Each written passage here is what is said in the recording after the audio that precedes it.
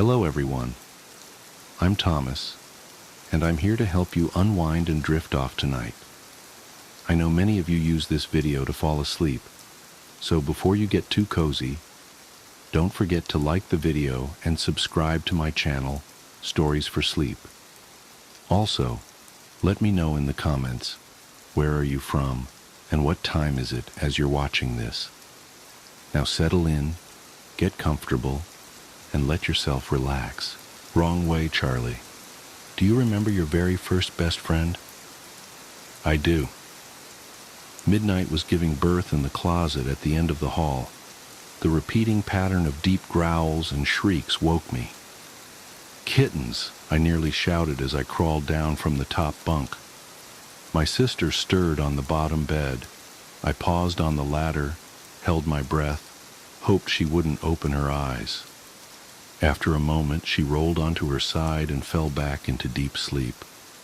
I was glad she didn't wake. I wanted the kitties all to myself. Midnight continued to scream. I cracked open my bedroom door and saw my parents kneeling in the hallway, peering into the closet. They noticed I was standing there and told me to get back in bed. But I want to make sure Midnight is okay, I protested. She was mine too. I should have been allowed to check on her. Dad refused to let me come out of the room. He said he would get me when it was over. Mom agreed with him. She said I was too little to watch. Too little? I was 4 years old and knew that babies came from a mommy's belly. Plus, I had been waiting forever to see the kittens. My parents weren't being fair. Please let me, I begged. I'll be good. Mom commanded me to go back to bed. I crossed my arms and shook my head. Dad threatened to spank me. I stomped my foot and cried, thinking a tantrum would make them understand that I was right, and they were wrong. Dad didn't care much for my new approach. He picked me up by the arm and carried me to my bed. He said to keep quiet, or else he would take the nightlight and lock me in the dark. It's not fair, I screamed, instantly regretting it. Dad squeezed my arm so tight that I began to cry for real. When he let go, I rubbed the spot, trying to make it look worse than it really was. He told me I was punished, then pulled the nightlight from the wall. No, don't, I cried out. Ignoring my pleads, Dad went back into the hall and slammed my door shut. I heard my sister sobbing from on the lower bed. I felt bad that she had to suffer for my mistake, so I climbed down and cuddled up next to her. I told her I was sorry. She was terrified of the dark, more so than I. But eventually she relaxed and fell back to sleep while holding my hand. I couldn't rest, though. Midnight's persistent shuddering cries and gargling noises kept me from closing my eyes. I stared into the black, waiting. It felt like forever. I'm not sure how it happened, but the next thing I remember is Mom waking my sister and me. Come see, she urged. The sunlight coming through the window lit up her smile. The kittens were tiny versions of Midnight, 8 of them in total. All the same jet black color, except for one. He had a speck of white fur above his nose with white front paws to match. That one period. That one was mine. I knew the moment I saw him. Dad said we could give them names. It wasn't an easy task, since they all looked the same. After several failed attempts to remember which was which, my sister decided the best thing to do was to call them Kitty Cat, but she was only 2 years old and pronounced it Ki-Ka. The oddball was the only exception. He was mine to name, so I named him Charlie. Charlie was more playful than the rest of the litter. Whenever my sister and I were allowed to pick them up, he would roll on his back to let us pet his belly. Sometimes he would try to suck on our fingers, mistaking them for a part of his mother. It never failed to make my sister laugh. And sometimes, when Midnight laid down in the box to feed them, he would get turned around, managing to walk away from her. Mom would pick him up, turn him in the right direction, and say, "You're going the wrong way, Charlie." Eventually, the kittens opened their eyes. My sister and I were allowed to play with them without supervision, but only if we stayed in the hallway. Dad said we weren't allowed to take them out of the closet because they were still too small to run free. We didn't mind. Sitting on the floor petting them was one of our favorite things to do, especially when Midnight fed them. Charlie was turning out to be the runt. He ate well, but he never latched on to Midnight like the others did. While they loved to pat at her stomach and purr, Charlie was always too busy going the wrong way. No matter how many times we picked him up and faced him in the right direction, sooner or later he would get turned around again. Time went on, and the kittens got bigger. They meowed whenever someone would walk down the hall, demanding us to stop and play. Sometimes they got up on their hind legs, just barely able to peek over edge of the box. One day, my sister yelled something about the kittens. Mom and I came running from the living room to see what all the fuss was about. Charlie was in the hall, on the outside of the box, trying to correct his mistake. He clawed at the cardboard, wanting to make his way back to the other side. He kept falling over, shaking himself, then trying again. It was funny. Feeling sorry for him, Mom picked him up, gave him a kiss, and sat him next to his brothers and sisters. "You went the wrong way, Charlie," she said. That was the first time Charlie broke out of jail, but not the last. He would make it over the edge, and either Midnight or Mom would grab him by the scuff of the neck, then toss him back into the box. It happened again and again. The whole family had to help keep him where he belonged. After a while, everyone got tired of dealing with his shenanigans. We officially changed his name to Wrong Way Charlie and let him have free reign of the hallway. Even Midnight stopped caring. All the other kittens were content to stay in the box, but Charlie came and went as he pleased. He never went far, though. Sometimes he would sneak a peek into my bedroom or into the bathroom, but that was the extent of his exploration. It was easy to forget that he was only a few weeks old and too frightened to venture into any of the rooms. The box and hallway was the only world that he knew, the only place he felt safe. A few days later, I woke to the sound of Grandma's voice coming from the living room. She was talking to my sister about making her a new dress. No one told me Grandma was coming over, I thought. Excited to see her, to see if she brought me a present, I jumped out of bed and ran down the hallway. I feel this soft crunch under my foot. What was that? I turned around to see what I had stepped on. Then I screamed. Wrong way. Charlie crawled toward me. The back half of him was crushed and twisted. Horrible sounds escaped from his small mouth. Meow.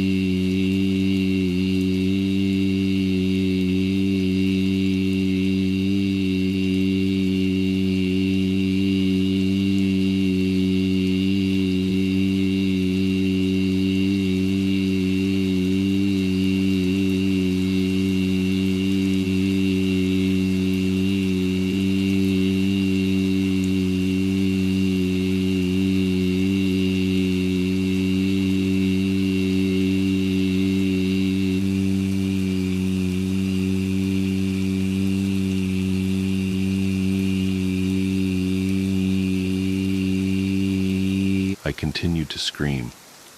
Charlie was still trying to crawl toward me while making that resounding, awful sputter. His body trembled, and his little head twitched incessantly. Mom came running down the hall, my sister right behind her. Blood was everywhere, a trail of gore soaking into the carpet. All I heard was screaming, screaming, screaming, screaming. It echoed down the hallway and throughout the years. Midnight leaped out of the closet and ran toward me. Wide-eyed, she hissed and swatted, then lapped at the blood flowing from Charlie's gaping mouth. Grandma grabbed a hold of me, held me close. My sister pressed her face into Grandma's side so she wouldn't have to see. Mom and Charlie were still screaming, still making those appalling noises. I couldn't tell them apart. "It's still alive," Mom wailed. "It's still alive. Oh my God, what do I do?" Though Grandma tried to protect me, I couldn't look away. Charlie was crying in agony. The look on his little face said, "Why is this happening to me? What have I done? Make it stop. Please, please make it stop." "You have to kill it," Grandma shouted, angry. "Put the thing out of its misery, for Christ's sake." Mom ran into the living room and turned the corner. I heard a drawer in the kitchen pulled open, then slammed shut. She came running back, hammer in hand. "Eeeeee!" Mom shrieked. She pounded the hammer down on Charlie's head over and over and over again while midnight attacked her, trying to protect the kitten. And yet Charlie still crawled toward me, gurgling, "Me, Meeg." Midnight kept scratching and hissing. Mom kicked her away and brought the hammer down again. After the 5th or 6th drop, Charlie finally stopped making the awful noises. Chunks of his skull and brain littered the hallway. It was hours later before I calmed down enough to understand what had happened. Mom told me that it was okay. Dad said it wasn't my fault. They said these things as they cleaned up the mess that used to be Charlie. But it wasn't okay, and it was my fault. My kitten got hurt because of me. If I hadn't been running, my Charlie would be alive. I killed him. Plus, plus, plus, plus. Charlie was my first best friend, my first responsibility, and my first introduction to death. He'll always be with me, even now, after all these years. Every time I walk down a fucking hallway, I see wrong way. Charlie's mangled little body crawling toward me. The anniversary. Something's wrong with the light. I'm standing at the altar of St. Michael's Church, my husband Thomas's hands clasped in mine, and the afternoon sunlight streaming through the stained glass windows isn't moving. It should be shifting, creating slowly sliding patterns of blue and red and gold across the wooden pews.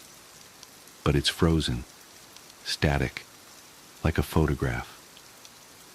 "Margaret," Thomas says, his voice gentle as always, "do you take this man in renewal of your sacred vows?"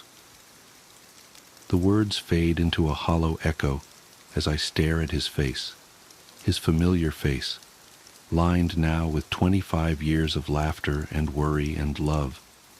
But something strange about his eyes. They're the same warm brown they've always been, but there's a depth to them I've never noticed before, like looking down a well and seeing something move in the darkness far below. I've done this before. The thought hits me with such force that I actually sway slightly on my feet. Thomas's grip on my hands tightens, just a fraction, just enough to steady me, just enough to trap me.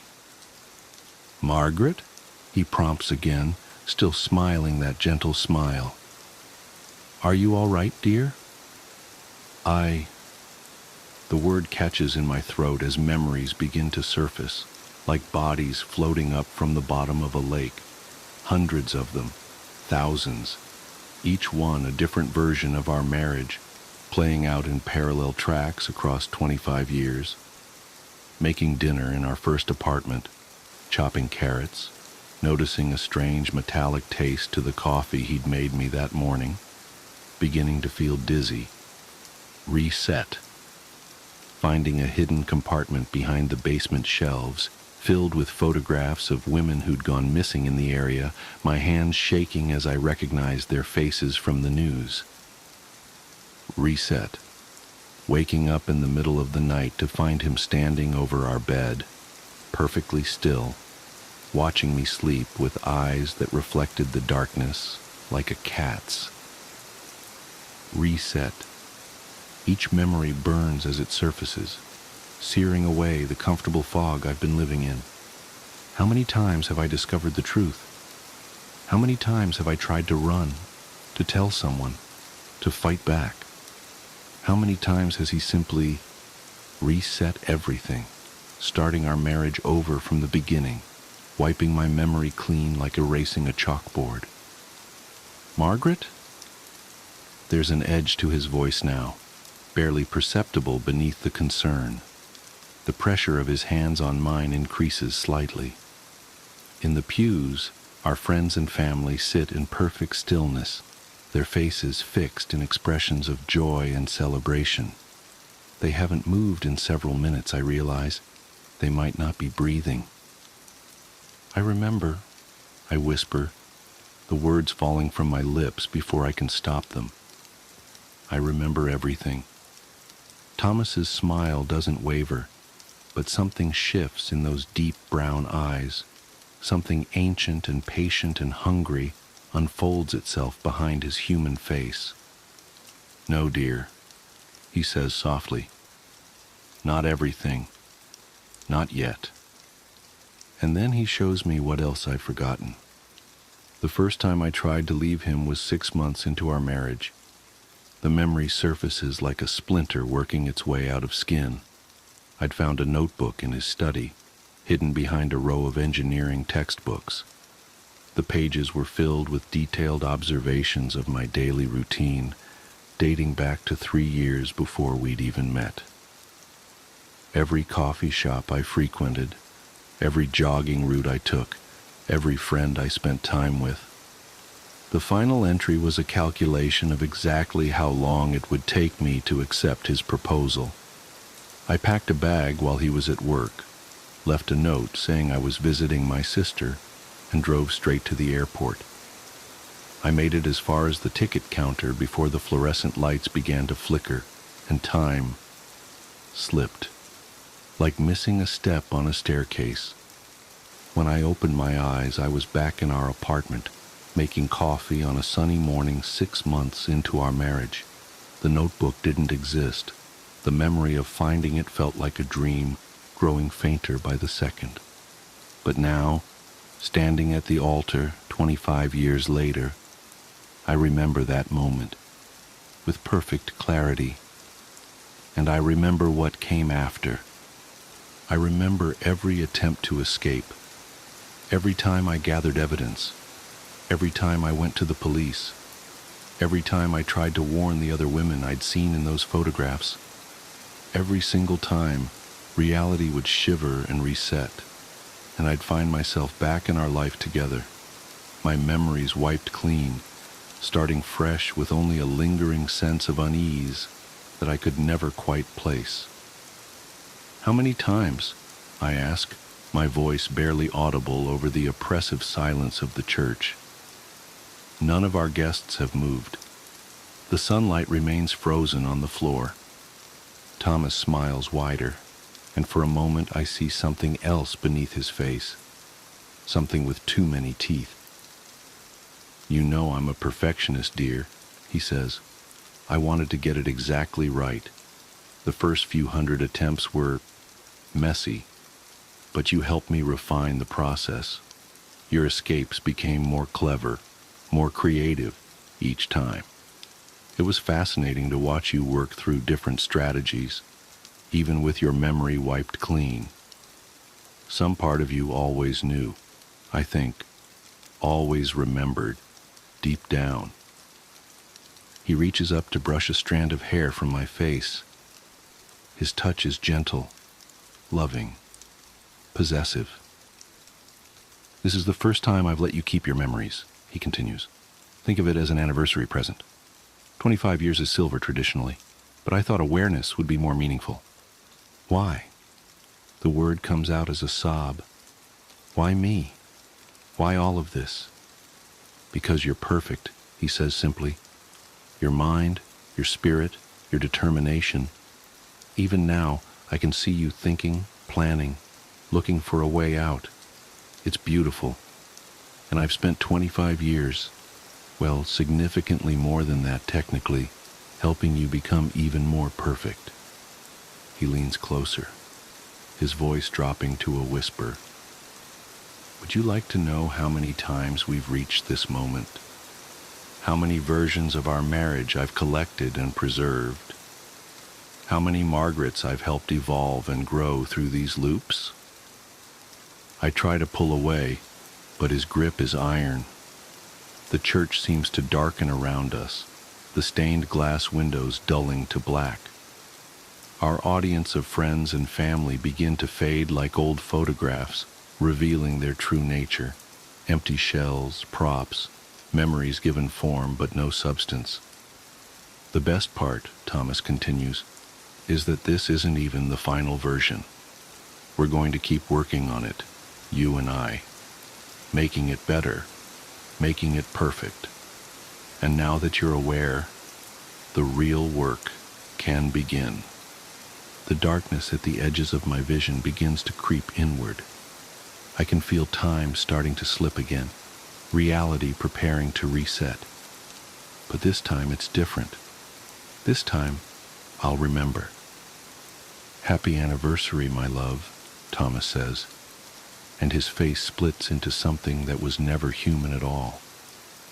The darkness swallows us both, and somewhere in the distance, I hear wedding bells begin to toll. I wake up on the morning of my wedding day, 25 years ago. Sunlight streams through the window of my childhood bedroom. My wedding dress hangs on the closet door, pristine and white. I remember everything. And somewhere nearby, my perfect, patient husband-to-be is waiting to begin again. Rather than scream, I smile, because this time I remember all my previous attempts to escape. Every strategy, every failure, every reset. 25 years of experience compressed into perfect clarity. And I have a new plan. This time will be different. This time I'm not running away. This time I'm taking him with me into the void. Working as a search and rescue officer for the U.S. Forest Service, Part 3. When I started out as a rookie, no one had told me a lot about the job in terms of weird things that could happen. I'm assuming this was largely to prevent me from freaking out and abandoning the park. But a few months into my service, when I was still a rookie, a friend and I were drunk at a party, and he opened up a bit.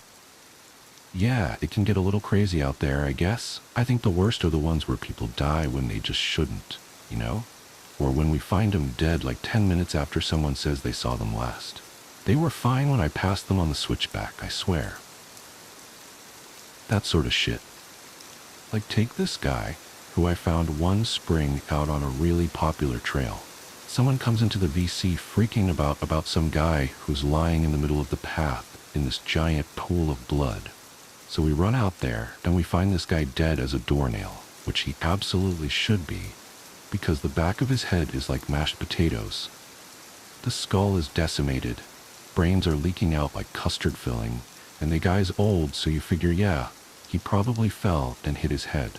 Old people fall all the time, it's no big deal. Except that this area where he fell doesn't have any big rocks. There's not even any stumps or big branches. And on top of that, there's no blood trail, so he clearly died where he dropped. Now that's when you'd turn to murder, but there were people just out of line of sight with the guy. If someone came up behind him and murdered him, there's no way someone wouldn't have heard. And again, even if someone had, there'd be a blood trail, spatter all over the place. But everyone on the scene said it looked exactly like he'd fallen and smashed his head on a rock. So what the fuck did he hit his head on? And then there was this lady I found in a different park about 5 years ago, back when I was upstate. We found her in the middle of a stand of big junipers curled around the trunk, like she was hugging it. We pick her up to move her, and a fucking waterfall comes out of her mouth, splashes all over my shoes. Her clothes are dry and her hair is dry, but the amount of water in her lungs and stomach was phenomenal. Unreal, man. Coroner's report says the cause of death was drowning. Her lungs were completely full of water. This, even though we're in the middle of the high desert, and there isn't a body of water for miles. No puddles, no nothing. No signs of anyone else being out there. I mean, yeah, it's possible they were murdered. But why go out of the way to do it like that? Why not just stab them and be done with it? I dunno, it just sits weird with me. Now, of course, that freaked me out a little. But we were wasted, and I guess I sort of wrote it off as a fluke. I also assumed there was exaggeration there, since, we were wasted. Now, I don't like talking about this next case very much. It was an awful one that I've done my best to forget about, but of course, that's easier said than done. This happened about 6 months after the conversation with my friend at the bar, and up until that point, I hadn't had a lot of really weird shit go down. A few things here and there, and of course, the stairs. But it's amazingly easy to get used to stuff like that when it's treated as if it's normal. This case was a little different. A guy with Down syndrome in his 20s went missing after his family lost sight of him on a major path. That was odd in and of itself, because this guy never left his mom's side. She was absolutely convinced he'd been kidnapped, and unfortunately a ranger who isn't with the park anymore insinuated that no one was going to kidnap someone. Well, with that kind of disability, not very tactful to say the least. We wasted a lot of time trying to calm her down enough to get information about him, and then we put out an official missing persons call. Because of the urgency of the situation, him being mostly unable to function alone, we had local police come in and help us. We didn't find him the first night, which was heartbreaking. None of us wanted to think of him being alone out there. We assumed he just kept wandering and was staying ahead of us. We brought out Heelys the next day, and they spotted him in a little canyon. I helped bring him back up, but he was in bad shape, and I think we all knew he wasn't going to make it. He'd fallen and broken his spine and couldn't feel his lower half. He'd also broken both his legs, one at the femur, and he'd lost a lot of blood. He was confused and scared while he was alone, so he probably exacerbated the injuries by dragging himself a little ways. I know it sounds awful, but while I was riding in the copter with him, I asked him why he'd wandered off. I just wanted something to tell his mother, to let her know it wasn't her fault, because he was fading fast, and I didn't think she'd get to ask him herself. He was crying, and he said something about how the little sad boy had wanted him to come play. He said the little boy wanted to trade so he could go home. Then he closed his eyes, and when he woke up again, he was in the canyon. I'm not sure that's exactly what he said, but it was what I thought the gist of it was. He kept crying, asking where his mommy was, and I held his hand and tried my best to keep him calm. It was cold out there. He kept saying that. It was cold out there. My legs was frozen. It was cold out there. It's cold in me. He was getting even weaker, so he eventually stopped talking, and he closed his eyes for a while. Then, when we were about 5 minutes from the hospital, he looked right at me, with these big tears running down his face, and he said, "Mama won't see me no more. Love Mama, wish she was here." And he closed his eyes, and he just never woke up. It was horrible, and I don't like talking about it. That case was one of the first ones that really rattled me badly. Because of how badly it affected me, I reached out to a senior ranger, and who ended up helping me through it. As time went on, and we got to know each other better, he ended up sharing one of his own stories with me. It was disturbing, but it helped to know that I wasn't the only one affected by the things going on out there. I think this must have happened before you got here, because I think if it had happened while you were here, you'd have remembered it. I know it didn't end up in the news for some reason, but I think most people who've been here long enough know about it. The park sold off a portion of land to a logging company, and it was a really controversial thing, but it wasn't that large or old of a plot, and it was right after the recession, so we needed cash bad. Anyway, they were felling this plot of land, and we get a call that we need to get our supervisors out right away. I don't know why, but they ended up sending me and a few other guys along with the heads, I guess for power in numbers, to see what was up. We got there, and all these guys are crowded around a tree that they've just cut down. They're all pissed off and freaking out, and the foreman comes over and says he wants to know what we think we're up to. What the hell y'all think this is? Some kind of sick joke? You've got a lot of fucking nerve pulling this shit. We bought this land fair and square. Well, we don't know what the hell he's talking about. So he brings us over to this felled tree and points at it and tells us that when they cut it down, it was just like this, and they'll be damned if they put it there. The inside of the tree was all rotted out and hollow in one spot, and when they'd cut it down, it had exposed that chamber, and inside it is a hand, like a perfectly severed hand, and looks like it's actually fused with the inside of the tree. Well, now we think they're pulling a joke, so we tell them that we don't like being fucked with. And we start to leave, but they tell us they've already called the cops and that they'll go right to the media if we don't stick around. Well, that gets the head's attention, so they stick around and talk to the police about it. Everyone is denying that they put the hand in there, and besides, how would anyone have even done it? It's clearly a real hand, but it's not mummified or skeletal. It's brand new, probably not even a day old. And it is definitely fused with the wood. You can see that it's coming right out of it. The loggers, they insist that they didn't put it there. Somehow, this fresh human hand ended up fused to the inside of this living tree. The cops have them cut up that section of tree into a movable chunk. Then they take the hand away, and the area is closed off. There was a pretty big investigation, but I know they didn't get any answers. Now it's become this legend, and as far as I know, we haven't sold any more property for logging. As you all know, I went to a training seminar recently and heard some amazing and horrible things there. One of the guys I talked to while I was there told me a story when we were all around the campfire one night. We were both pretty drunk, you'll see a pattern here, and we were swapping stories. He told me this one. Me and another guy were out on a field search because some campers reported screaming noises at night. So we head out there to look for whatever fucking mountain lion has wandered into the area, and I'm pissed. We've had 3 of them show up in the camping areas that year alone, and I'm getting tired as hell of constantly having to deal with them. Plus, I just don't like them anyway. They're a pain in the ass, and they're loud, and they scare the shit out of me. Fucking cats. Pieces of shit. I'm groaning about it to the guy I'm with, and he thinks it's a real fucking riot. So we're seeing all these broken branches and what look like dens, and we're pretty sure we know where this thing is. I call in and they tell me to confirm if possible, which, just means they want you to step in a big pile of shit and use that as proof. I'm not seeing any though, so I basically just tell them to shove it. I'm done. We know that damn thing's out here somewhere, even if I'm not stepping in its shit or inside its mouth or whatever. Guy I'm with wanders off to take a piss or whatever, and I stay behind watching this little burrow under a tree to see if maybe a fox or something is living under it, because I love foxes, man. They're cute as hell.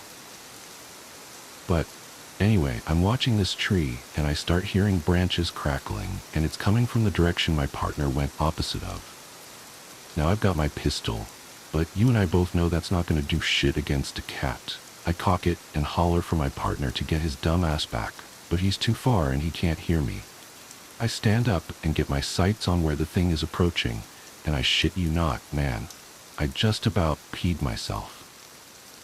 This guy is coming toward me, and he's backflipping through the fucking woods. Like, instead of walking, he's doing these crazy fucking backflips, and I swear to God, he cleared every fucking log and bush in his path. It was like he knew right where he was going. I yell at the guy to stop right where he is, that I'm pointing a gun right at him, but he keeps coming, and I just kinda lost it. I shot at the ground in front of him, and it was a dumb fucking thing to do, but man, I didn't want this guy anywhere near me. When I fired, he was about 50 yards from me, and as soon as the gun goes off, he whirls around and goes off, back flipping back into the woods. My partner hears my gun go off and runs back and asks what's up, and I tell him there's some fucking weirdo out here hopped up on God knows what, and we need to get the hell out of Dodge. I let the cops know what happened, and I didn't get in any trouble for firing. But man, I don't know what that motherfucker was on, but I've never seen anything like that before. Shit was absolutely butt-fuck crazy. The vanishing. I used to think time was like a river, always flowing forward, never looking back. Now I know better. Time is more like a noose, and with each loop, it tightens around reality itself, strangling away pieces of existence one by one. It started subtly enough. That Tuesday morning, I noticed the same red Volkswagen Beetle pass by my house 3 times in 10 minutes. At first, I dismissed it as coincidence. Maybe the driver was lost or looking for an address. But then I saw the license plate. Loop 247. The same plate, same slight dent on the rear bumper, same elderly woman with pearl earrings behind the wheel. I remember standing at my kitchen window, coffee growing cold in my hands, watching that car make its 4th pass. That's when I saw the bird, a cardinal with unusual white patches on its wings. It landed on my windowsill, tilted its head at me, and flew away. 2 minutes later, the exact same bird landed in the exact same spot, performed the identical head tilt, and flew off again. My phone buzzed. A text from my sister Sarah. Don't forget Mom's birthday dinner tonight. I checked the date, Tuesday, March 12th. Nothing seemed amiss yet, except for that nagging feeling in the pit of my stomach. Like the moment before you realize you've made a terrible mistake. I went to work, trying to shake off the morning's oddities. My colleague Tom greeted me with his usual, "Another day in paradise, eh, James?" He always said that, but today it felt different, rehearsed, predestined. I sat at my desk, opened my laptop, and found myself staring at yesterday's work. All of it. Every spreadsheet, every email, exactly as it had been. That's when the first real chill ran down my spine. I distinctly remembered completing 3 major reports the day before, yet here they were, unfinished. My sent folder showed no trace of the emails I'd written. The calendar meeting notifications I'd cleared were back, blinking insistently. I called Sarah. "Hey, what's up?" She answered exactly as she always did. "Sarah, this is going to sound crazy, but is today Tuesday?" "Yeah, March 12th. Don't forget Mom's birthday dinner tonight." The exact same words from her text. I hung up, hands shaking. Throughout the day, everything played out as a perfect replica of the previous day. Tom's coffee spill at 10:43 a.m. Janet from accounting's announcement about her daughter's acceptance to Yale at lunch. The fire alarm test at 2:15 p.m. Even the pattern of clouds outside my office window seemed familiar. That night at Mom's birthday dinner, I tried to warn them. "Something's wrong with time," I said, as Mom cut into her chocolate cake, the same cake I remembered her cutting into yesterday. "Everything's repeating." They laughed it off. Sarah patted my hand and said I was working too hard. Mom reminded me I'd always had an overactive imagination, just like when you were little. Dad didn't say anything, just gave me that concerned look he reserves for when he thinks I'm about to have one of my episodes, like during my breakdown in college. I went to bed that night praying I was wrong, that I was just having some sort of psychological fugue state. But when I woke up, it was Tuesday again. March 12th, the red Volkswagen, the Cardinal, Tom's another day in paradise. But something was different this time. Something was missing. It took me until Mom's birthday dinner to realize what it was. Janet from accounting. Not only was she not there to announce her daughter's Yale acceptance, no one remembered her ever existing. Her desk was occupied by someone else, her family photos replaced by generic office art. When I mentioned her name, my colleagues looked at me with blank expressions. That's when true terror set in. This wasn't just a time loop, it was an erasure of reality itself. The next Tuesday, Tom disappeared. Then Sarah's husband, Mike. Then the barista at my local coffee shop. With each reset, another person vanished from existence, leaving behind nothing but void spaces in photos and blank spots in memories. The world kept readjusting itself around these absences, like a wound healing over with scar tissue. I started keeping track in a notebook, writing down names, relationships, details about each person before they disappeared.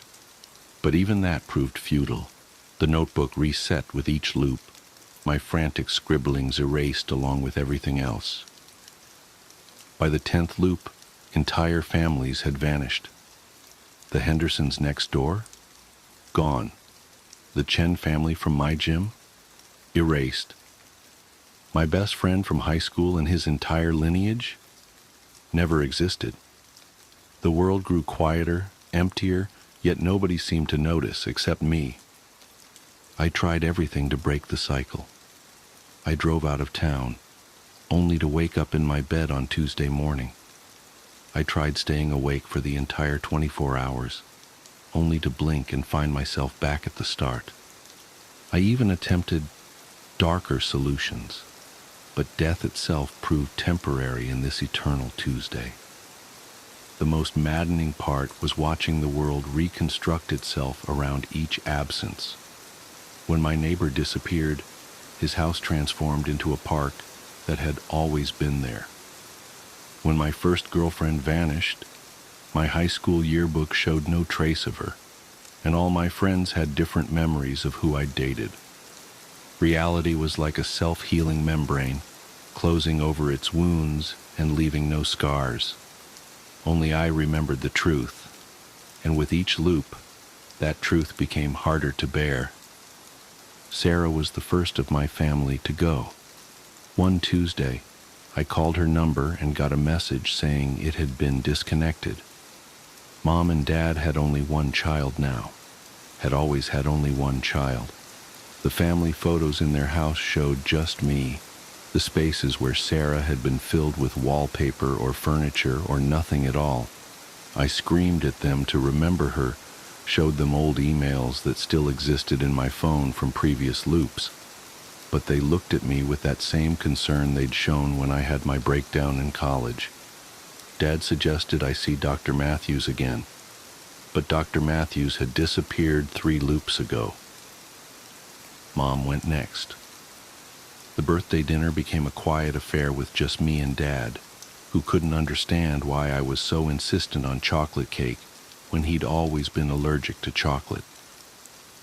The wedding ring on his finger vanished along with her, replaced by the smooth skin of someone who had never married. Then Dad. The house I grew up in became an empty lot that had never been developed. My childhood memories began to feel like dreams, insubstantial and fading. The world grew smaller, emptier, lonelier. But it wasn't just people disappearing. It was all evidence of humanity itself. Buildings began to vanish, replaced by empty fields that had always been there. Roads turned to dirt paths that turned to wilderness. The red Volkswagen that had first caught my attention became a horse-drawn carriage, then a lone deer crossing the street, then nothing at all. Technology started to regress. My smartphone became a flip phone, then a landline, then disappeared entirely. The internet ceased to exist, then electricity, then the Industrial Revolution itself. Each loop stripped away another layer of human progress, another piece of our collective history. I watched as the world unknit itself, person by person, invention by invention, memory by memory. The universe was cleaning house, and humanity was the stain it was trying to remove. In recent loops, I've started to notice something even more disturbing. When I look in mirrors, my reflection seems less substantial, as if I'm beginning to fade. My fingerprints are becoming smoother, my footprints in the mud shallower. Sometimes when I speak, my voice sounds distant, like it's coming from somewhere else. I know what this means. I can feel it in the growing hollowness of my bones, in the way light seems to pass through me in certain angles. Soon, very soon, I will be the last one to disappear. But here's the true horror, the revelation that keeps me awake during these endless Tuesdays. I don't think I'm trapped in a time loop at all. I think time is operating exactly as it should. This is entropy on a cosmic scale, the universe's immune system identifying and eliminating a viral infection called humanity. We were never meant to exist.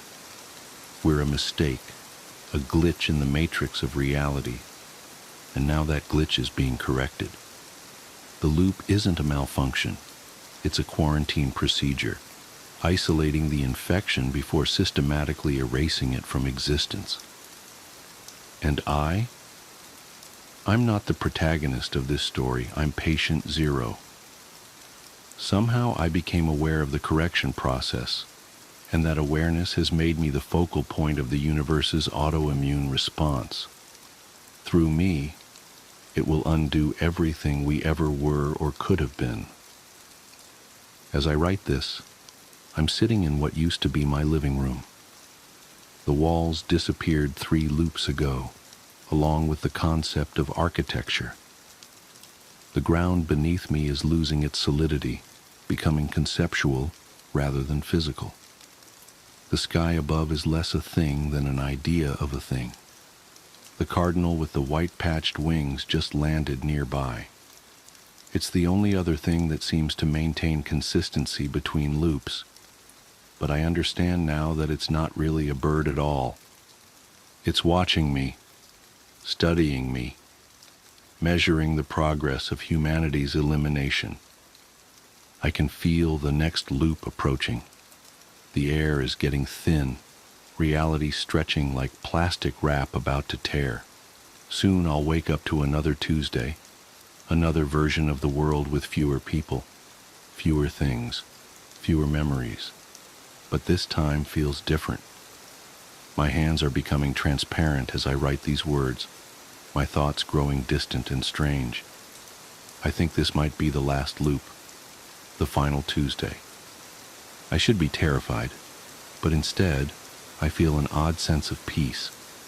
Perhaps this was inevitable, the universe's way of hitting Ctrl plus Z on a cosmic mistake. Or perhaps... Wait. The cardinal's looking at me again, tilting its head just like it did that first Tuesday. But this time I see something in its eyes, not the blank animal stare I remembered, but something ancient and vast and almost apologetic. And suddenly, I understand. This isn't an erasure at all. It's a reset. The universe isn't eliminating humanity. It's rewinding us, taking us back to a crucial moment, an essential crossroads. With each loop, it's not just removing people, it's removing the consequences of choices, the weight of decisions that led us down this path. Every person who disappears isn't being erased. They're being saved, preserved, reset to some point before whatever it is we did that broke reality itself. We're not being deleted, we're being restored to factory settings. The cardinal spreads its wings, and I notice something I never saw before. The white patches aren't random. They form a pattern, a sequence, a code. The same code I've been seeing everywhere but couldn't recognize. In the license plate of the red Volkswagen, in the arrangement of clouds, in the very fabric of these repeating days. My body is almost gone now, my consciousness spreading thin across what remains of time and space. But as I fade, I finally understand my role. I'm not patient zero. I'm the backup copy, the one who had to remember everything so that when reality resets completely, when we all return to that crucial moment, some part of me will know what to change, what to do differently. The cardinal takes flight, and as the world dissolves around me, I see what's written in its wings, the message that's been there all along. See you next loop. And then, it's Tuesday morning, March 12th. A red Volkswagen Beetle passes by my house. But this time I know exactly what I need to do. After all, that's why they chose me to remember, isn't it? Screens. At the end of the summer between kindergarten and first grade, I caught the stomach flu. This has all of the components of the regular flu. However, with the stomach flu, you throw up in a bucket and not the toilet because you are sitting on it. The sickness gets purged from both ends. This lasted for about 10 days, but just before it had passed, the sickness was granted an extension in the form of pink eye. My eyelids were so fused together by the dried mucus generated during the night that the first day I awoke with the infection, I thought I had gone blind. When I started first grade, I had a kink in my neck from 10 days of bed rest and 2 swollen, bloodshot eyes. Josh was in another group and didn't have my lunch, so in a cafeteria bursting with 200 kids, I still had a table to myself. I started keeping spare food in my backpack that I would take into the bathroom to eat after lunch, since my school meals were usually confiscated by older kids who knew I wouldn't stand up to them, since no one would stand with me. This dynamic persisted even after my condition cleared up, since no one wants to be friends with the kid who gets bullied, lest they have some of that aggression directed toward themselves. The only reason this stopped was due to the actions of a kid named Alex. Alex was in the 3rd grade and was bigger than most of the other kids in any grade. Around the 3rd week of school, he started sitting with me at lunch, and this put an immediate end to the shortage of my food supply. He was nice enough, but he seemed kind of slow. We never really talked at length except for when I finally decided to ask why he had been sitting with me. He had a crush on Josh's sister, Veronica. Veronica was in 4th grade and was probably the prettiest girl in the school. Even as a 6-year-old who fully endorsed the notion that girls were disgusting, I still knew how pretty Veronica was. When she was in 3rd grade, Josh told me, 2 boys had actually gotten into a physical fight, which erupted out of an argument concerning the significance of the messages she had written in their yearbooks. One of the boys eventually hit the other in the forehead with the corner of the yearbook, and the wound required stitches to close. While not one of those 2 boys, Alex wanted her to like him and confessed that he knew Josh and I were best friends. I gathered that he had hoped that I would convey his ostensibly philanthropic deed to Veronica, and that she would presumably be so moved by his selflessness that she'd take an interest in him. If I told her, he would continue to sit with me for as long as I needed him to. Because this was during the time when Josh mostly stayed at my house building the raft and navigating tributary with me, I didn't have the chance to bring it up to Veronica because I simply didn't see her. I told Josh about it and he made fun of Alex, but said that he would tell his sister since I wanted him to. I doubted that he would. Josh was annoyed that people seemed to be so taken with his sister. I remember him calling her an ugly crow. I never said anything to Josh, but I remember wanting to say, even then, that she was pretty and would one day be beautiful. I was right. When I was 15, I was seeing a movie at a place my friends and I had come to call the Dirt Theater. It was probably nice at some point, but time and neglect had weathered the place severely. This theater had movable tables and chairs on a level floor, so when the theater was full, there were very few places you could sit and see the whole screen. The theater was still open, I imagine, for 3 reasons. 1, it was cheap to see a movie there. 2, They showed a different cult movie twice a month at midnight. And 3, they sold beer to underage kids during the midnight showings. I went for the first 2, and that night they were showing Scanners by David Cronenberg for $1. My friends and I were sitting in the very back. I wanted to sit closer to the front for a better view, but Ryan had driven us, so I relented. A couple minutes before the movie started, a group of girls walked in. They were all pretty attractive, but whatever beauty they might have had was eclipsed by the girl with the dirty blonde hair, even though I had only caught a glimpse of her profile. As she turned to move her seat, I caught a full view of her face, which gave me the feeling of butterflies in my stomach. It was Veronica. I hadn't seen her in a long time.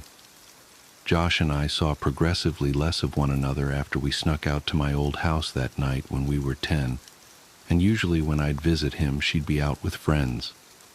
While everyone stared at the screen, I stared at Veronica, only looking away when the feeling that I was being a creep overcame me. But that feeling would quickly subside and my eyes would return to her. She really was beautiful, just like I had thought she'd be when I was a kid. When the credits started to roll, my friends got up and left. There was only one exit, and they didn't want to be trapped waiting for the crowd to clear. I lingered in hopes of catching Veronica's attention. As she and her friends walked by, I took a chance. "Hey, Veronica." She turned toward me, looking a little startled. "Yeah?" I got out of my seat and stepped a little into the light coming in through the open door. "It's me, Josh's old friend from way back.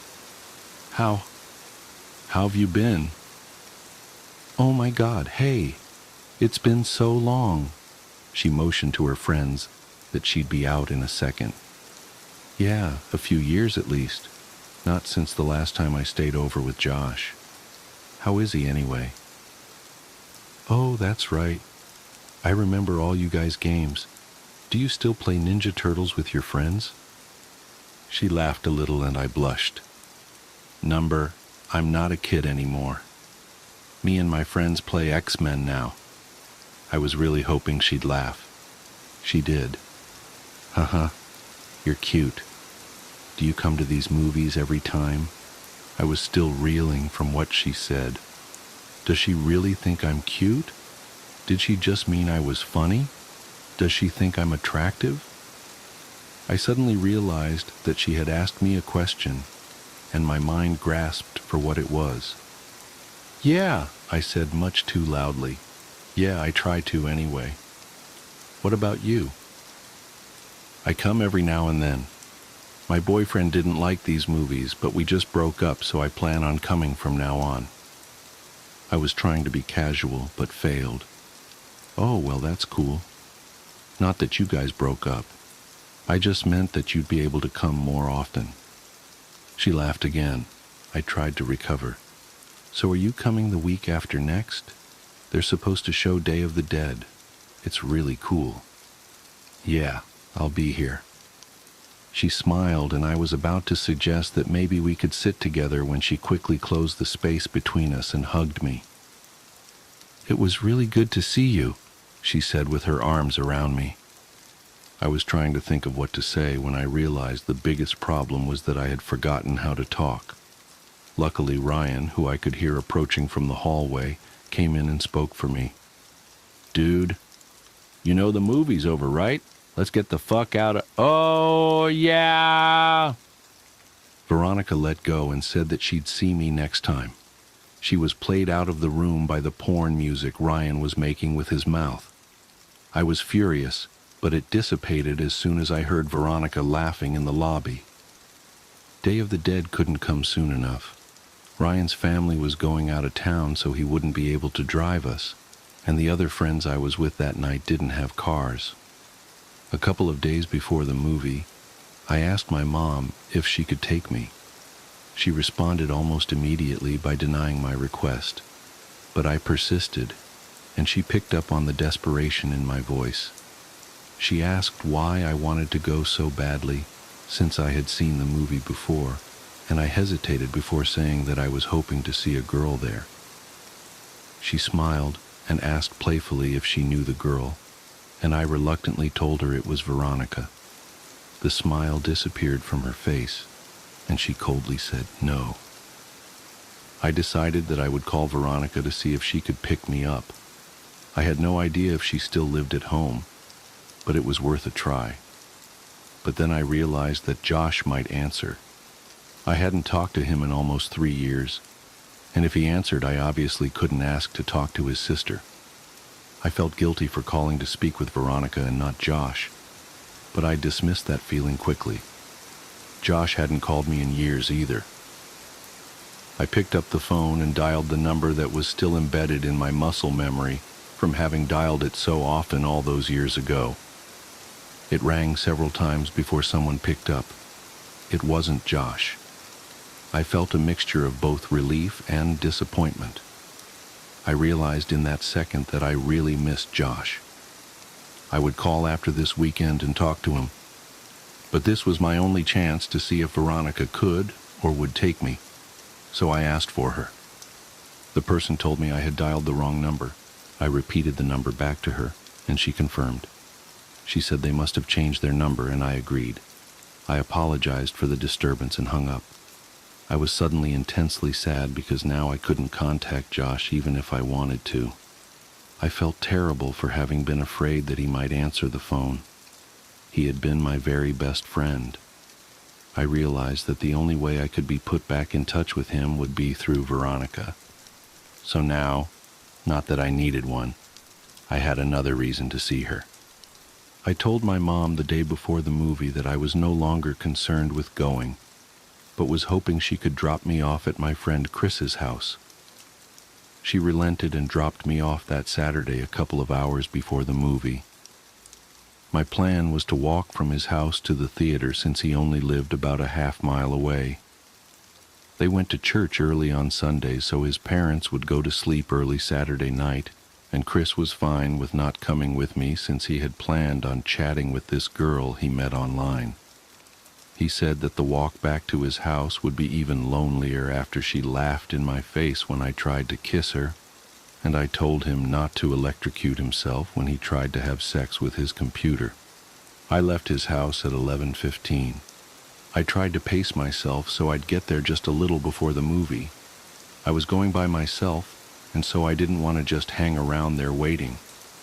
On the way to the theater, I figured that if Veronica showed up at all, it would be too lucky for us to arrive at the same time, so I debated whether I should wait outside or just go in. Both had their pros and cons. As I was grappling with these concerns, I noticed that the steady stream of streaking car lights that had been overtaking me had been replaced by a single, constant spotlight that refused to pass. The road wasn't illuminated by streetlights, so I was walking in the grass with the road about 2 feet to my left. I stepped a little more to my right and craned my neck over my left shoulder to see what was behind me. A car had stopped about 10 feet behind me. All I could see were the violently bright headlights that were cutting through the otherwise Stygian surroundings. I thought that it might be one of Chris's parents. Maybe they had come to check in on us and seen that I was gone. It wouldn't have taken much pressing for Chris to confess. I took one step toward the car, and it broke its paws and started driving toward me at a slow pace. It passed me, and I saw that it wasn't Chris's parents' car, or any car that I recognized for that matter. I tried to see the driver, but it was too dark, and my pupils had shrunk when faced with the blinding lights from the car just moments before. They adjusted enough so that I could see a tremendous crack in the back window of the car as it drove away. I didn't think much of the whole affair. Some people find it fun to scare other people. I'd often hide around corners and jump out at my mom after all.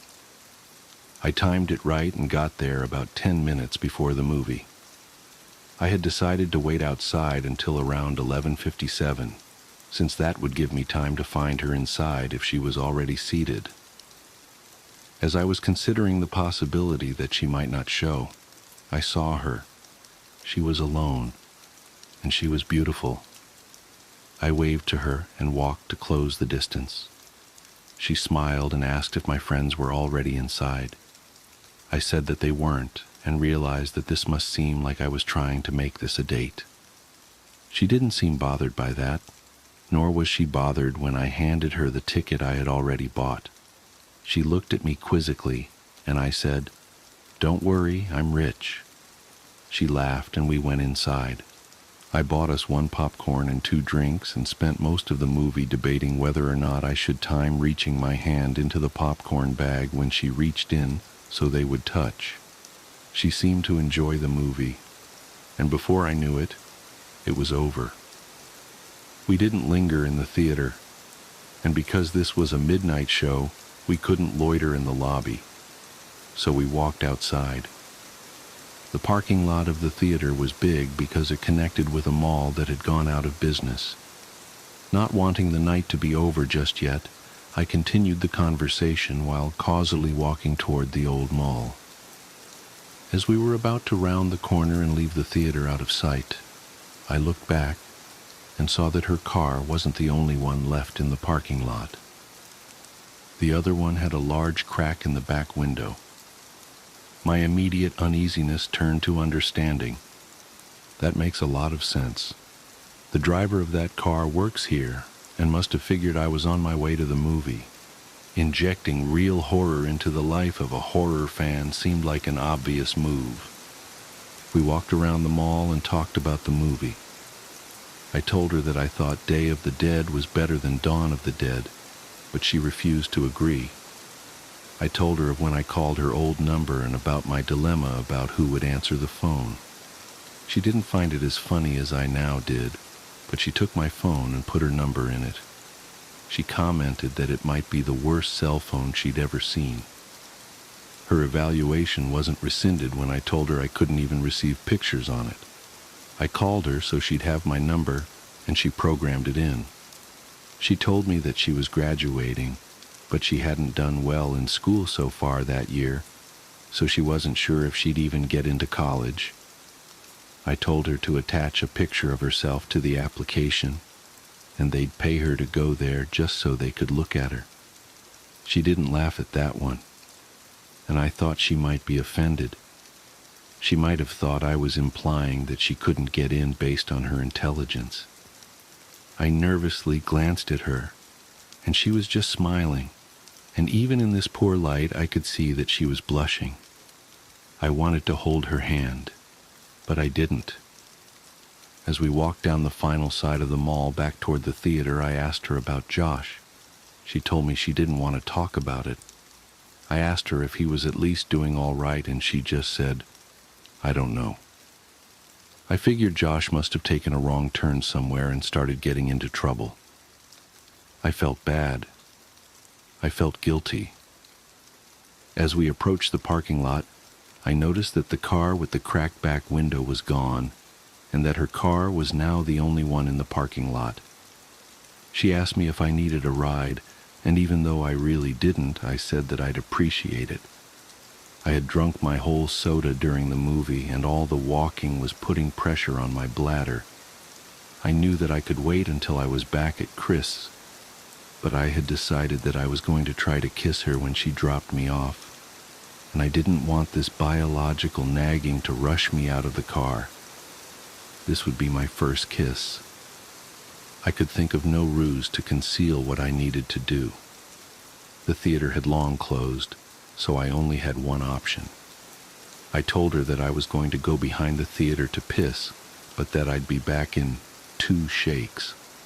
It was obvious that I thought it was hilarious, and she seemed to laugh more at how funny I found it than at how funny it clearly was. On the way toward the theater, I stopped and turned toward her. I asked her if Josh had ever told her that kid named Alex had done something nice for me. She paused to think for a moment and said that he had. She inquired as to why I had asked, but I said it was nothing. Josh really was a good friend. When I went to go behind the theater, I realized that there was a chain link fence extending off and running parallel to the walls of the building.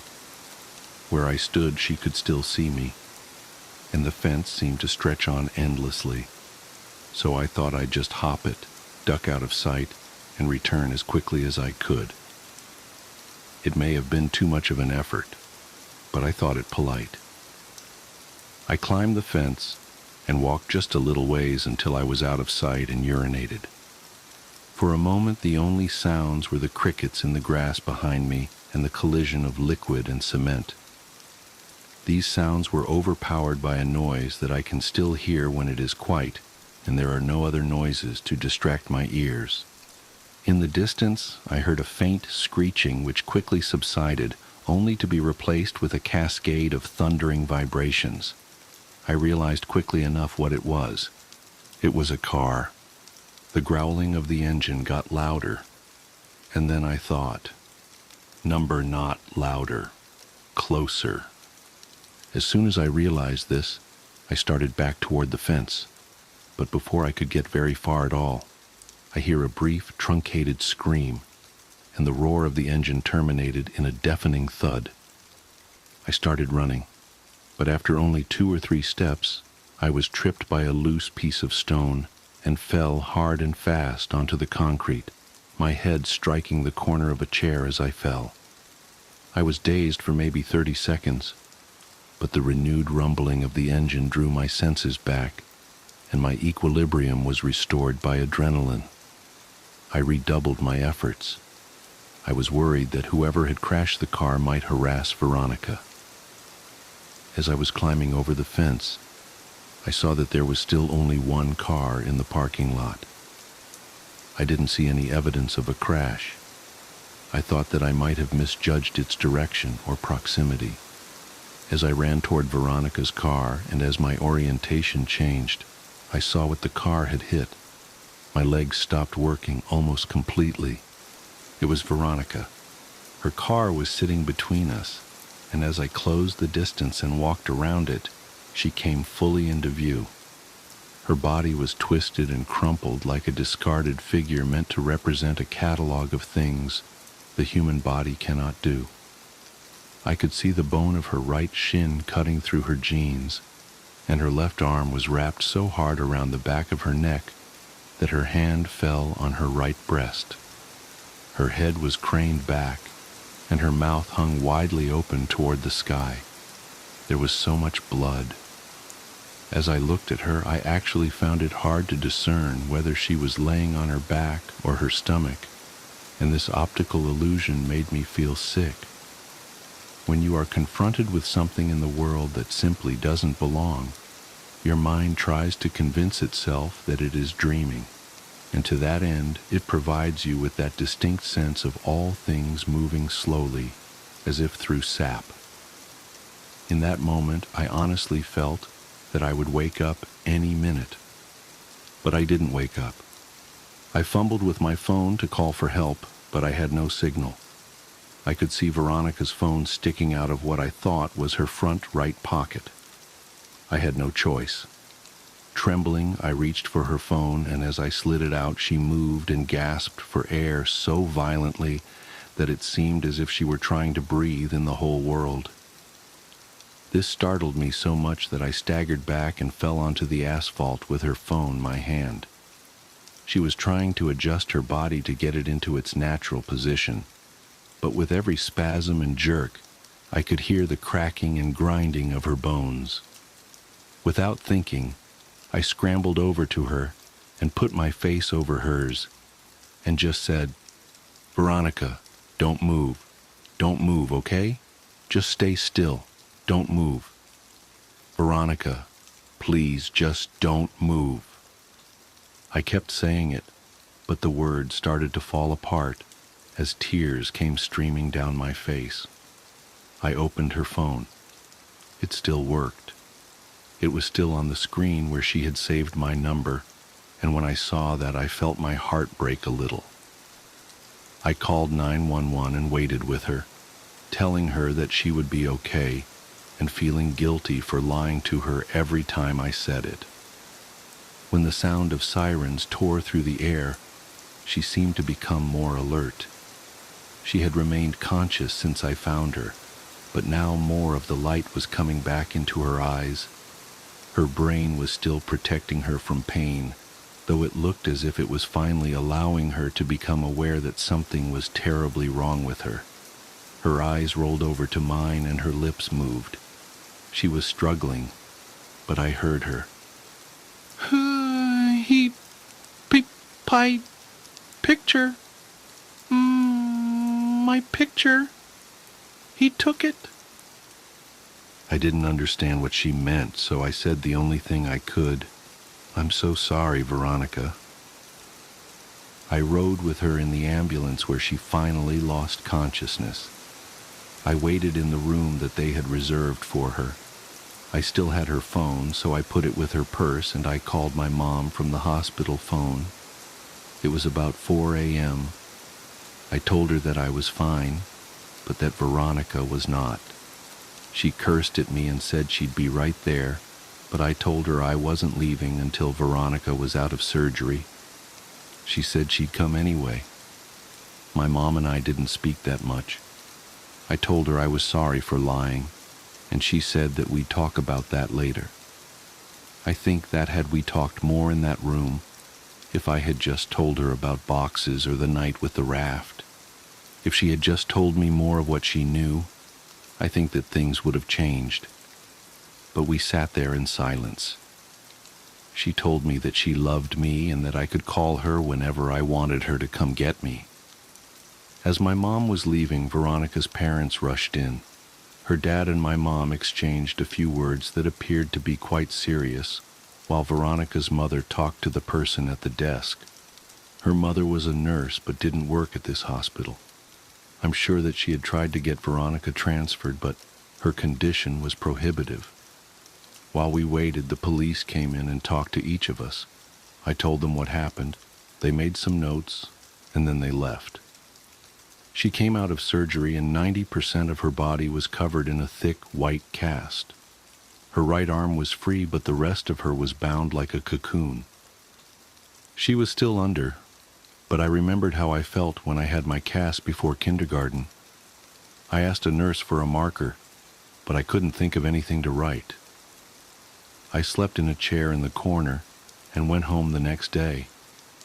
I came back every afternoon for several days. At some point, they had moved another patient into her room and set up a screen around Veronica's bed to act as a partition. She didn't seem to be feeling better, but she made more moments of lucidity. But even during these periods, we wouldn't really talk.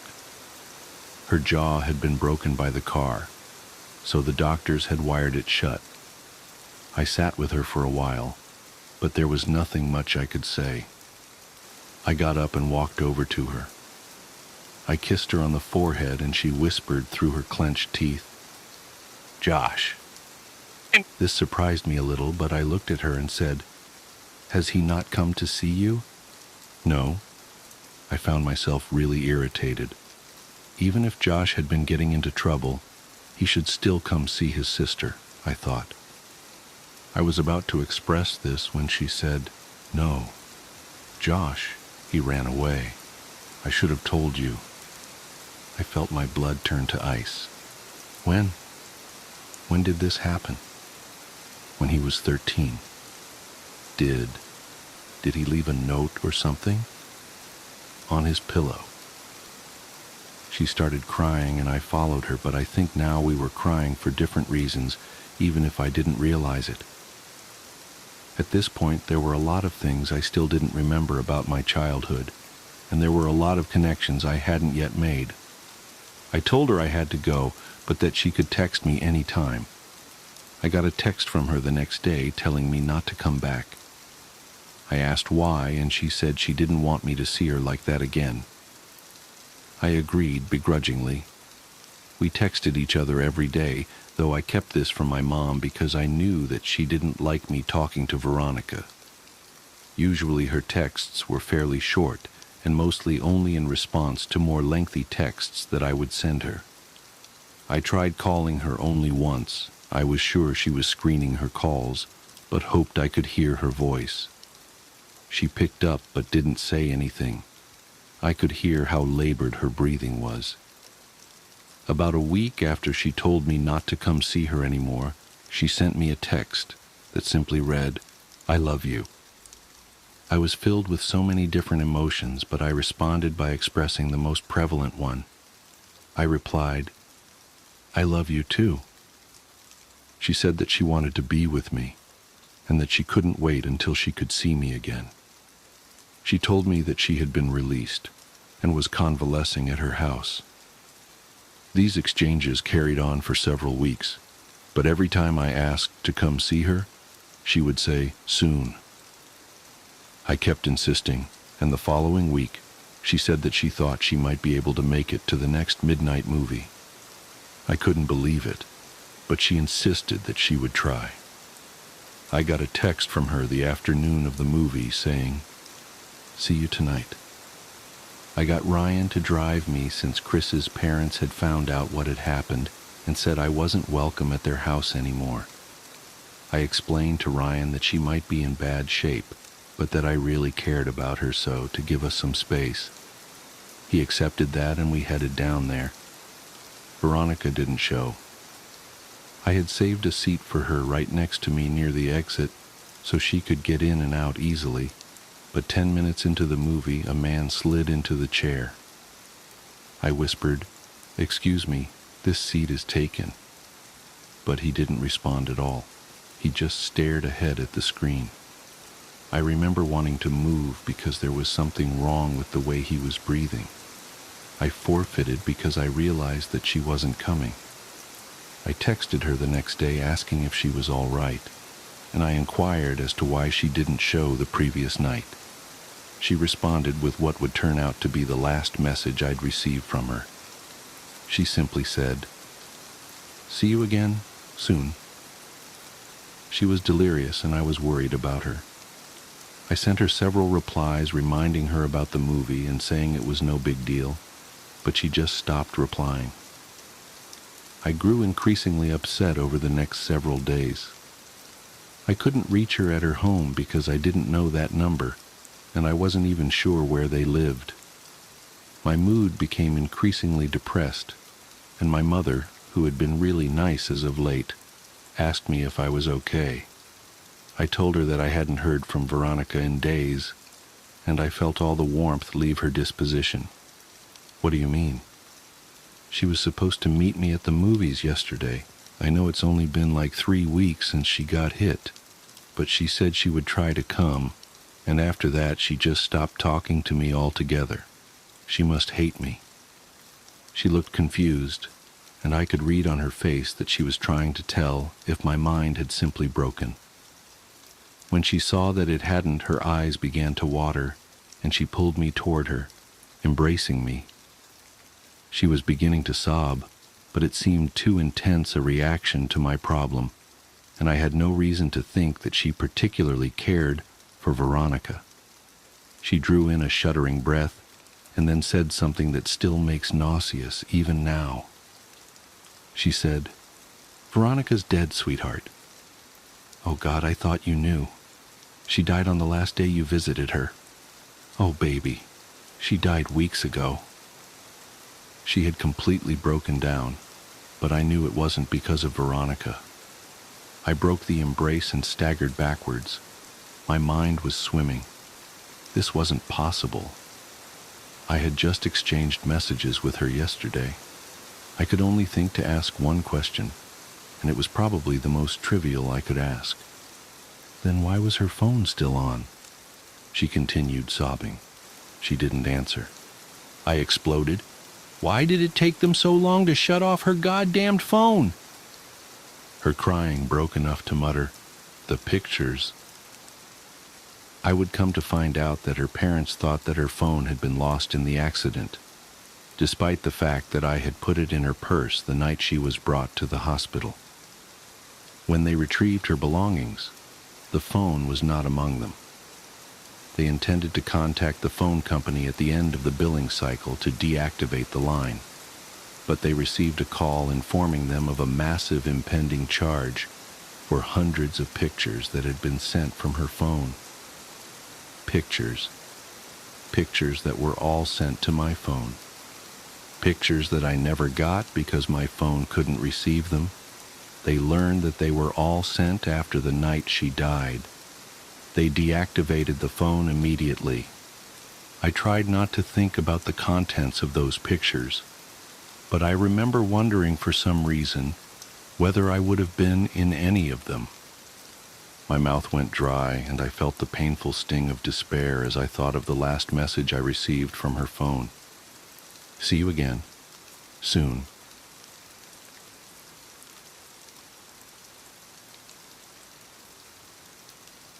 Has your husband been standing still?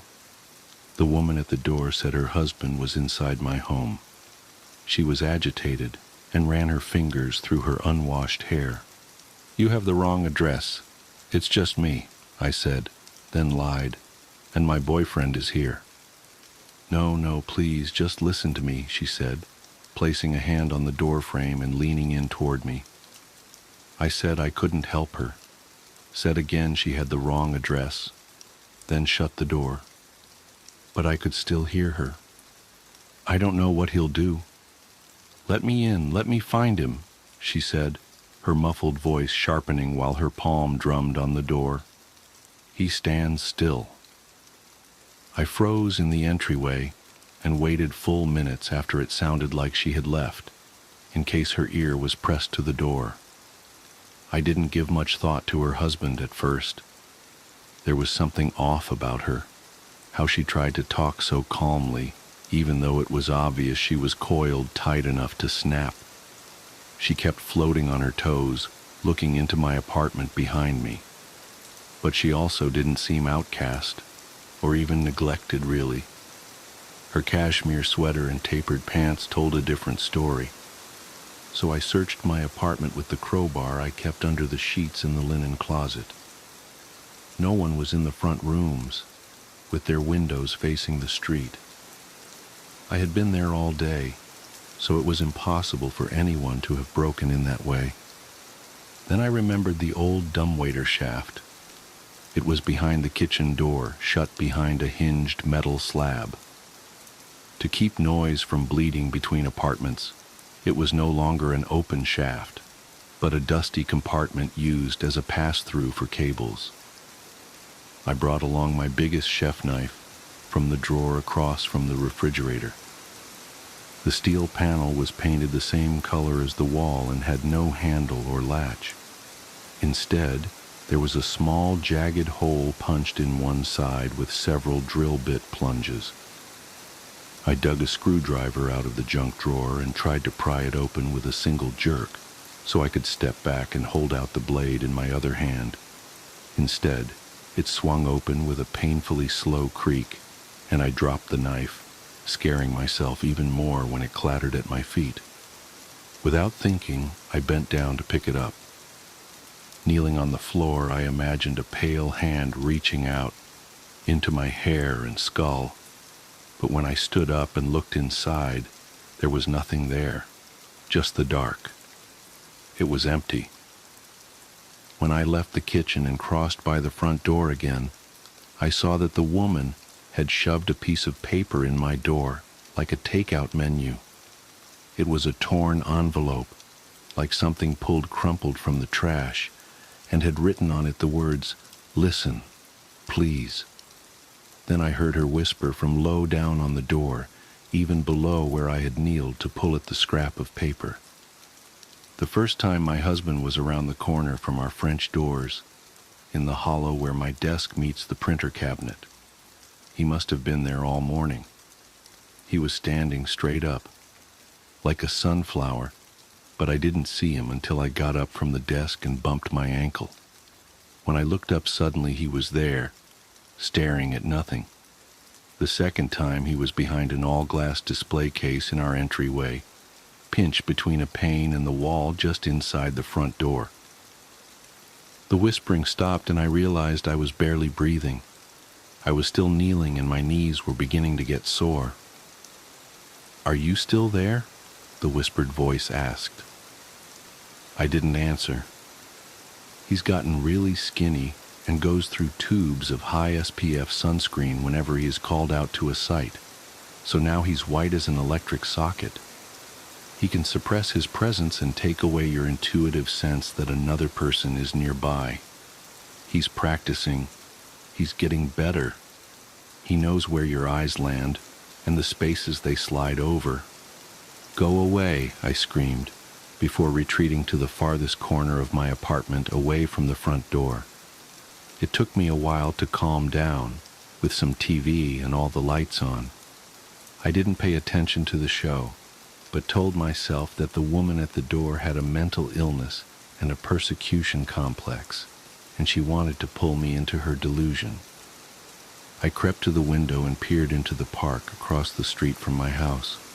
It was small and mostly mown, with a picnic pavilion and a swing set. But right across from me was a shock of forest, rising up curling and unwanted. The sun was still up, but low enough for this thicket to be dark in its own shadows. I looked for her there, expecting I don't know what. 2 red eyes? I didn't see her, and opened the blinds fully. A few families were playing volleyball down at the farthest end of the park, but it was otherwise empty.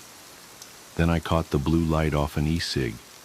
It was her, seated in a shadowed beach chair, with her legs stacked casually in front of her. I could barely see her face, but it looked as if she was staring into my windows. I debated whether to go out to confront her, but when I turned around, I saw her husband. I didn't scream. My throat snapped shut on my breath. Through the kitchen doorway across the room, I could see my dishwasher and him standing next to it, one leg against the fridge. He wasn't standing straight, but bent forward at a right angle, his back aligned with the marble countertop. One arm was held pinned against his thigh, the other down, then the wrist up, with fingers out in odd angles. His face pointed forward, aligned atop his body like a bullet on a shell casing, with his eyes aimed to one side of me and far away. He wore an expression of rapture on a pale face. His lips were glittering red. He didn't move or react and showed no signs of being detected. But I still expected those eyes to swivel and land on me. Didn't feel I could move or look away until it did. I forced myself to clap, then to wave my arms, but there was no reaction. "You," I said. "Sir," I added, "you need to leave." He didn't react, and it wasn't just as if he was ignoring me. There wasn't a tremor or breath.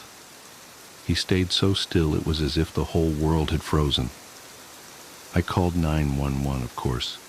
The operator urged me to get out of the house as quickly as possible. I stayed on the line with the operator, but there was nothing left to say. My only way out was past him. Acid filled my stomach. There was no way I could cross that room. I considered tossing something at him, or attacking him, but there was nothing more dangerous than a TV remote nearby. The operator said something about officers on the way, and my phone slipped from my hand in my rush to bring it back to my ear. My eyes never dropped from the husband, who didn't flinch when my phone crunched on impact, then clattered across the floor and under the couch. I lowered myself to my hands and knees and considered crawling over and reaching under, until I realized it would put him out of sight. It was better to escape. Maybe I could crawl by him without touching him and he'll stay frozen. Or would he just grab me when I got close? I didn't have a choice. At the threshold between hardwood and tile, I looked down at my hands on the floor, and when I looked up, he was gone. But it was only for an instant, because suddenly I could see him again just in front of me. He hadn't moved. My eyes had let him go and struggled to find him again, like he wasn't where I had expected, or if I had somehow forgotten him. The arms holding me up shook so violently that I pitched forward, landing on the side of my face with a smack. I landed right at his feet, but didn't touch him. Pushing back on the heels of my hands, I rolled backwards and slammed into the cabinet behind me, hard enough that I heard the fiberboard crack inside the door. I could crawl by him now, but first watched him for any sign of movement. He was in a khaki t-shirt that didn't quite match the wood cabinetry or stand out from the white refrigerator at his back, nor were his dark pants much of a match for the brushed chrome of the dishwasher, though I could see he had a sliver of something shimmery silver, like a lanyard loop, hanging out from his pocket. I don't know how he could have disappeared from my sight, but he didn't seem to notice me.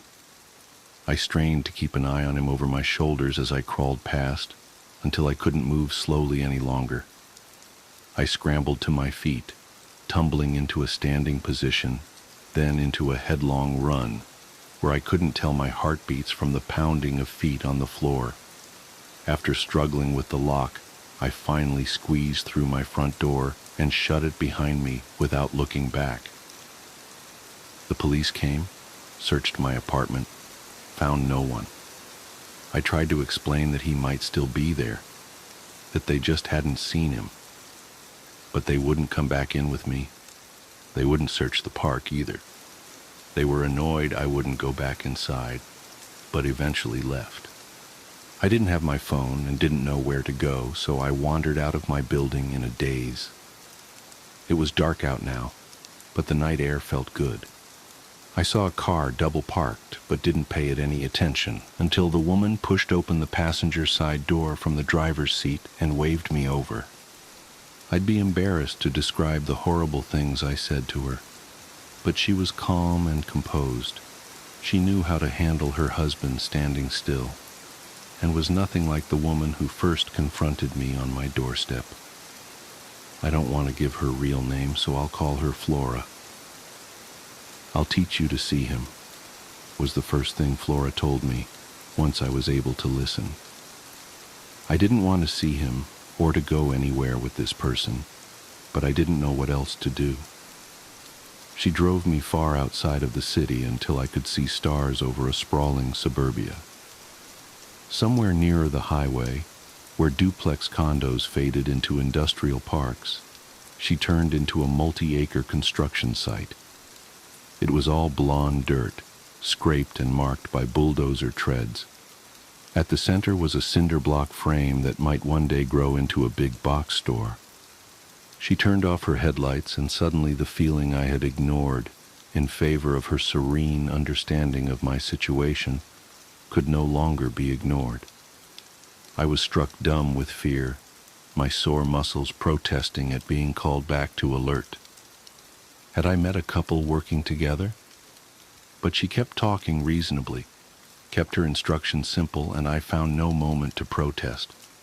Instead, I followed her, even let her take me by the hand and pull me in a circuitous path out into the center of the standing blocks.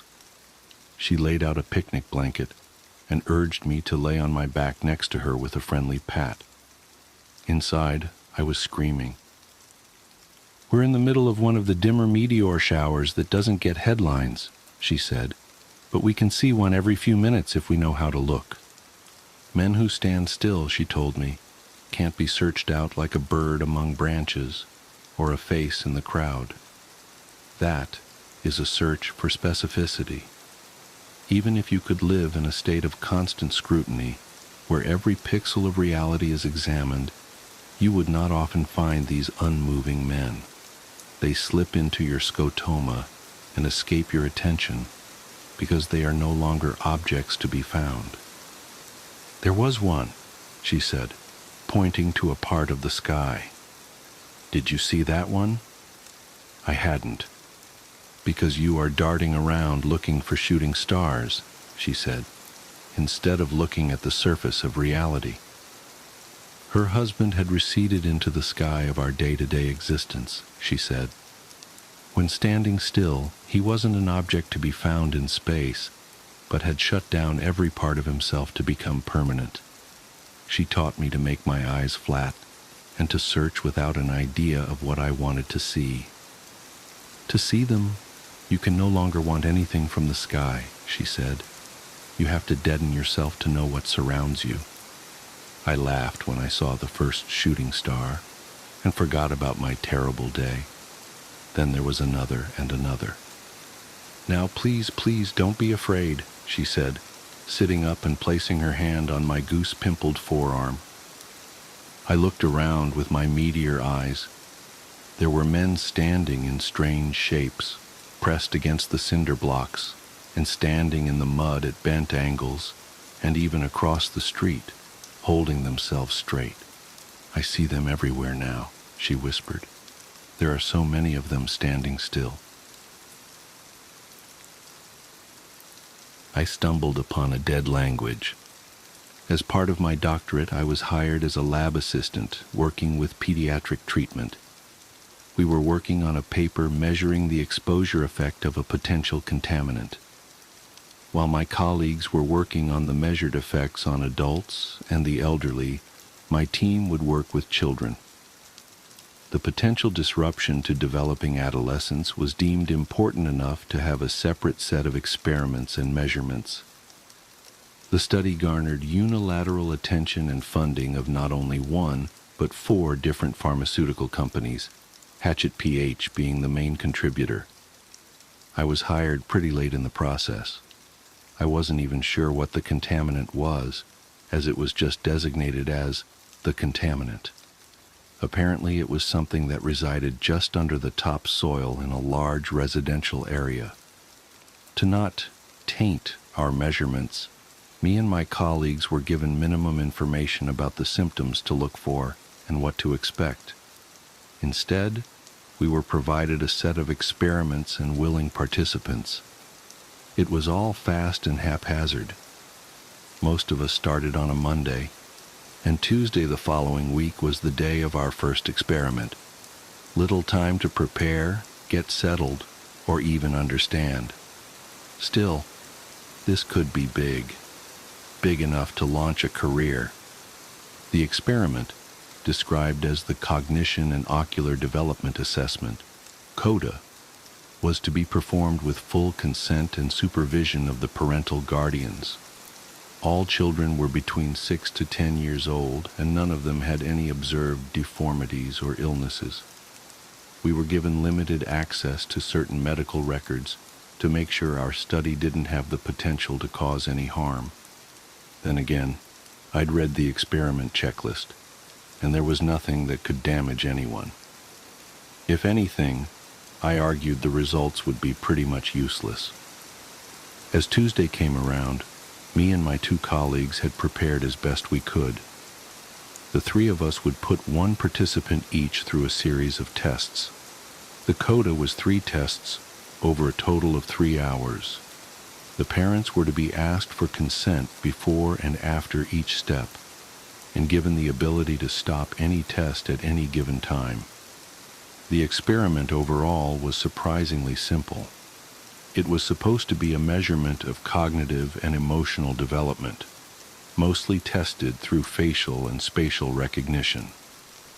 The day of the experiment, I first met Logan, an 8-year-old kid sporting a baseball cap and a brand new Pokemon t-shirt. His mom was a bit anxious, but from what I'd been told, she'd been generously compensated. As I met them in the parking lot and lead them inside, I promised her we'd go through the specifics. "Don't worry," I said. "We're mostly going to look at pictures. Doesn't sound too bad, huh?" He shook his head, but I'd yet to see him smile. Maybe his mom's anxiety rubbed off on him. The testing room was somewhat small and made entirely out of concrete. There was a pair of opposite 2-way mirrors on each side of the room. The walls were painted this sickly mint green, a color so neutral it hurt to look at. The first test was all about emotional intelligence. In sets of 6 pictures each, I was to show Logan various expressions and ask him which mostly correlated to an emotion. If they answered objectively wrong, according to a chart, we were supposed to ask them to explain their choice. Simple enough, I'd done something similar before. But this is where I first realized that Logan wasn't some ordinary kid. As I laid out the first image set, I asked him to identify the happiest face. Clearly it was card number 3, and Logan answered as such without hesitation. In the second image set, he was asked which one was the saddest.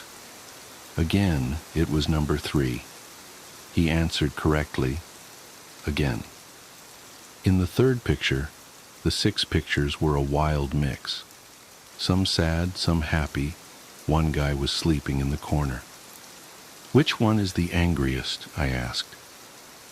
There was a correct answer. Number 4. A woman furrowing her brow and exposing her teeth. Yet Logan looked at them all for a long time. Number 6, he said finally, pointing at the sleeping man. How come? I asked, following protocol. It's complicated. They almost killed his mom. The kid seemed almost distant, staring at the picture. What the hell? He answered the rest of the questions flawlessly, but that answer stuck with me. Such a strange reaction. Not only did he answer wrong to an obvious question, but it was also such an odd explanation. Logan himself seemed to have trouble finding the right word for it. The second test was similar, but there were new cards, in sets of 3. Logan was supposed to explain each emotion presented by the people in the pictures. Happy, sad, angry, scared. It was similar to the first test, but much more detailed. For every image, there would be a description and a short explanation given by the participant. We pressed forward. First 3 cards, no problem. Happy, happy, sad. Easy explanations. Second set of cards, same result. Surprised, sad, sad. But when the third image set came along, I didn't know what to say.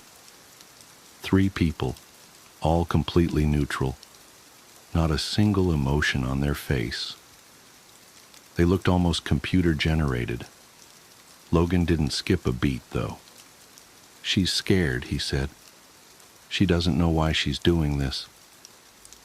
And, what about this one? Oh, he's hungry. He just doesn't show it. Hungry? Is that the emotion? Yeah, he's really hungry. Dangerous. And the third one? Logan took a long, hard look. After a few seconds, he looked up at me, almost like he forgot about the picture for a while. Okay, I think he's Obstin. Obstin? Yeah, Obstin. What do you mean? That's what he is. I don't know a better word for it. So why is he, Obstin? He saw something he shouldn't have. We continued with several more image sets, and Logan gave mostly ordinary answers, but every now and then he'd throw in something absurd sounding. Obstin was the first, but there was also ADR, Gald, and Srit. The descriptions were outlandish and frankly nonsensical. Address. He stared too long into the light. Gald. He didn't go swimming, but his feet are still wet. Srit. He fell between the cracks.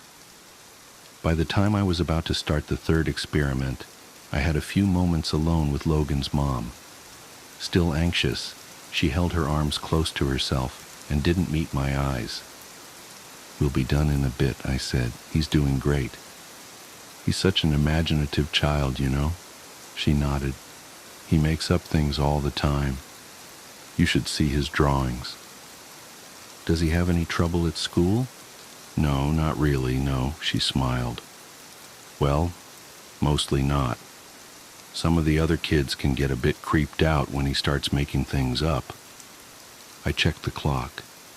It was time to start the final experiment. All kids have a quirk or two, I smiled back.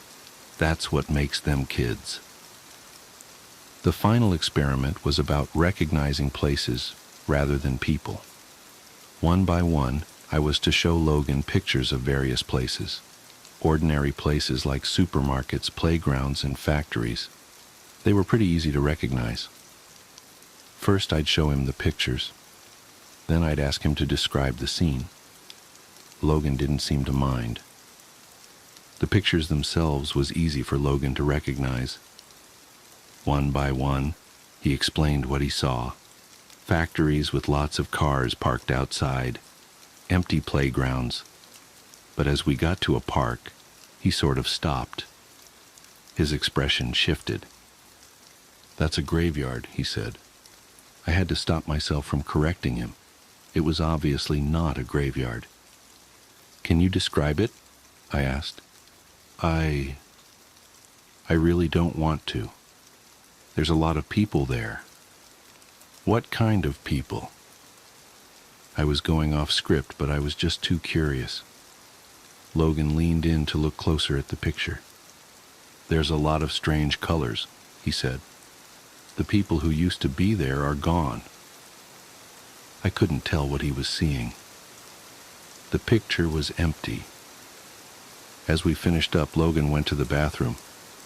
I got some time to talk to his mom on our own, and I brought out the picture of the park. "Do you have any idea what he sees here?" I asked. "No," she said, shaking her head. "Could be anything." "It's just strange," I said. "Usually kids make up stories about dragons, lasers, wizards, that kind of stuff. Not graveyards and parks." "Are you calling my son strange?" I lost my train of thought. As Logan came back, she grabbed him by the arm as to leave.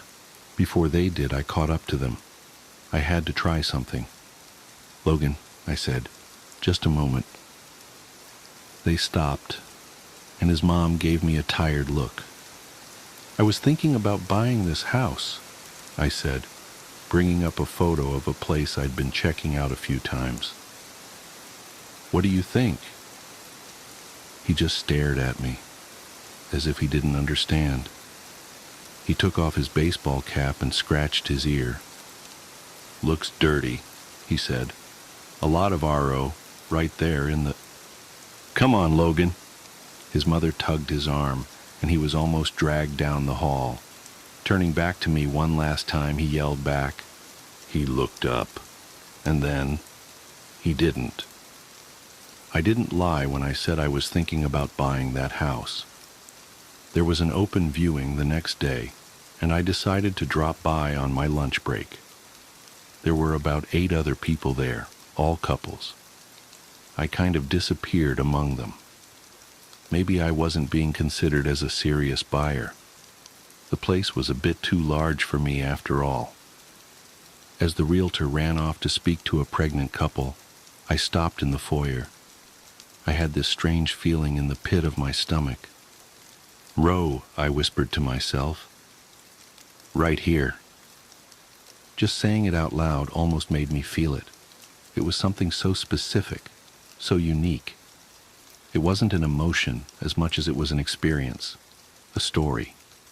I could imagine myself lying on the floor, looking up at the wood-brown ceiling. I could feel my back growing stiff, as if I'd been lying down for too long. I could feel my eyes growing thick, like blinking through mud. Every breath, a conscious effort.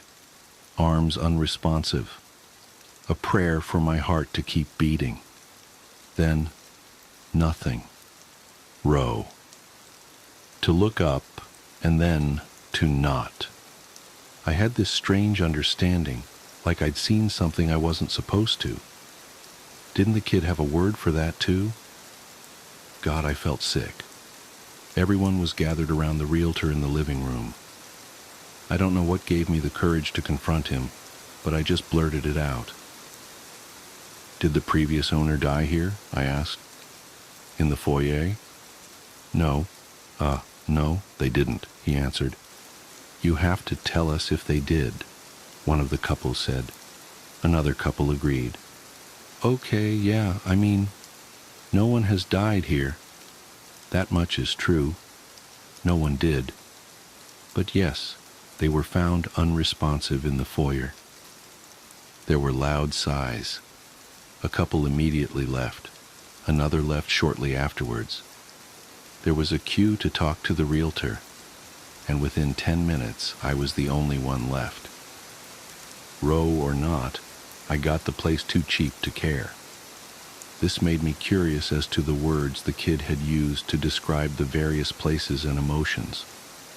Over the following days, as I transcribed our findings, I started thinking about them a lot more, staring into the light too long, to get wet feet without swimming. It was all just cryptic nonsense.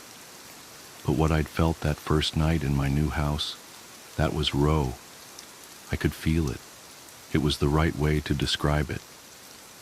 One night, as I stood in the bathroom, I thought about the word aider.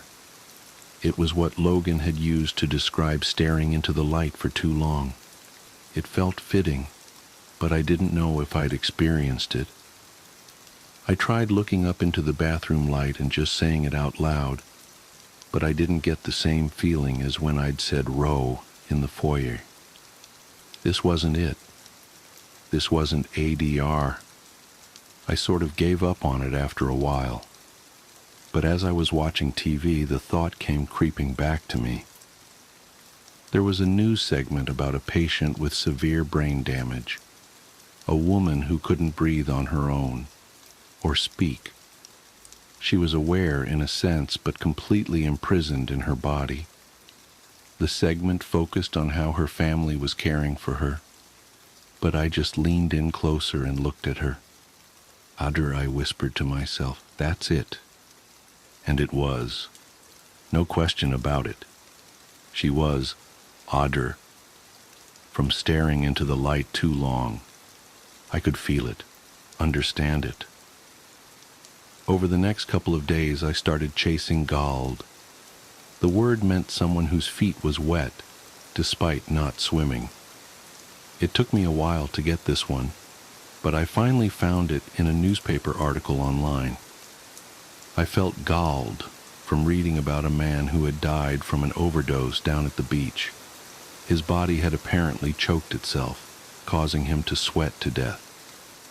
As he was homeless and living close to the beach, he'd been found by a couple of teenagers building a sandcastle. But that feeling of drowning on dry land, next to the ocean, that was galled. With the right word, I could feel it. I could empathize. In my mind, I could be there with him. But the final word I'd noted, srit. That was a difficult one. Over several days, I looked all over the internet. I searched forums, read obscure articles ranging back to the 90s, but I just couldn't shoot blindly into the web and hope for the best. I had to find out more, get something substantial. That thought made me take a step back. What about the photos? The photos we had shown Logan in the first place. Who were the people in the photos? I checked the inventory list for the experiment. Most of the cards were just mentioned as a number and an emotion, but I noticed that some of the faces were repeated with the same actors. All the cards which Logan had gotten right were repeated at least once, but the weird ones? Those were unique faces. The lighting was different. They didn't show any peculiar emotions. They were just strange people. A bit off. I took a few photos with my phone and tried to do an image search. I couldn't get a single hit. These pictures simply weren't available anywhere online. The ordinary emotions displayed could be found on various stock image sites, but not the strange ones that Logan pointed out. Finally, after a few hours and dozens of pages clicked through, I did find a picture that looked like one of the models, but in a completely different setting. And this was freaking weird. The picture I found online was from a social media profile. The profile, in turn, portrayed the user page of the very same homeless man that had drowned in his own sweat from an overdose. The same one I'd read an article of. But the article was written just a few days prior, and the picture must have been taken at least weeks ago. Listen, I don't know if you can get this. What Logan did was to perfectly describe, using one of his made-up words, was exactly what was about to happen to that man. The man who galled, who overdosed on the beach. I mulled the whole thing over in my head countless times, and finally, I just gave up. I had to talk to Logan again. I did the creepiest thing I've ever done. I tracked the kid down at his school. The following day, as he was about to get on the bus back home, I waved at him from across the parking lot.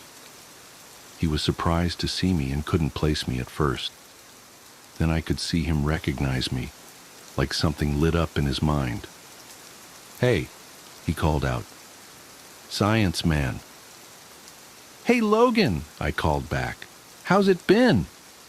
"Good," he said. "You're not here for more tests, are you?" He stopped a few feet ahead of me. "Actually, I'm just here to ask you about that language of yours. Those strange words you use. How do you come up with them?" "That's easy," he said. "Once you start talking it, you kinda don't stop. After a while, you just feel them, you know?" "So where did you learn it?" I asked. "Anywhere special?" "I think I always knew." He shrugged. It's weird, like listening. But not to a sound, but like a color. It's just sort of there, inside. "So you can always see it?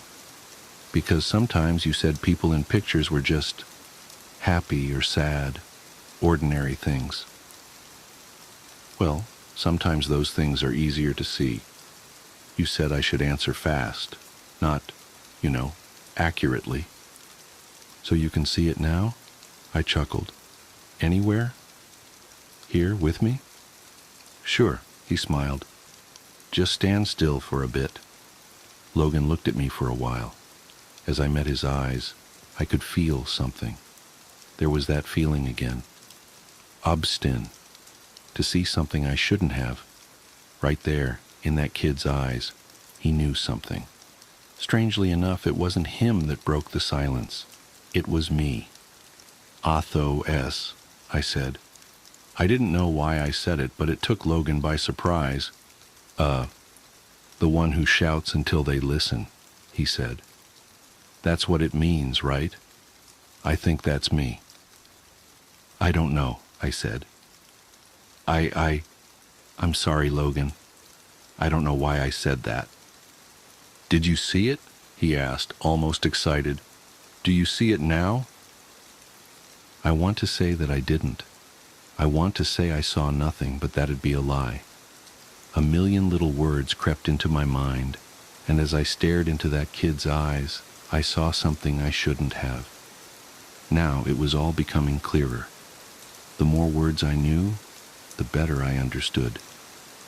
The word I'd looked for, srit, was a lot more complex than Logan had made it out to be with human words. It was contextual. The man had died in an earthquake. He fell between the cracks. No, he hadn't. He was going to. It was describing events destined to unfold, but it was also describing something that had happened.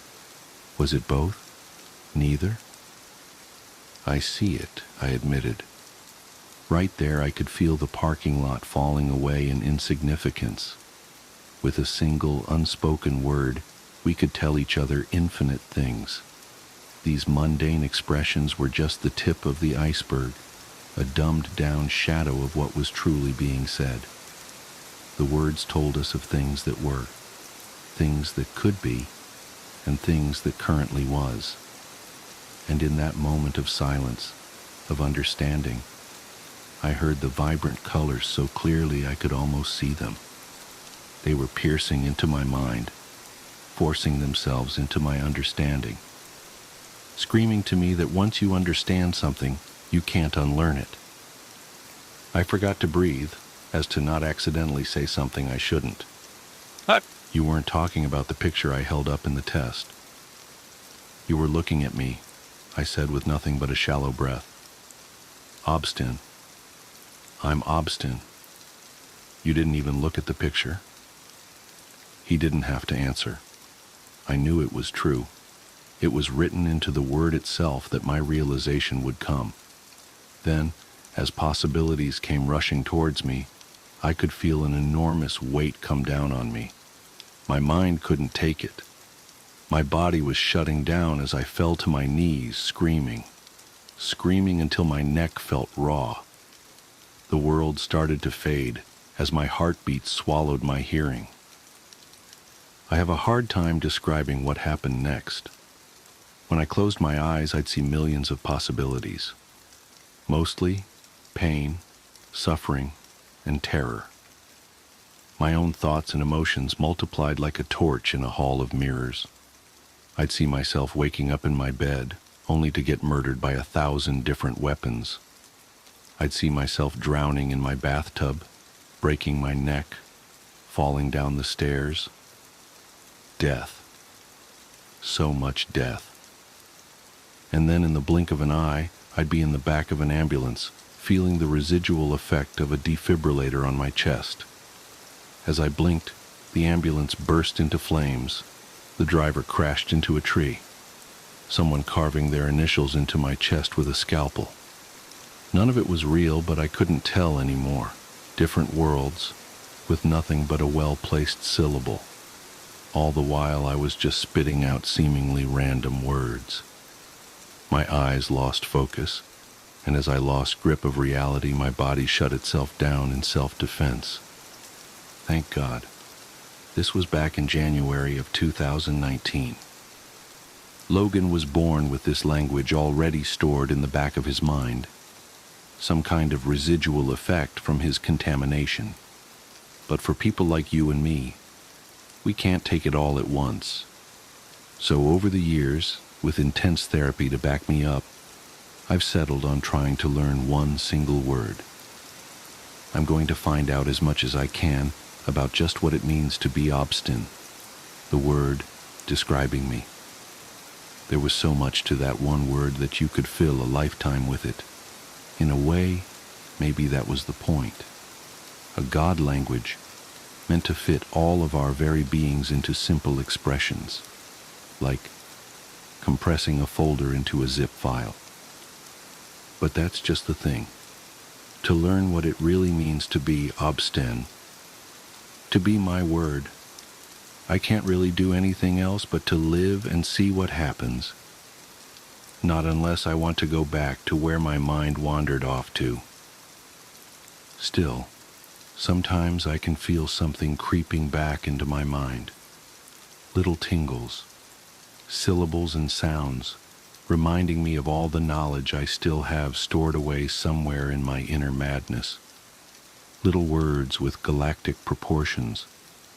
It is so easy to slip back into that mind, just inches away from the edge of what my physical brain can hold.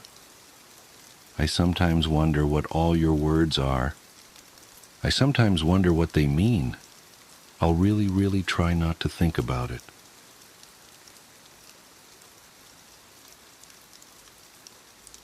How to summon the Butter Street hitchhiker. There's an urban legend in my hometown about a hitchhiker on Butter Street that will appear if you follow a series of instructions.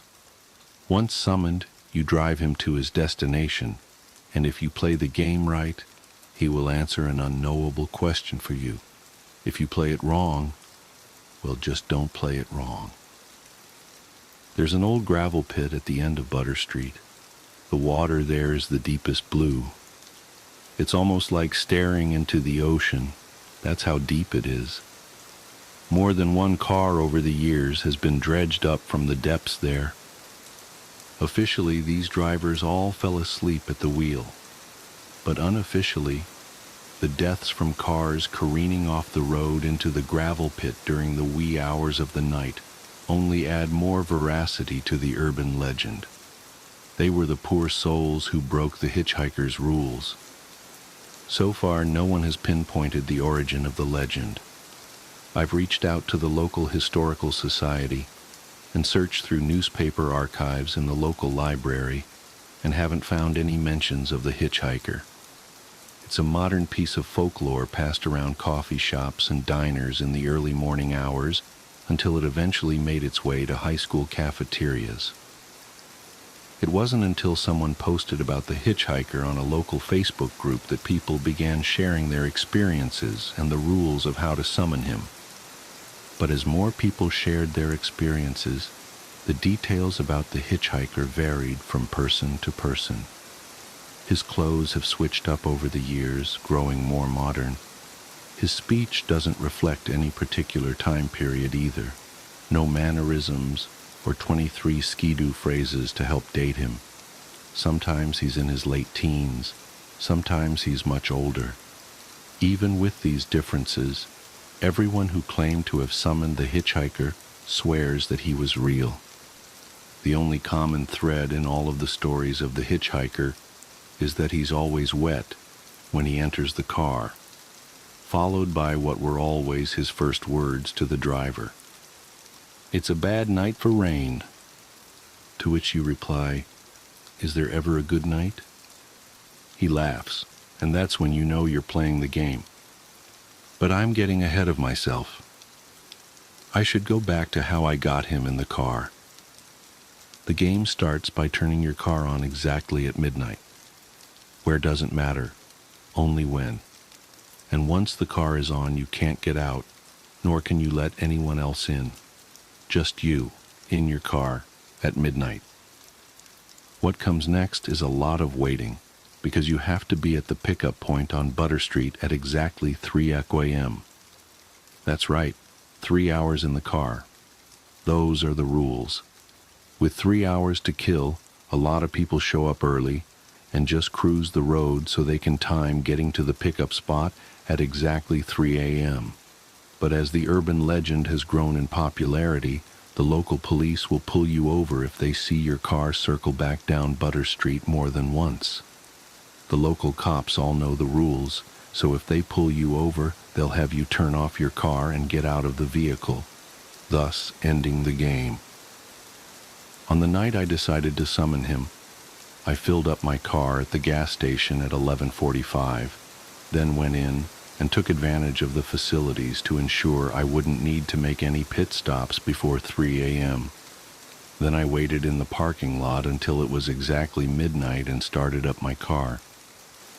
I should add that it doesn't matter what type of car you drive, but a 4-door car is preferred over a 2-door or a pickup. You don't want to look directly at the hitchhiker, not until the end of the trip. That's much easier to do if he's sitting in the back seat versus sitting beside you. I drove in a big loop around the county until it was time to head to the pickup, avoiding any of the known police traps to keep from having to try again another night. I kept my maps program running on my phone so I knew exactly what time I had to make my way to Butter Street. I can't imagine how difficult it was to be an urban legend hunter before real-time GPS maps. Side note, you can play with the radio on or off. It has no impact on the hitchhiker. Radio on is preferred if you choose not to engage him. He can get quite loud and belligerent if you won't talk to him. I pulled up to the pickup spot, stopped the car, and then followed the summoning instructions. The rules posted online had small variations, but attempts that contained the following actions had the highest rate of success. Leave the car on and in drive, but engage the emergency brake. Turn off everything but the car: lights, air conditioning, radio, phone. Unlock the car doors 3 times.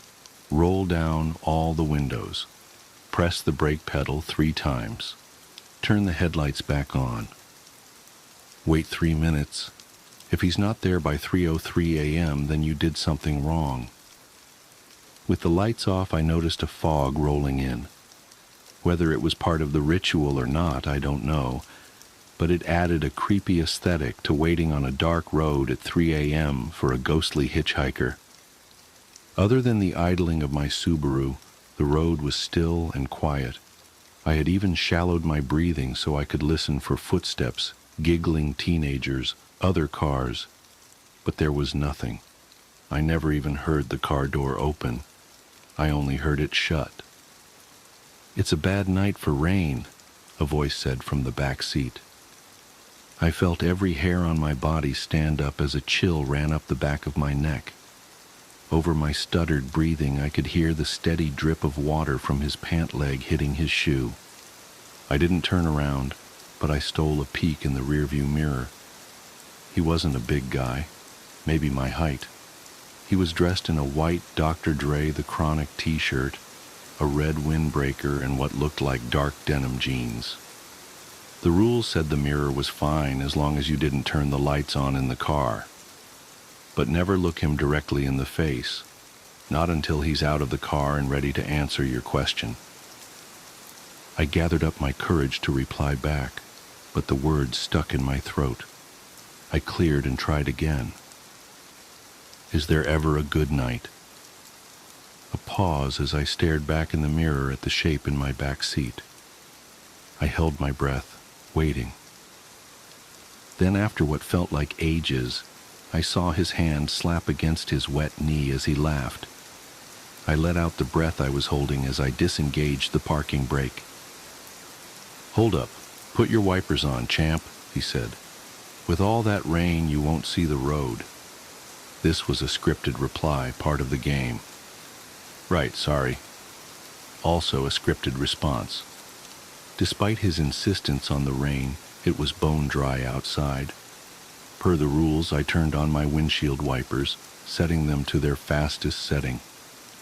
He settled back against the seat, laying his arm across the back window. "Mind if I turn on the radio?" I asked. This wasn't part of the game, but I figured it was best to ask and be polite. "It's your ride," he said. His voice was a smooth baritone. "One request, no country, please." "Sure thing," I answered. I put on a local top 40 station. I pulled back onto the road just as the clock hit 3:03. I stole looks in the rearview mirror as often as I felt comfortable while still keeping the car on the road. Luckily, this part of Butter Street was pretty straight, and not a lot of traffic. From his voice and the hand tapping against the wet knee in the back seat, I could tell he was a black man, maybe mid-20s, and dressed like he came straight from 1996. Nothing like any of the descriptions I read on the Facebook post about the hitchhiker. "Where you headed?" I asked. This was a scripted part of the game. "I'm headed to see my girl. I worked the late shift tonight. Thought I'd pop in to surprise her." His response to this question was always different. That, coupled with the fact that the appearance of the hitchhiker seemed to shift, led many to believe that it's not the same spirit every time. I pulled up at the stop sign at the end of Butter Street. "Yeah, you want to make a right here," he said. I followed his orders, turning right.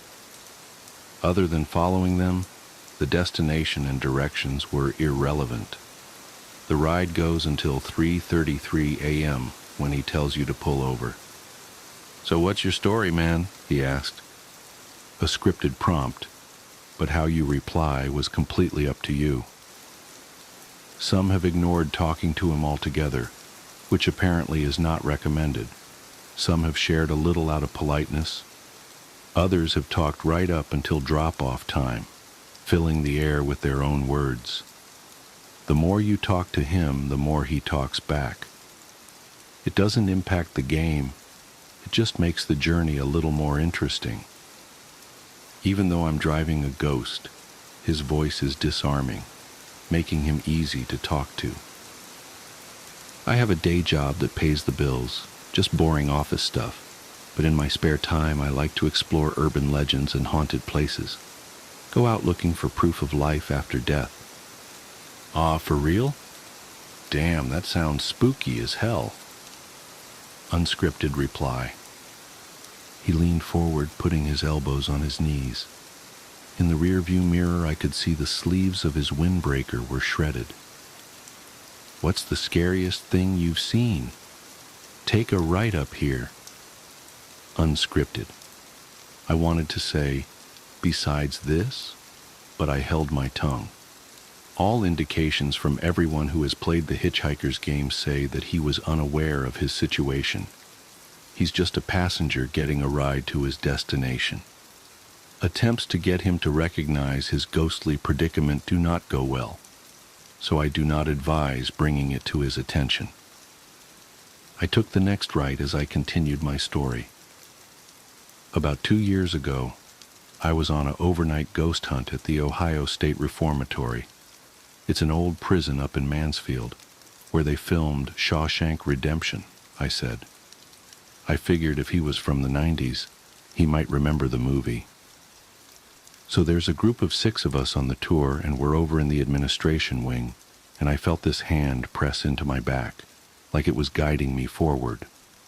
Oh, hell no. My ass would be gone up out of there. I ain't even playing. Unscripted response. It's about this time that I realized that all of the street lights were off. Not just the lights on the streets. Everything was dark. Granted, it was the middle of the night, but we drove past a Taco Bell that was open 20 minutes ago when I passed by on my way to Butter Street. Now it was completely dark. Not a single car in the parking lot.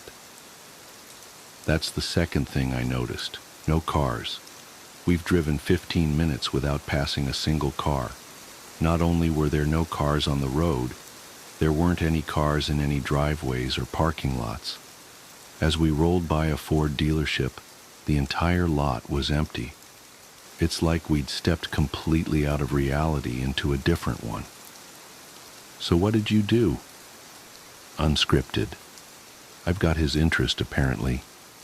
I continued the story. I turn and look, and no one is behind me, but I can smell rose-scented perfume. Apparently one of the ghosts there is the wife of the warden. She was killed when the warden's gun went off by accident. It fell out of the closet, went off, and shot her in the lung. That is crazy, man. But I can feel why she might be hanging around still, you know what I'm saying? Like she's got some unfinished business and shit because her life was cut short like that. We rode in silence for a bit. I don't know for how long. I tried looking back at him in the mirror, but he hung to the shadows. Then I felt his cold breath against my neck, sending shivers up my spine. Could you imagine what that's like? He said. Unscripted. What do you mean? I replied, also unscripted. Having your life cut short like that due to the careless act of another human being? That's pretty messed up. Unscripted. My heart thudded against my chest. Did I mess up? Did I not follow the rules? Did he... He laughed and sat back in his seat. I'm just playing, man. You need to relax. I felt his hands gripping my shoulders, giving them a little rub. They were cold as ice. He patted my shoulder and sat back. I felt a trickle of water go down my back from the cold, wet spots on my shoulder where he grabbed me. Oh, this right, coming up. He leaned forward, pointing at the road. His skin was ashy and his thumbnail was split to the nail bed. The smell of wet loam wafted into the front of the cabin. I made the turn. I peeked at the clock on my dashboard and saw it was 3:29, only 4 minutes to go. You got any family? He asked. Scripted. I felt my heart leave my throat and drop back into my chest. We were back on script. I used to. Just me now. That's tough, I know. Before my girl, I was all alone. I don't know what I'd do if I didn't have her.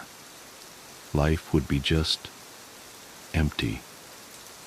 Unscripted.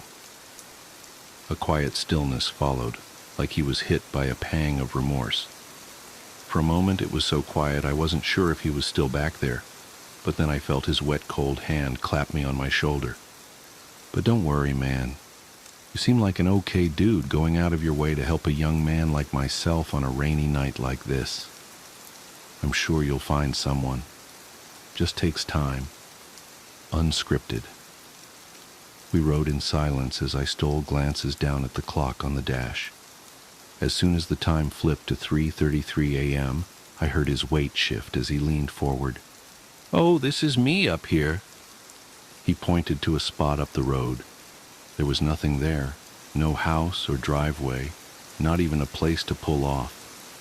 I pulled the car onto the shoulder and eased to a stop. Just like when picking him up, I turned off the lights, radio, and engage the parking brake, leaving the car in drive. You don't have to bother with the locking and unlocking 3 times, or the business with the brake pedal. Just unlock.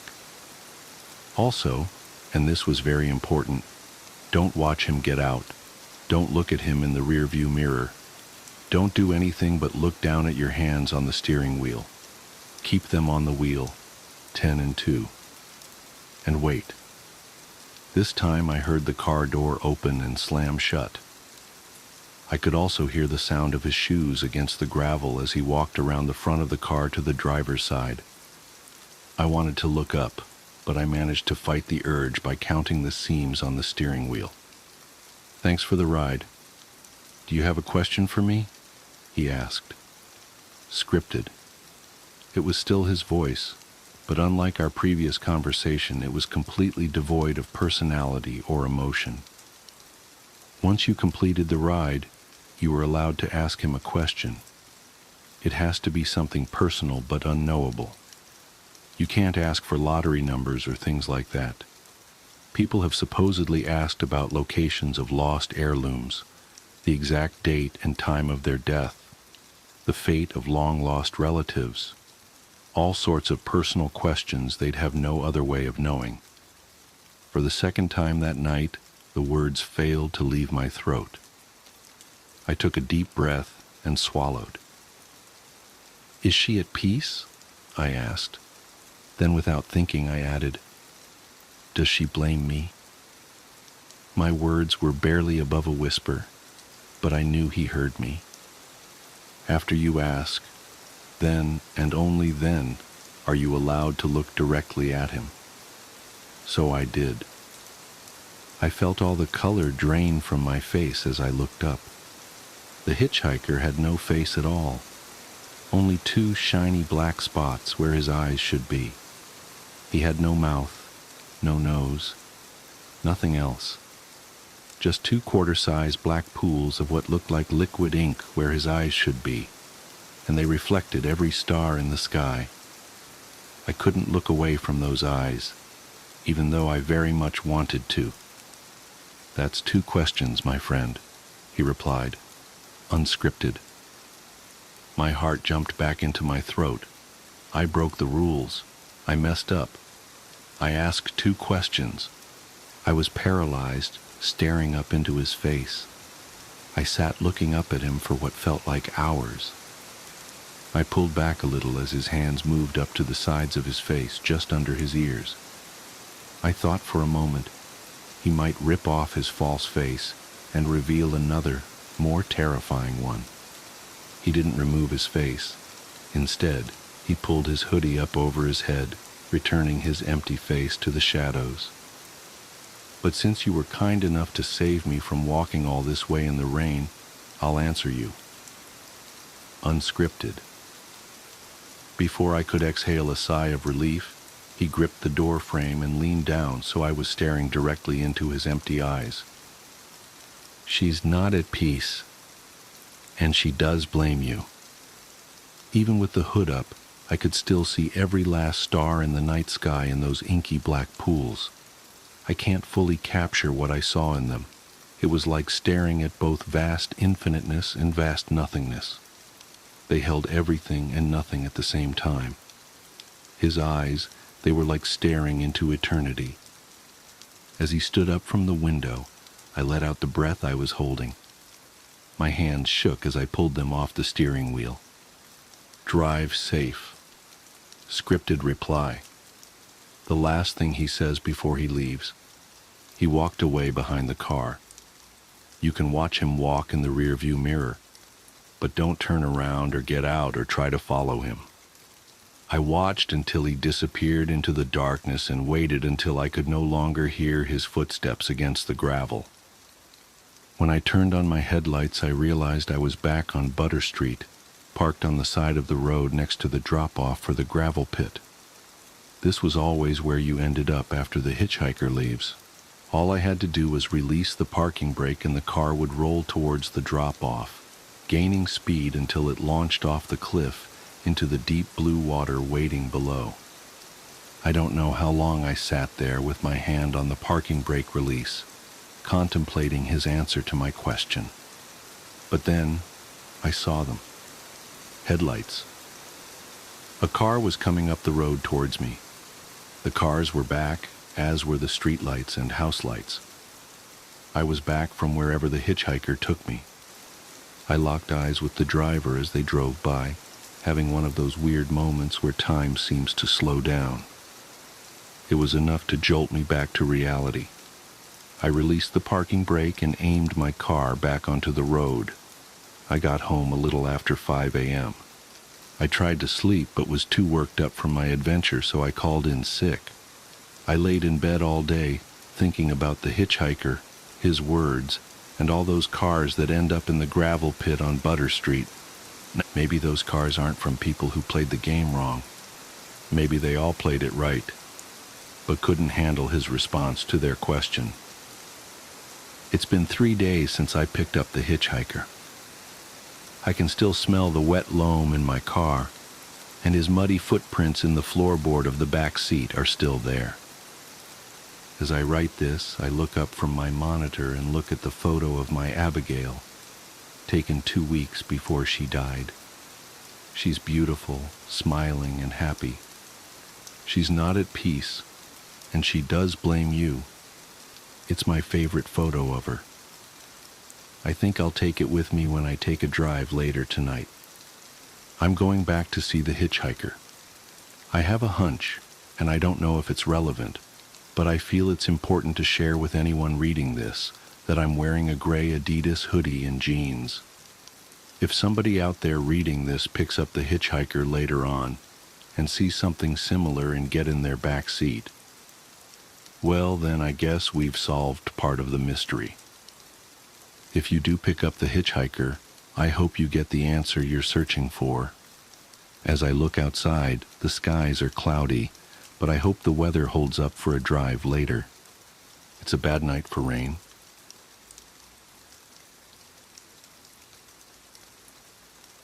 Mr. Moogie was imaginary. He had to be. My daughter started talking about Mr. Moogie on her 4th birthday. My brother and I lived across the street from one another, and we held the party at his house since he could afford a pool and I couldn't. That day, the shift was indicated by a small tub on the skirt. I turned to see the beautiful hazel eyes of Melissa, my daughter, staring up at me. "Mommy, Mr. Moogie wants to come home with us." I knelt down to get to her level. "Who's that, baby?" She looked around as if searching for someone. "He's my new friend." "I don't see him, though. He must have gone to grab his coat." I realized then that my little baby had her first imaginary friend. I nodded enthusiastically. "Of course he can. Mr. Moogie is more than welcome in our home whenever he wants." I thought nothing of Mr. Moogie, really, although things around the house were strange after that, and a lot of it had to do with Mr. Moogie. She insisted on having her window open every night, and Mr. Moogie never seemed to want to be in the room with me. Every time I'd ask her where he was, she'd say something like, "He went home for the day," or "He decided to go for a walk around the block." I once joking asked if he didn't like me. She looked at me, hurt. "Oh no, Mommy. Mr. Moogie loves you a whole bunch. He just gets shy." This went on for a year.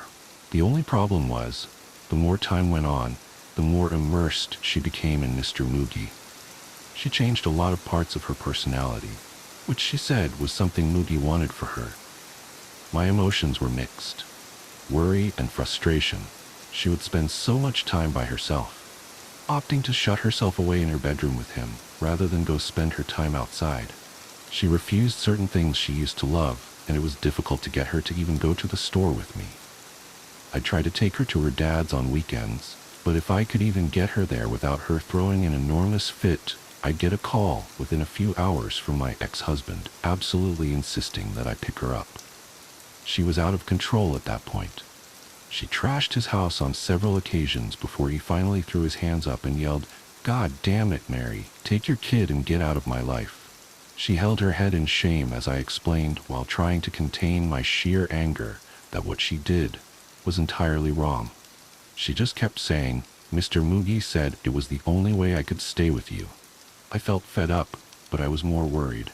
I wanted to badly to take her to a doctor, but the divorce left us broke and without insurance. Silently, I hoped she would grow out of it. One morning, I woke up to find that Melissa was fully dressed. Most of the time, she would opt for pajamas. "What's the special occasion?" I asked, treading lightly as possible.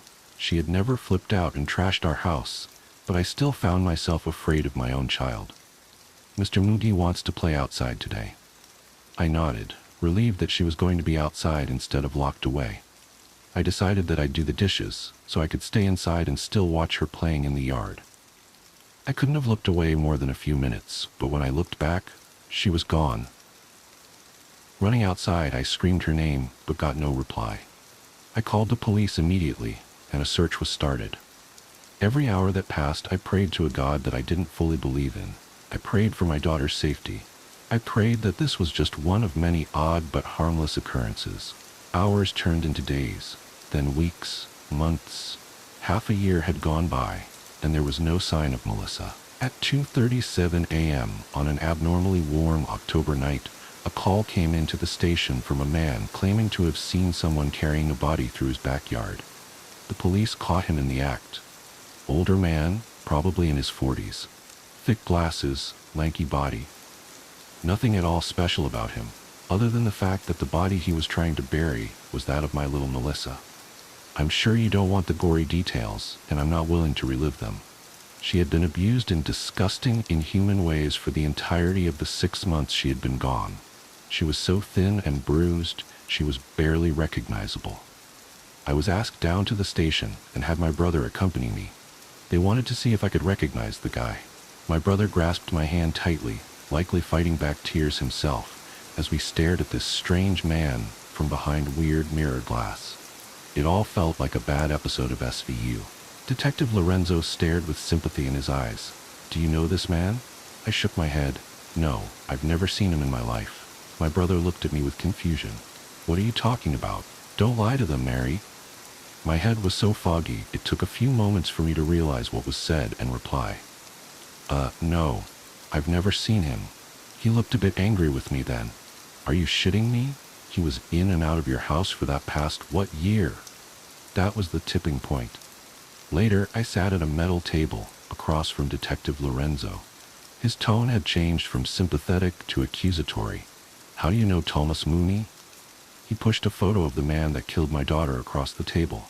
I shook my head, almost too bewildered to speak. "I don't know that man." He stood quickly, slamming his hands on the table. "Yeah, this definitely seemed like a bad episode of SVU. He was in your house. People saw him walking everywhere with you and your daughter. Your own brother saw the man come in and out of the house." I think that's when I made the connection. Mooney, Moogie. There was no way. Mr. Moody was imaginary.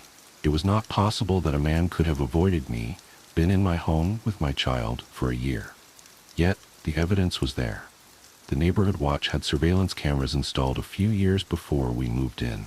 The footage showed Thomas Mooney, a man I never met until I saw him in that interrogation room, crawling through the windows of my home, mostly Melissa's bedroom window.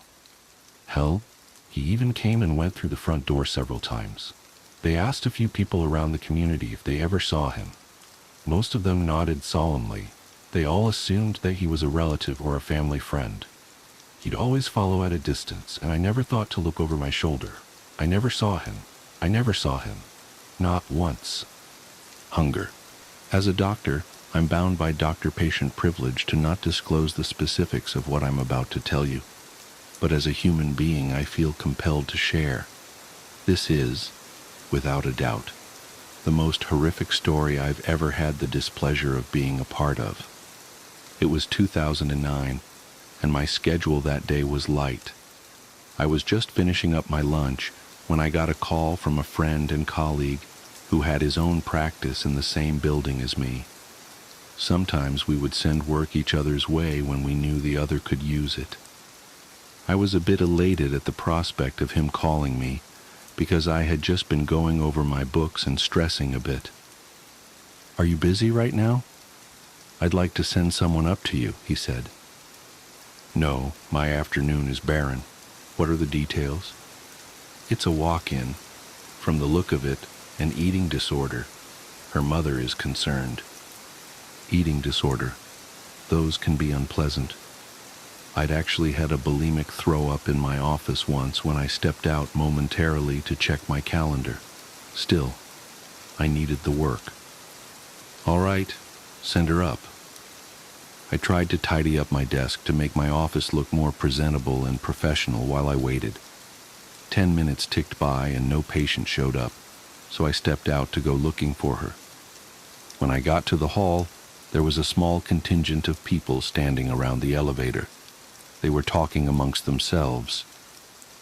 "What's going on?" I asked. "The elevator's broke," someone said. "Shit, I bet she's on there," I thought. "What floor is it stuck on?" "The 10th and 11th. "Yeah, that would be about right." My colleague's office was on the 10th, 3 floors down. I knew from experience that it could be anywhere up to an hour before they got the elevator working again. I hoped she wasn't claustrophobic. Returning to my office, I called downstairs. "What's up?" my colleague asked after picking up. "She's stuck in the elevator." He laughed. "Really? Poor thing. What's her name?" "Amelia." He paused. "Amelia D. something." "All right, thanks. If you got any impressions on her from your brief visit, maybe you can share them later, over drinks." "Sure, Don't tell me. I want to form my own opinion first." "Okay." True to form, an hour and 10 minutes later, I heard a loud cheer from the hallway, indicating the elevator had started working again. I should go make sure she's all right, I thought to myself, and went out to join the throng of people standing around in the hallway. There were a lot more people by then, and I couldn't make my way to the elevator doors or even see them from where I was, but I could hear it when the elevator dinged, indicating it was stopping on our floor, and the rolling mechanical sound of the doors opening. There was a loud gasp from the crowd of people, followed by a lot of jabbering. "Holy shit!" someone said quite loudly. People started hustling away from the elevator, shoving past me. I struggled against the tide and made my way to where a number of people were standing around, staring into the elevator cab. As I approached, I could smell this stench. It was like stumbling into the apartment of a recluse who hadn't come out or bathed for years. It rolled like a wave out of the elevator and cascaded over everyone in the hallway. A young man in a business suit who looked dressed for an interview was covering his mouth and nose with a handkerchief. I skirted around him to see into the elevator. The woman in the elevator was not at all what I was expecting. Massively obese, she looked like she weighed somewhere around 500-600 lbs. Her face was so puffed up, her eyes were barely visible, just 2 dark dots above her cheeks. She had frizzed-out brown hair that still had curlers in it. The notion that I was smelling a recluse seemed all the more plausible at the sight of her. Her mouth was covered with what looked like greasy barbecue sauce. There was even some sort of gristle at the corners of her lips.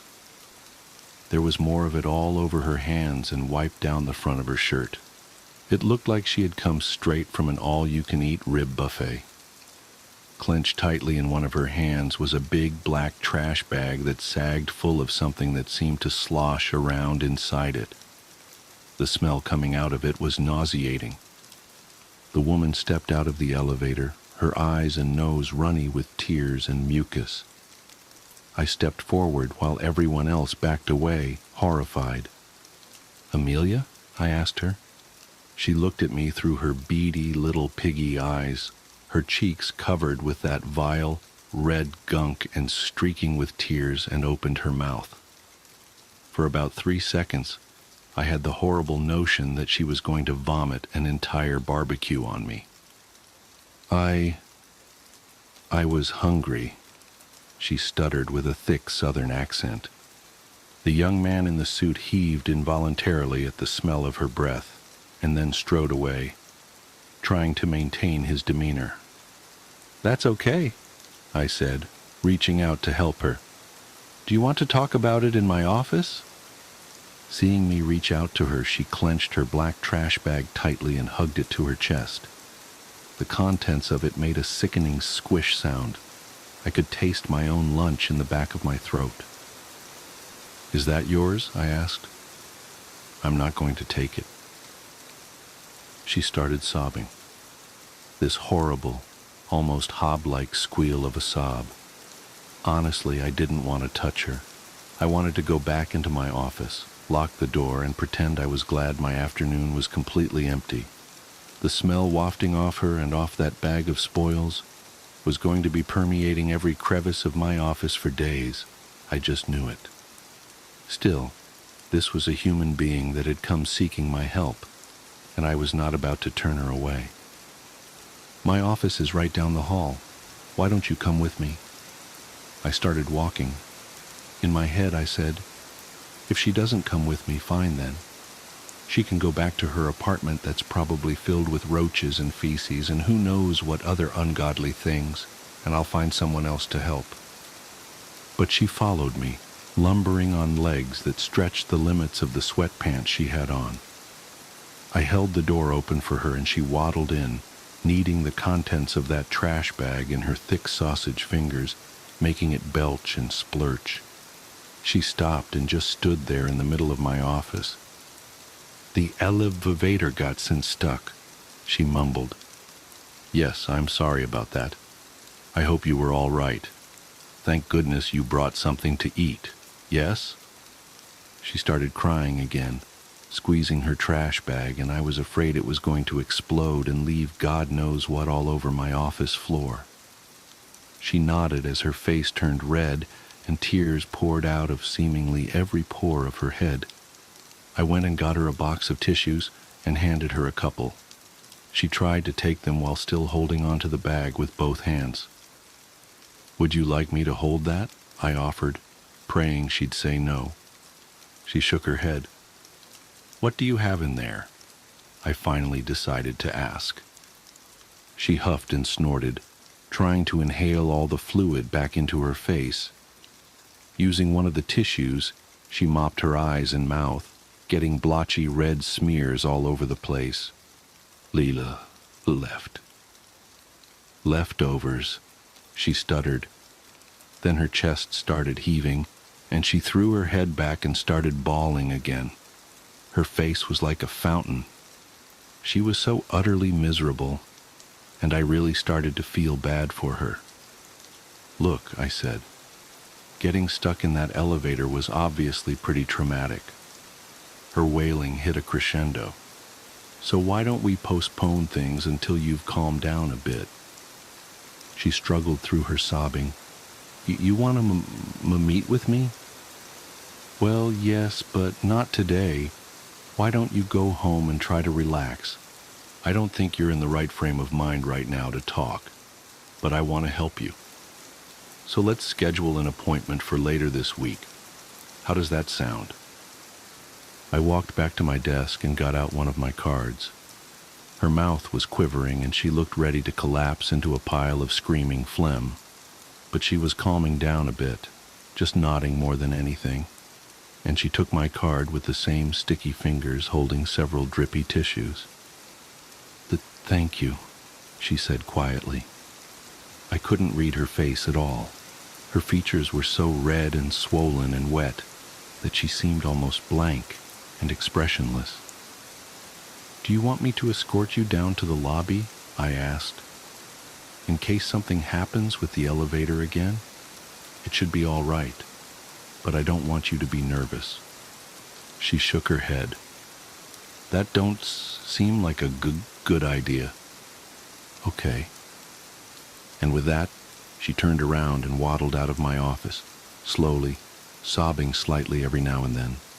With her went that sloshy black trash bag, and with them both went that putrid aroma of filth and squalor. I literally breathed a sigh of relief as I heard the door click shut. She never called me back. It was a week later that I finally got around to having drinks with my colleague from downstairs.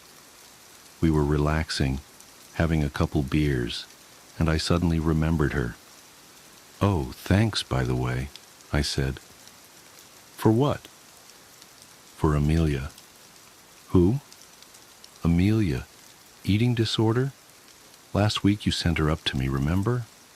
"Oh, right." He sipped his beer. "The one who got stuck in the elevator. How did that go?" "She was a wreck," I said. "Sobbing and practically hysterical. I talked her into rescheduling, but she hasn't called me to make an appointment." "Did you talk to her mother?" "No, I didn't get any information from her. I gave her my card." "What did you think?" he asked. "Classic food dependency," I said. "Definitely a binge eater. Her face was just all—" "No, not the mother. I mean, Amelia." "What?" "What did you think of Amelia?" he said again. "I'm telling you what I thought." "Amelia, the scrawny 12-year-old girl you think is a binge eater?" "What? No, that's not—" And then it hit me. Was her mother with her? "Yeah, I sent them both up to you." "They were in the elevator together?" He looked at me, and the same dawning realization came over his own face. Needless to say, she never rescheduled Amelia D. something. Nor did her mother, the nameless, obese woman I met that day at the elevator, smelling like death, covered in gore, and carrying her trash bag of sloshing leftovers. The peeking wife.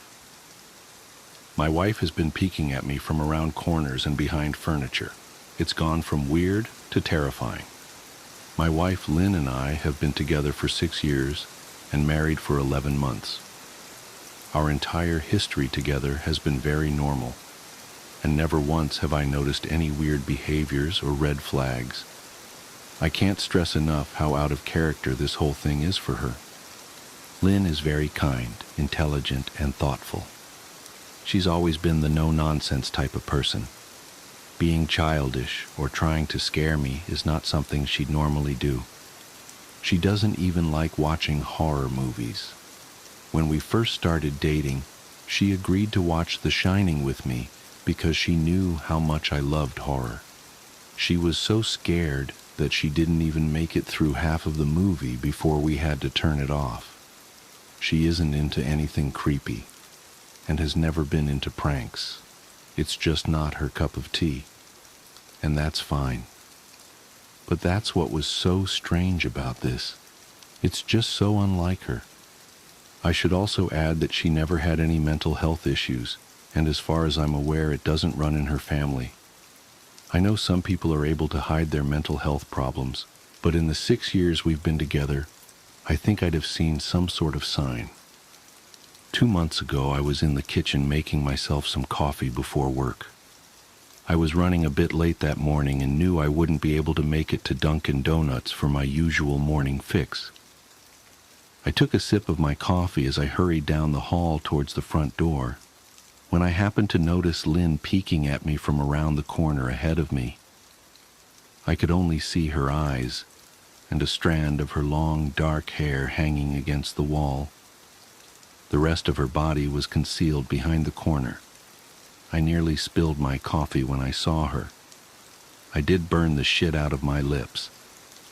"Geez, Lynn," I said, wiping a few drops of coffee from my pants. "You scared the shit out of me." She immediately popped out of view like a little kid that had been caught. I heard her scurry off towards the living room, and by the time I got to the front door, she was out of sight. It was really weird, and just totally out of character for her, like I said. But I also found it kind of funny that she was being more playful and a little less serious. I shouted that I loved her and called her a weirdo. As I shut the door behind me, I heard her laughing.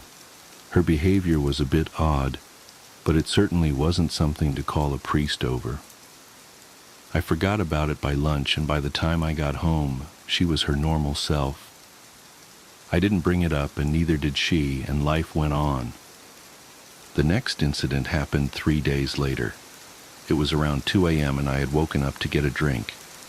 I was standing at the kitchen island, jug of oj in hand, when I felt a strong feeling that I was being watched. For whatever reason, I looked down at the floor and saw my wife's smiling face staring back. She was peeking at me from the other side of the island, staring up at me with wide, unblinking eyes and grinning like the Cheshire Cat. I screamed, I'll admit it, not out of irritation, but fear. For some reason, at that moment, I was scared. At the sound of my scream, Lynn scuttled backwards out of my view, her hands and feet smacking the tile floor as she hurried out of the kitchen on all fours. I didn't run after her, or even yell after her. I just stood there frozen in shock, wondering what F had possessed her to do that. It took me a little longer than I'd like to admit to go back upstairs, but I eventually did. When I got to our bedroom, Lynn was lying on her side, asleep, or at least pretending to be. I stood there for a while, watching her breathing to be sure she really was asleep.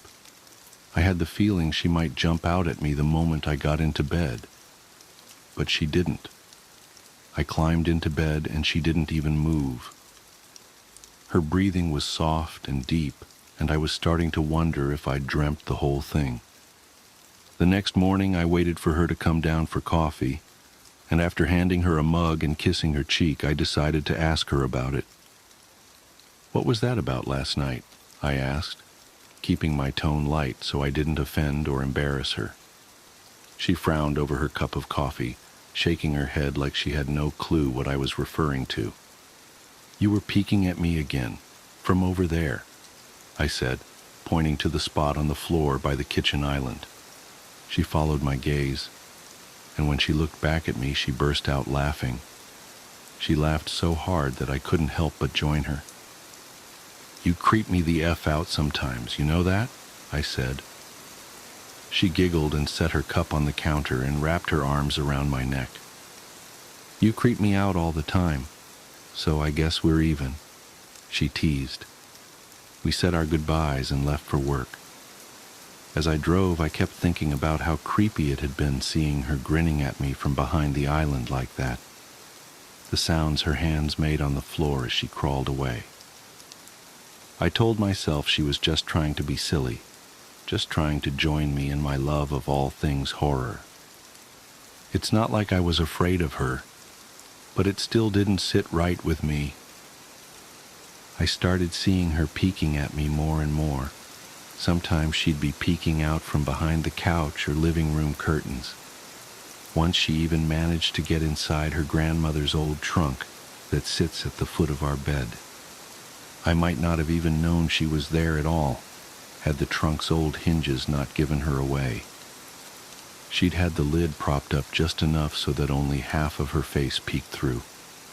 She'd been grinning like an excited toddler. It was unnerving. I didn't even know what to say to her. All I could do was stare. When I finally found my voice, I asked her why on earth was she doing this.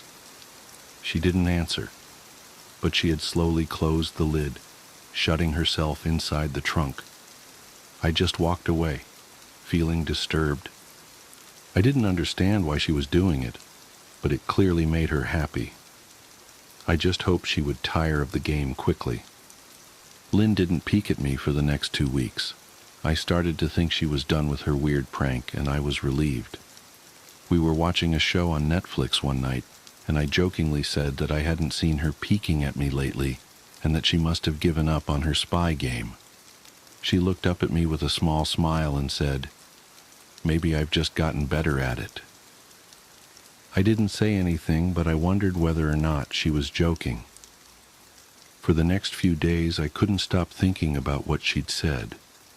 Was she still peeking at me when I wasn't looking and I just hadn't noticed? And if so, what the hell was she getting out of this? I started to feel paranoid, constantly checking whether she was watching from around the corner or behind a door. I was jumpy whenever I was home and she wasn't in full view of me. I felt stupid and a little crazy. But after a few weeks without another incident, I began to relax. I stopped checking behind furniture and walls and told myself it was just a bad memory. Then a few days ago, things got so much worse. Lynn left to go to a friend's, and I lounged on the couch and played a couple games on my laptop. Around 9 p.m., I hopped in the shower, and as I was washing the soap from my hair, I felt that awful feeling that I was being watched. I slowly opened my eyes and almost had a heart attack. Lynn was peeking from behind the shower curtain, her entire head stretched into the shower, leaving just her body outside. Her long, dark hair hung against the curtain, the ends dripping with water. Her mouth hung open in a terrible grin, eyes wide and red, as if she hadn't blinked in a while. I screamed and jumped back against the wall. She didn't move, nor did her smile waver. Her makeup ran down her cheeks in 2 black streaks. She looked giddy and completely deranged. I was terrified. We stood like that for a few moments, neither of us saying a word. Finally, after what felt like forever, she slowly pulled her head back out of the shower, and I watched her blurry figure through the curtain as she moved backwards towards the bathroom door. A second later, the bathroom door slammed shut, hard enough to rattle the mirror. I screamed again and jumped out of the shower to lock the door. I stayed inside the bathroom for over an hour. Maybe I overreacted to some of you. But joke or not, I wasn't going to put up with the crazy shit anymore. That's what I kept telling myself as I paced in my bathroom, stopping to listen at the door every few minutes. Suddenly I heard a muffled sound, and I pressed my ear against the bathroom door, straining to listen. I couldn't hear anything, but I envisioned Lynn standing on the other side of the door, giggling at her joke. I felt a surge of anger. I was beyond pissed at being made to feel scared in my own house and made to hide in the bathroom for an hour. All for what? Some joke? If it was a joke, it was an awful one. "What the Flynn?" I snapped. "This shit is getting really annoying." I waited for her to apologize or to call me a jerk, but instead I heard a faint moan, so quiet I wondered if I heard it at all, and then complete silence. "Lynn," I called out, not able to even hide the shakiness in my voice. I got no response, just my own heavy breathing. "I swear to God, just stop it," I yelled, pounding my fist on the door. I waited for her to cuss me out, something I would expect from me talking to her like that. I never screamed at her before, but there was nothing, just the occasional drip from the shower head. I won't deny that I was scared, too afraid to open the damn door and face my own wife.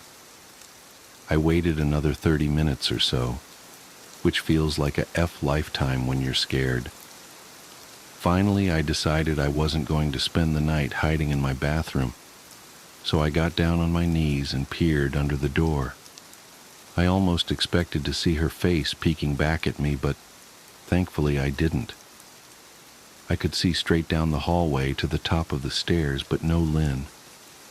I didn't know if I should be happy about that or not. I looked for a few minutes, waiting to see her head pop up over the top step, but it never came. I stood up, my hand hovering over the door, and mentally prepared myself to open it. I slowly turned the lock with shaky fingers and was about to yank it open when I heard a sound that still makes me feel nauseous when I think about it. A moan, louder than before, but this time I was able to tell just where it was coming from. I turned my head to the closet door as if in slow motion and locked eyes with my wife, who was peeking out at me from the slight gap. Her eyes were still wide as ever, and her mouth was hanging open in the most grotesque gaping smile I'd ever seen. I didn't even scream. I was too scared for even that. Her hands were clasped to her chest, body trembling with sheer delight. as if she could barely contain her excitement.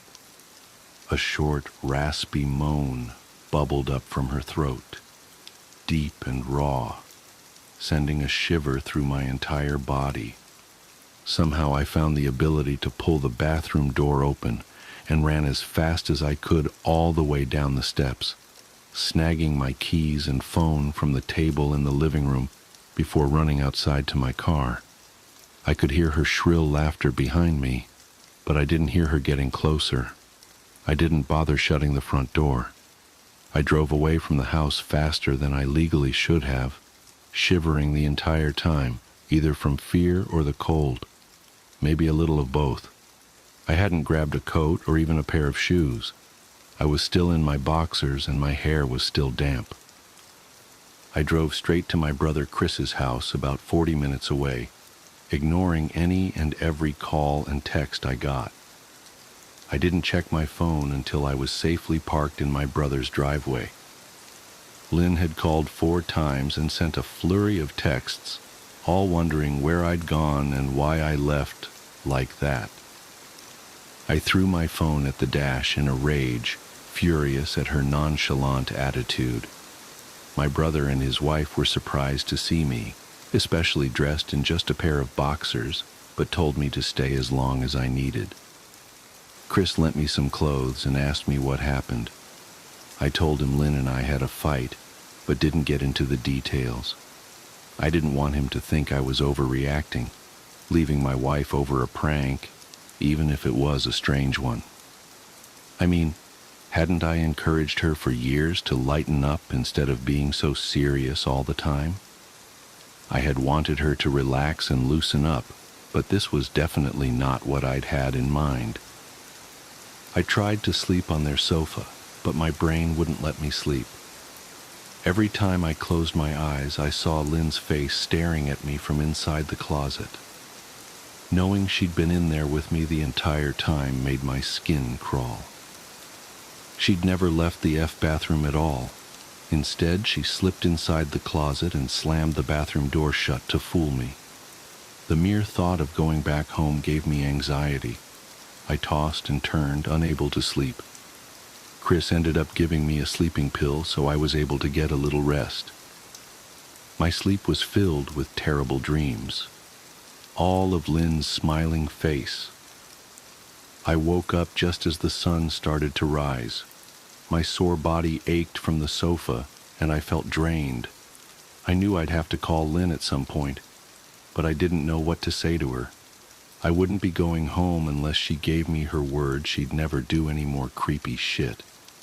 I just wanted my wife back. Her normal, serious self never looked so good to me.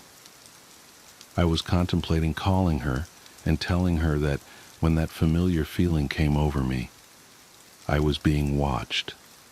I was staring at the ceiling, my heart in my throat.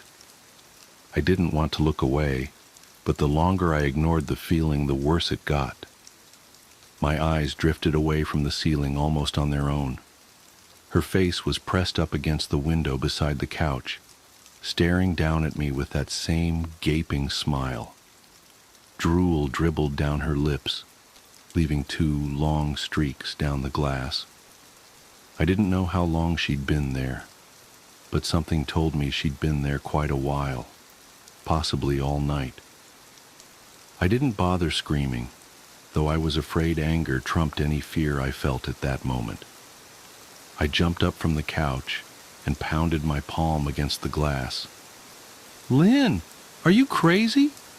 What the hell is wrong with you? Just go home," I shouted. "Now!" She didn't move, and her ghastly expression never changed. If anything, her smile only grew, as if she had never been more elated. I could hear Chris and his wife moving around upstairs. As if Lynn could hear them from her place outside, her head twitched slightly in their direction, and she began to close her mouth slowly. Chris called my name from upstairs, obviously concerned.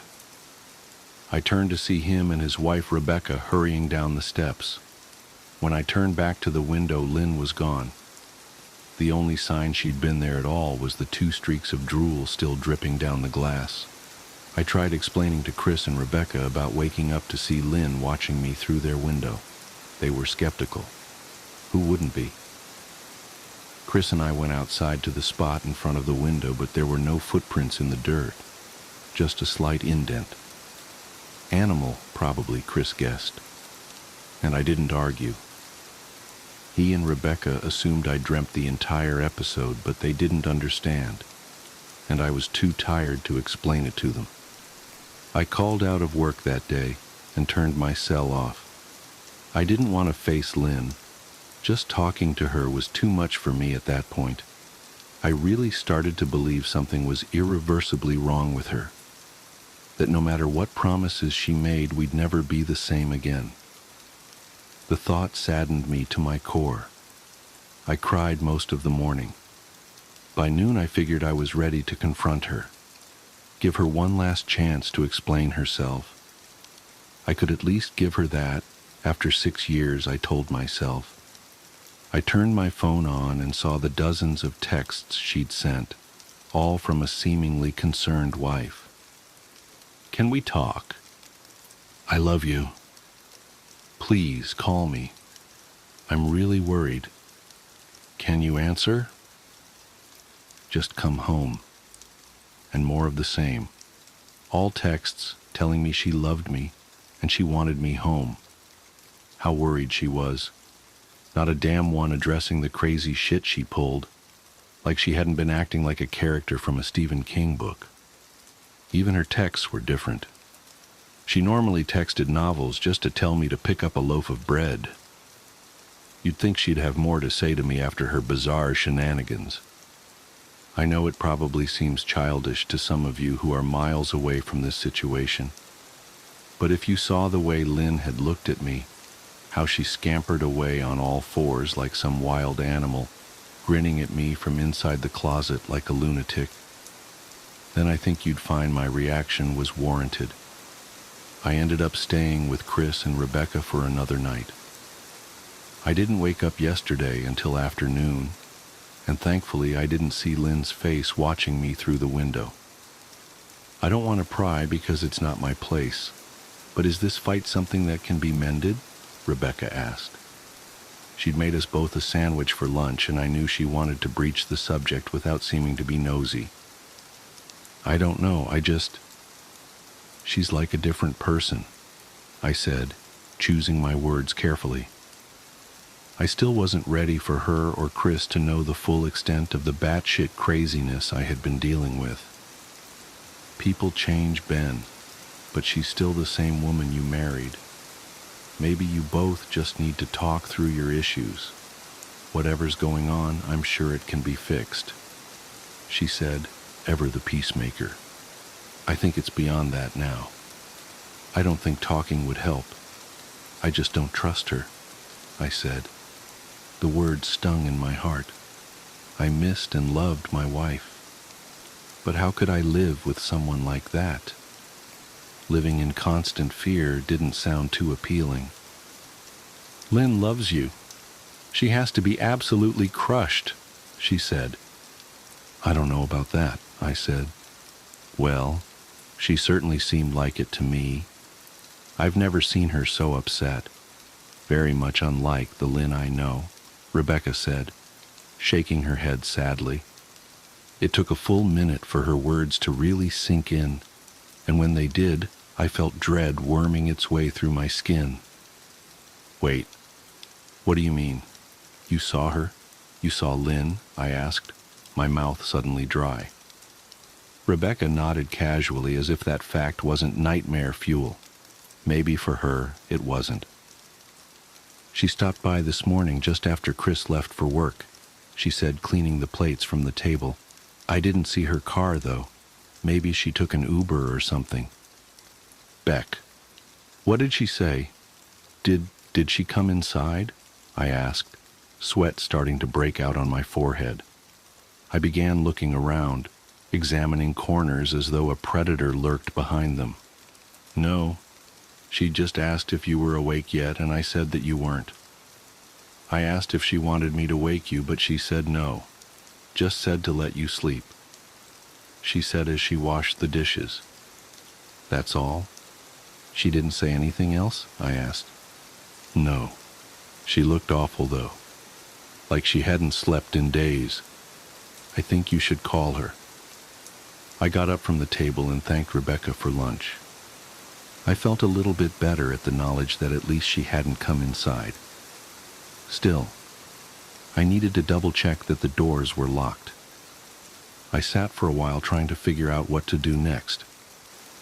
I didn't want to go home, but I felt that I owed it to Lynn to help her if I could. Hadn't I swore an oath to love and honor her through sickness and in health? Clearly, she was very sick. If she was sick, which I truly believed she was, I had to try and get her the help she needed. But I didn't even know where to start. I didn't want to call the police, and besides, what the hell was I going to tell them? That my wife was peeking at me? That she was being creepy? As bizarre as she'd been, she still hadn't committed any crime. Not yet, anyway. The police would have probably said that I was overreacting. But this wasn't some prank. It felt wrong. Dangerous, even. Like something sinister lurked beneath her smile. I knew as her husband I was well within my rights to have her committed. But what if she simply acted normal in their presence? She'd obviously been able to fool Rebecca into thinking she was just a concerned wife. As long as the doctors didn't find her a danger to herself or others, they'd have no choice but to release her after 72 hours. I felt lost and overwhelmed, so I did what any husband in my position would do. I called her mother. I didn't want to, believe me. Her mother, Mary Ann, and I were never on the best of terms. We'd never fought or anything like that. She just wasn't a very warm person, and wasn't really easy to get along with. She hardly ever smiled, and when she did, only her lips would move into a thin-lipped smile, leaving her eyes as blank as before. She gave off this aura that felt like she was permanently on the offensive. I'd only met her twice, and both times were for such short visits. I got the impression she didn't approve of me for her daughter. Lynn always ushered us out quickly, as she didn't want me to feel uncomfortable, which I was grateful for.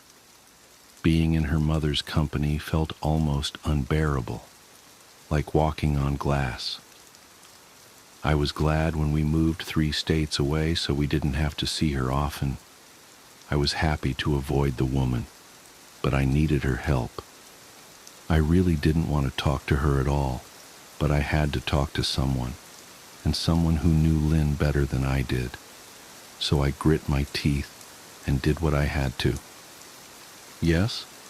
She answered, already sounding irritated. Mary Ann, it's me, Ben. Do you have a minute to talk? I asked. I could hear her cluck her tongue in irritation.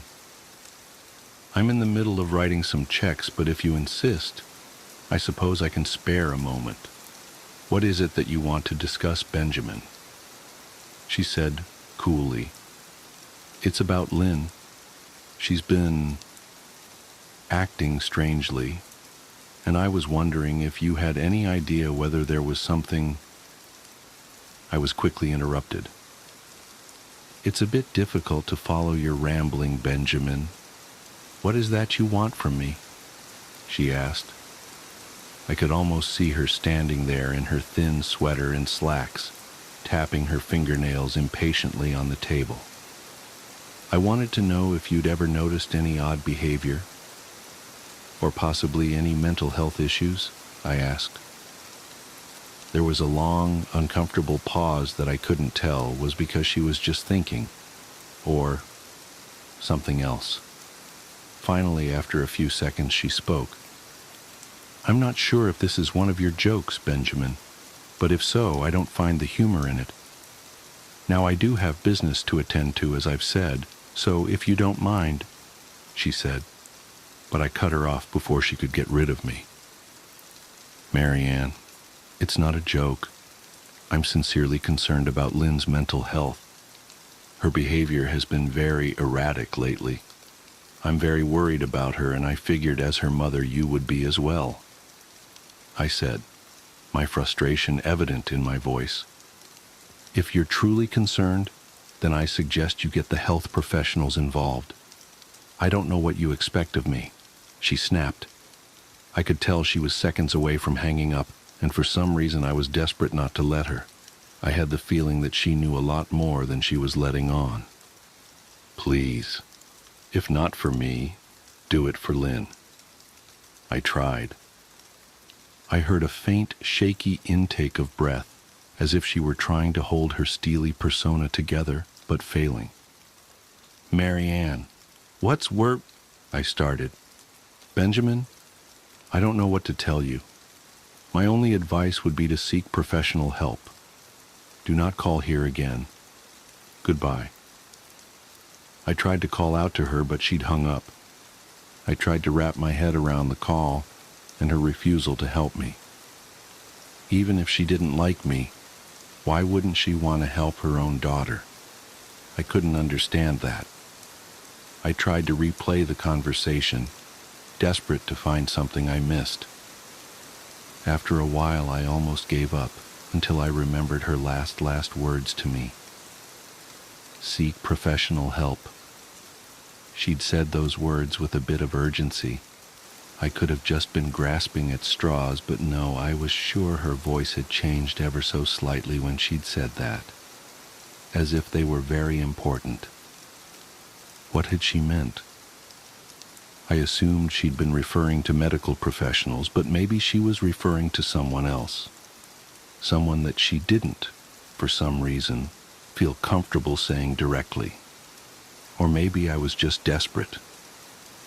I waited for Chris to get home, and after a very long and exhausting conversation with him and Rebecca, I convinced them that Lynn truly needed psychiatric help.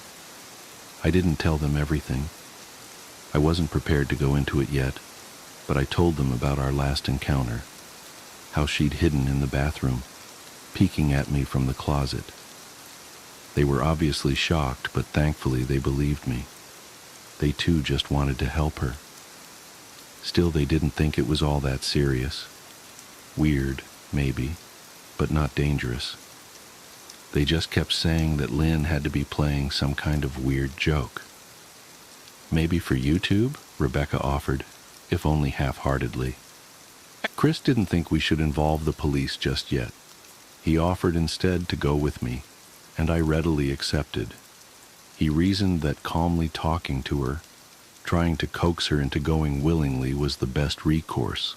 I agreed to do it his way. At least I wouldn't be going into that house alone. We drove over this morning just after breakfast. There was no way I was going at night. When we pulled into the driveway, my stomach began doing somersaults. Her car wasn't there, but I still didn't let my guard down. The front door was ajar, and for a split second I thought we'd see her eyes staring through the gap. I was shaking and starting to sweat. Chris, however, was fine. He waited for me to open the door, his hands in his pockets like he was going on a stroll through the park. I envied his ignorance. I pushed the door open and was immediately hit with the stench of rot. Chris smelled it too, and he walked in the house behind me with his nose scrunched up. "What do you guys use to clean the floors around here, shit?" Chris mumbled. "Shut up," I said, my eyes darting around for any signs of Lynn. The house was deadly quiet and dark despite being 10 in the morning. All the curtains were closed up tight, refusing to allow any sunlight inside. If I hadn't left it just 2 days prior, I'd have thought the house to be abandoned. We moved through each room, carefully checking any place that she might hide, occasionally calling her name. "Why the F are you looking under the couch?" Chris asked eventually. "Aren't we looking for your wife?" He was looking at me like I was a moron. "Let's just go upstairs," I whispered. He shook his head. but followed me up the stairs to check the bathroom and spare bedroom. On the way up, my shoes crunched over pieces of glass that looked to be littered over a few of the steps. I noticed that one of Lynn and my wedding portraits that hung on the wall along the staircase had been smashed. The frame hung crookedly, all the glass removed. I stared at the picture, a lump forming in my throat. We had taken the photo just after leaving the church, after saying our vows. She looked so beautiful in her white gown. I looked at Lynn's beautiful face. I never dreamed her face would ever be a source of terror for me. We climbed the rest of the steps and checked the spare bedroom, but it looked completely untouched. I was hesitant to go into the bathroom, my fear from that night coming back to me all at once. Chris noticed and offered to go in by himself, but I couldn't let him do that. So we walked in together, checking the closet and the shower. The bathroom looked as if it hadn't been touched since the night I left. "I don't think she's here, Ben. Why don't you pack some clothes and we'll try coming back tomorrow or something," Chris said. I nodded and went into our bedroom and shoved some clothes into a duffel bag. When I checked inside our closet, I came across the source of the smell and gagged. Chris took one look and lost all color in his face. He had to go stand by the stairs to get away from the sight and smell. I gazed down in shock at what lay inside my bedroom closet. Soaking into the rug were at least a dozen eyeballs, all carefully laid out in pairs. Some were as large as a quarter, while others were as tiny as a marble. I stared down at the eyes she'd collected from small animals, and I wondered how she'd gotten them, and shuddered at the thought. Man, I thought I had it bad with Becca's shoe addiction. But F me. Your wife's in here collecting eyeballs, Chris said, gagging. Ben, I think we should go, he called from the hall. I'm getting nauseous. All right. I grabbed my duffel and shut the closet door on my new nightmare. I stepped out into the hall and took a deep breath of air. I could taste the rot on my tongue and I couldn't help but gag. Who the F lines up eyeballs in their closet like that? Chris mumbled. I tried to tell you she needed help, I said. She doesn't need help, Ben. She needs a F exorcist, he said. You coming or what? I can't stand the smell any... His words died in his throat, and his eyes grew wide with fear. I didn't ask him why. I could feel it. Someone was watching me, and I didn't think it was the eyes in the closet. I turned around, my eyes slowly scanning the bedroom. Christ, I whispered, as I finally saw what we'd missed. Under the bed, curled on her side, watching us with the excitement of a kid on Christmas morning, was my wife. She held her hands together just under her chin, and they were shaking eagerly. Now that she knew she'd been found, I could hear the quiet noises she was making, a sort of hiccuping sound in her throat, as if the excitement was just too much for her. It was unnerving to say the least. Wide eyes and that same huge smile. Everything in me told me to run, but I forced it away. This was my wife.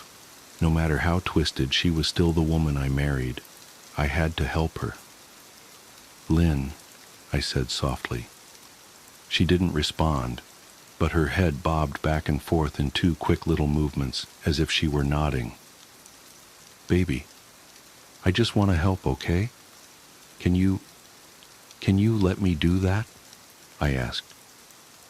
I had taken a single step forward, approaching her like some kind of dangerous animal. I love you, Lynn, I said softly, taking another step closer. She let a tiny moan escape her wide-open mouth, and I had to resist the urge to run. Her shoulders were starting to quiver, and her eyes grew as large as saucers. I crouched down so I could see her better, and immediately saw the blood. Her hands were covered in it. They trembled more the closer I got, as if she was barely able to contain herself. Lynn, are you hurt? "You're bleeding," I said. She bobbed her head again, her bloody fingers moving up and down as if playing an invisible piano. They occasionally grazed her chin, leaving smears of blood on her skin. I wanted to recoil in disgust. The smell that was coming off of her was revolting. I could feel the vomit trying to climb up my throat. Her lips were dry and stretched thin, blood seeping between the cracks. I knew she wouldn't come out on her own, but I didn't want to leave her in the state she was in. I scooted closer and reached out to her. The excited hiccuping sounds got louder and her hands shook, fingers flexing. It was then that I could see the blood oozing from in between her fingers. "Oh my God, Lynn, you're bleeding," I said. Instinctively, I reached out to take her hand, but before I could even touch her, her hand sprang out towards me. A sharp pain shot through my arm, and I fell back on my ass. My arm burned, and I could see the blood dripping down onto the carpet. I looked back at her in shock and saw her grinning madly, her fingers clutching a large shard of glass. "You all right in there?" Chris asked from behind me. I turned my head slightly and nodded to him, cradling my arm to my chest. When I turned back to face Lynn, I saw that her focus had shifted. She wasn't looking at me anymore, and she wasn't smiling anymore either. She was staring past me, her eyes glaring at Chris the way a hungry lion might stare at an antelope. Her mouth was still hanging open, but it was twisted into a snarl. I got to my feet and began walking backwards down the hall, afraid to take my eyes off her. "Are you bleeding?" Chris asked. The moment the words left his mouth, Lynn started fast scooting out from under the bed, the glass shards still in her fist. "Chris, run! Go!" I yelled. He must have been too afraid to move, because a second later I felt my back bump into him. He was still standing at the top of the stairs, staring at the horror that was my wife. Lynn had crawled completely out from under the bed and stood in the bedroom doorway, her face twisted in rage. Her whole body was visibly tense. Blood ran down her fingers and onto the floor. "Jesus, Lynn," Chris said. You, playing hide and seek?" I reached back and pushed him towards the steps. "Move your ass, Chris," I said as quietly but firmly as I could. Lynn bobbed her head in fast, sharp motions and began to grin, stretching her mouth open wider and wider so that her chin seemed to touch her chest. I heard Chris mutter a prayer, and then he was running down the stairs. I stood at the top of the steps, stuck between the love for a woman who clearly needed serious help and self-preservation. "I only want to help," I said, choking back tears. Her eyes focused on me once again as she slowly lifted the glass, holding it out in front of her, and then she started sprinting towards me, grinning with utter excitement. Thankfully, my body took over, and I flew down the stairs, skipping 2 or 3 at a time.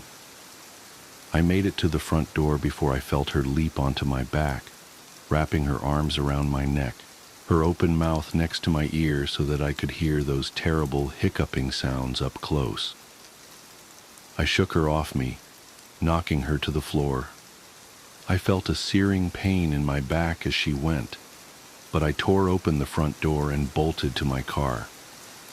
Chris was standing in the front yard, talking on the phone with the police. I didn't say a word. I just ran to my car and jumped in. Chris took the hint and followed me, still on the line with 911.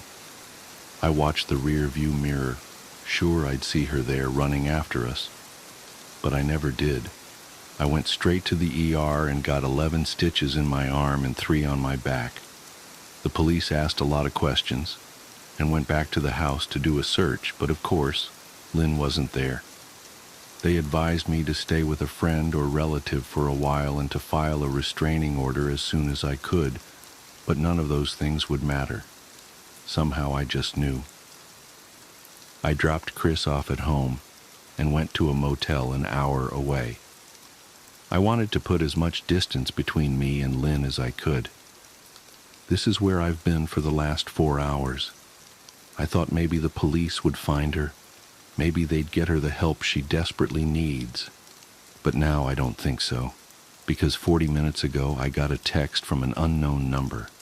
Just 3 words, "I found you," and a picture attached. The picture was dark and grainy, but I instantly knew what it was. There was no mistaking my wife's eye. I started typing this out immediately after. I don't know what to do. I'm alone and scared, and I can't help but feel that I'm being watched.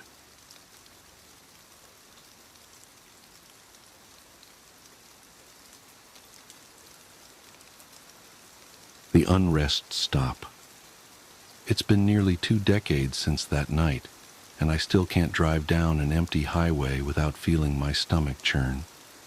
Even now, the memory lingers like a shadow at the corner of my vision, always there, always waiting to remind me of what we saw, or what we think we saw. I've told the story to friends, co-workers, anyone who'd listen, and while most just laugh it off or give me skeptical looks, I've stopped caring. It's not about whether they believe me. It's about getting it out, like purging some toxin from my system. But if you're willing to hear me out, I'll tell you everything. Every detail, every chill, every moment when the world seemed to fold in on itself. I was 16 then, stuck in that awkward stage where I thought I knew everything and simultaneously felt like I knew nothing. My mom had decided that our summer vacation would be a road trip, a cross-country journey from New York to California, crammed in a battered minivan with my older sister Jenna, who was 20 and eternally exasperated with me. The trip was supposed to be an adventure, a bonding experience. What it became was something else entirely. It was late, past midnight, when we found ourselves on a desolate stretch of interstate somewhere in the Midwest. The road was long and flat, cutting through endless fields of nothingness. We hadn't seen another car in what felt like hours, and the only sound was the hum of the engine and the occasional crackle of static from the radio. Despite the emptiness, we weren't tired. We'd stopped a few hours earlier for dinner and coffee, and the caffeine was still doing its job. But nature called, and the gas gauge was dipping toward empty. When the glow of a rest stop appeared on the horizon, it felt like a blessing. A small green sign announced its presence. Rest stop, 1 mile. My mom, ever the pragmatic one, pulled off the exit without hesitation. As we approached, the place looked ordinary enough. A single-story building with the usual gas pumps out front, a flickering neon open sign in the window, and a scattering of parked vehicles. There was a van full of teenagers, their laughter and chatter spilling into the night air, and a small gray sedan parked at the pump directly in front of us. 2 men stood by the car, their figures silhouetted in the harsh fluorescent light. They didn't move as we pulled up, didn't acknowledge our arrival. It wasn't unusual, not at first. "I'll go in with Jenna," my mom said, unbuckling her seatbelt. "You stay here and watch the car." I nodded, content to scroll through my phone and enjoy the brief solitude. They disappeared into the building and I was left alone, the quiet wrapping around me like a blanket. That's when the unease began to creep in. It was subtle at first, a faint prickle at the back of my neck, an inexplicable sense that something was off. The teenagers were the first to react. I heard one of them say, "This place is creepy as hell," followed by murmurs of agreement.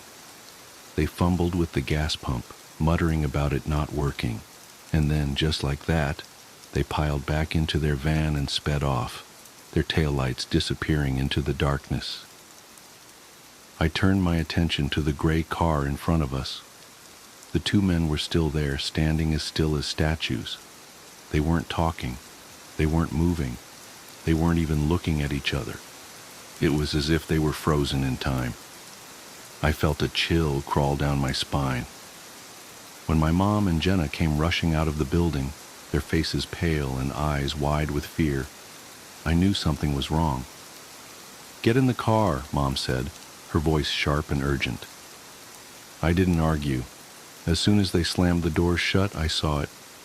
The men turned to look at us, slowly, deliberately, but they didn't move their bodies, only their heads, their eyes.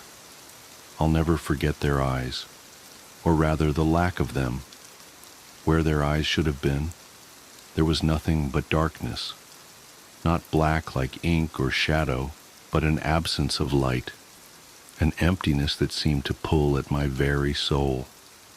I couldn't look away, and yet every fiber of my being screamed at me to run, to flee, to get as far away as possible.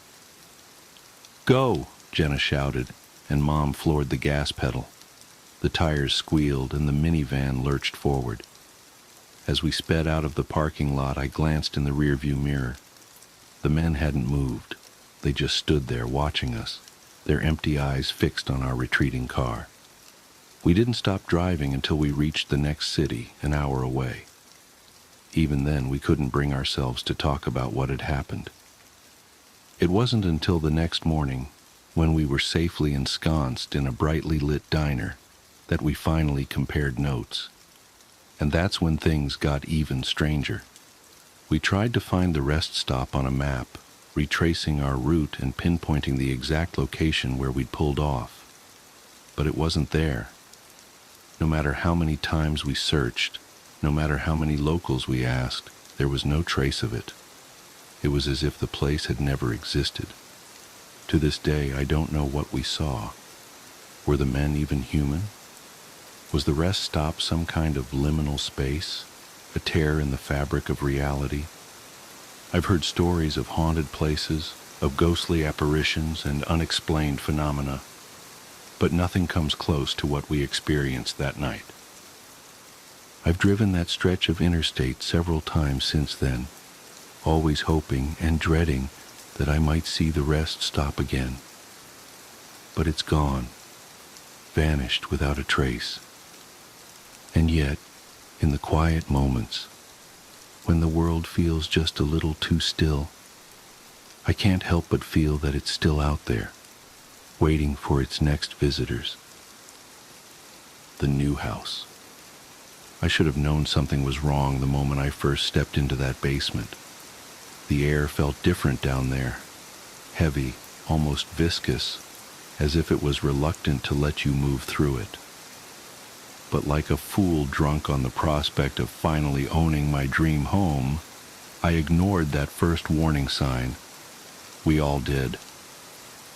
The realtor had been suspiciously eager to close the deal, practically shoving the papers into our hands the moment we expressed interest. 4 bedrooms, 3 baths, a sprawling backyard with mature oak trees, and all at a price that seemed too good to be true in this market. My wife Sarah kept saying exactly that. "It's too good to be true, Jack." But I convinced her we'd just gotten lucky. Some people win the lottery. We'd found our perfect home. Our daughter Emma fell in love with it immediately. At 7 years old, she had an uncanny ability to find hidden spaces that adults overlooked, declaring them her special places. The window seat in the library, the hollow beneath the stairs, the old tree house in the backyard. She claimed them all within hours of our first viewing. But it was the basement she loved most, despite its musty smell and the way the temperature seemed to drop 10 degrees the moment you descended those creaking wooden stairs. "The other kids want to play with me," she told us on our second night in the house, her voice carrying that dreamlike quality children sometimes get when they're half asleep. Sarah and I exchanged worried glances over her head, We'd moved here specifically because the neighborhood had so few children, hoping the quiet would help with Emma's night terrors. "What other kids, sweetie?" Sarah asked, tucking Emma's favorite stuffed rabbit closer to her chest.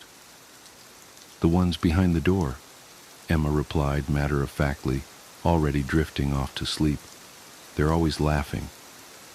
I blamed it on an overactive imagination, the stress of moving, the unfamiliarity of a new house with its strange creaks and settling sounds. But 3 days later, I heard it too. I was in the basement organizing our boxes of Christmas decorations. Sarah insisted they needed to be easily accessible even though it was only August, when the sound first reached my ears. It was faint, like wind through leaves, but unmistakable, children's laughter, high and clear and musical. I froze, my hand still gripping a tangled string of lights, and listened harder. The sound grew stronger, and with it came the sensation of being watched. The air grew colder, and the single bare bulb hanging from the ceiling seemed to dim, its light becoming sickly and wan. The laughter was coming from behind the far wall, where a stack of moving boxes partially obscured the basement's rough concrete surface. I moved the boxes aside one by one, my hands trembling despite my attempts to rationalize what I was hearing. Behind them, I found something that shouldn't have existed. A door. It was old, far older than the rest of the house, made of thick wooden planks bound with black iron bands. The wood was dark with age, and the handle, a crude iron ring, was spotted with rust. But what struck me most was that this door wasn't on any of the house plans. I'd studied them extensively during the purchase, making sure everything was up to code. This door simply didn't exist. And yet here it was, solid and real beneath my shaking fingers, with the sound of children's laughter emanating from behind it. I called Sarah immediately. She came down while Emma was watching cartoons upstairs, her face paling as she heard the laughter too. "We need to open it," she whispered, though her eyes screamed that we should run instead. "We need to know what's behind it." The door was locked, of course. The local locksmith refused to come when I described it to him, mumbling something about his grandmother being ill. The next one simply hung up. Finally, I found someone 2 towns over who agreed to make the trip, though he charged triple his normal rate. He arrived on a Friday evening, just as the sun was setting. The moment he saw the door, he crossed himself, something I'd never seen anyone do outside of movies. "This isn't right," he muttered, his tools clattering in his trembling hands. "This door isn't supposed to be here." "Can you open it?" I asked, trying to keep the desperation out of my voice. The laughter had been getting louder each night, and Emma had started sleepwalking, always heading toward the basement before we caught her. The locksmith worked for nearly an hour, his face growing paler and his hands shakier with each passing minute. The laughter seemed to mock his efforts, swelling and receding like waves on a beach. Finally, there was a click that seemed to echo through the entire house. "It's done," he said, already backing away. "But I wouldn't—" He didn't finish the sentence, just turned and fled up the stairs. I heard his truck's engine roar to life moments later. Sarah and I stood before the door, holding hands like frightened children. The laughter had stopped for the first time in days, replaced by an expectant silence that pressed against our eardrums. "Together?" Sarah whispered. I nodded, and we reached for the iron ring. The door opened with a groan that seemed to come from the earth itself, revealing a brick wall, solid, mortared brick, not 6 inches behind the door frame. We stood there staring at it, disappointment and relief warring in my chest. Then the laughter started again, louder than ever before. It wasn't coming from behind the wall anymore. It was coming from everywhere, filling the basement with its manic chorus. And now we could hear words mixed in with the laughter. You found us. You found us. Now you have to stay. The temperature plummeted. Our breath clouded in front of us, and frost began forming on the brick wall. As we watched in horror, handprints appeared in the frost. Tiny handprints, like those of small children. They pressed outward, as if dozens of small hands were pushing against the other side of the wall. We ran upstairs and found Emma standing in the kitchen, her eyes wide and blank. "They're coming through," she said in a voice that wasn't quite her own. "They've been waiting so long to play." That was 3 weeks ago. The laughter hasn't stopped since then. It follows us through the house, day and night, growing louder and more insistent. The handprints appear on every mirror, every window, every surface that can hold frost. At night, we hear scratching in the walls, getting closer to breaking through. Emma talks to them now. We'll find her sitting in corners, giggling at nothing, having conversations with empty air. Sometimes objects move when we're not looking. Toys arrange themselves in circles. Doors open and close on their own. And yesterday, I found all our photos turned to face the wall. The brick wall is changing too. The mortar between the bricks is crumbling, turning to dust that drifts down like gray snow. Sometimes I think I can see movement in the gaps, tiny fingers poking through, testing their prison strength. The laughter gets louder whenever I notice this, as if they know I'm watching. Sarah wants to leave, but we can't. We've tried 3 times now. Each time we pack our bags and load the car, but when we try to drive away, we find ourselves turning back toward the house, compelled by some force we can't resist. The children's laughter follows us, no matter how far we drive. Last night, I woke to find Emma standing by our bed, her small figure silhouetted against the darkness. "They're almost here, Daddy," she said, her voice mixed with others. "They just need a little more time, a little more strength." She turned to look at me, and in the faint light from the window, I saw that her eyes were solid black, like holes in her face.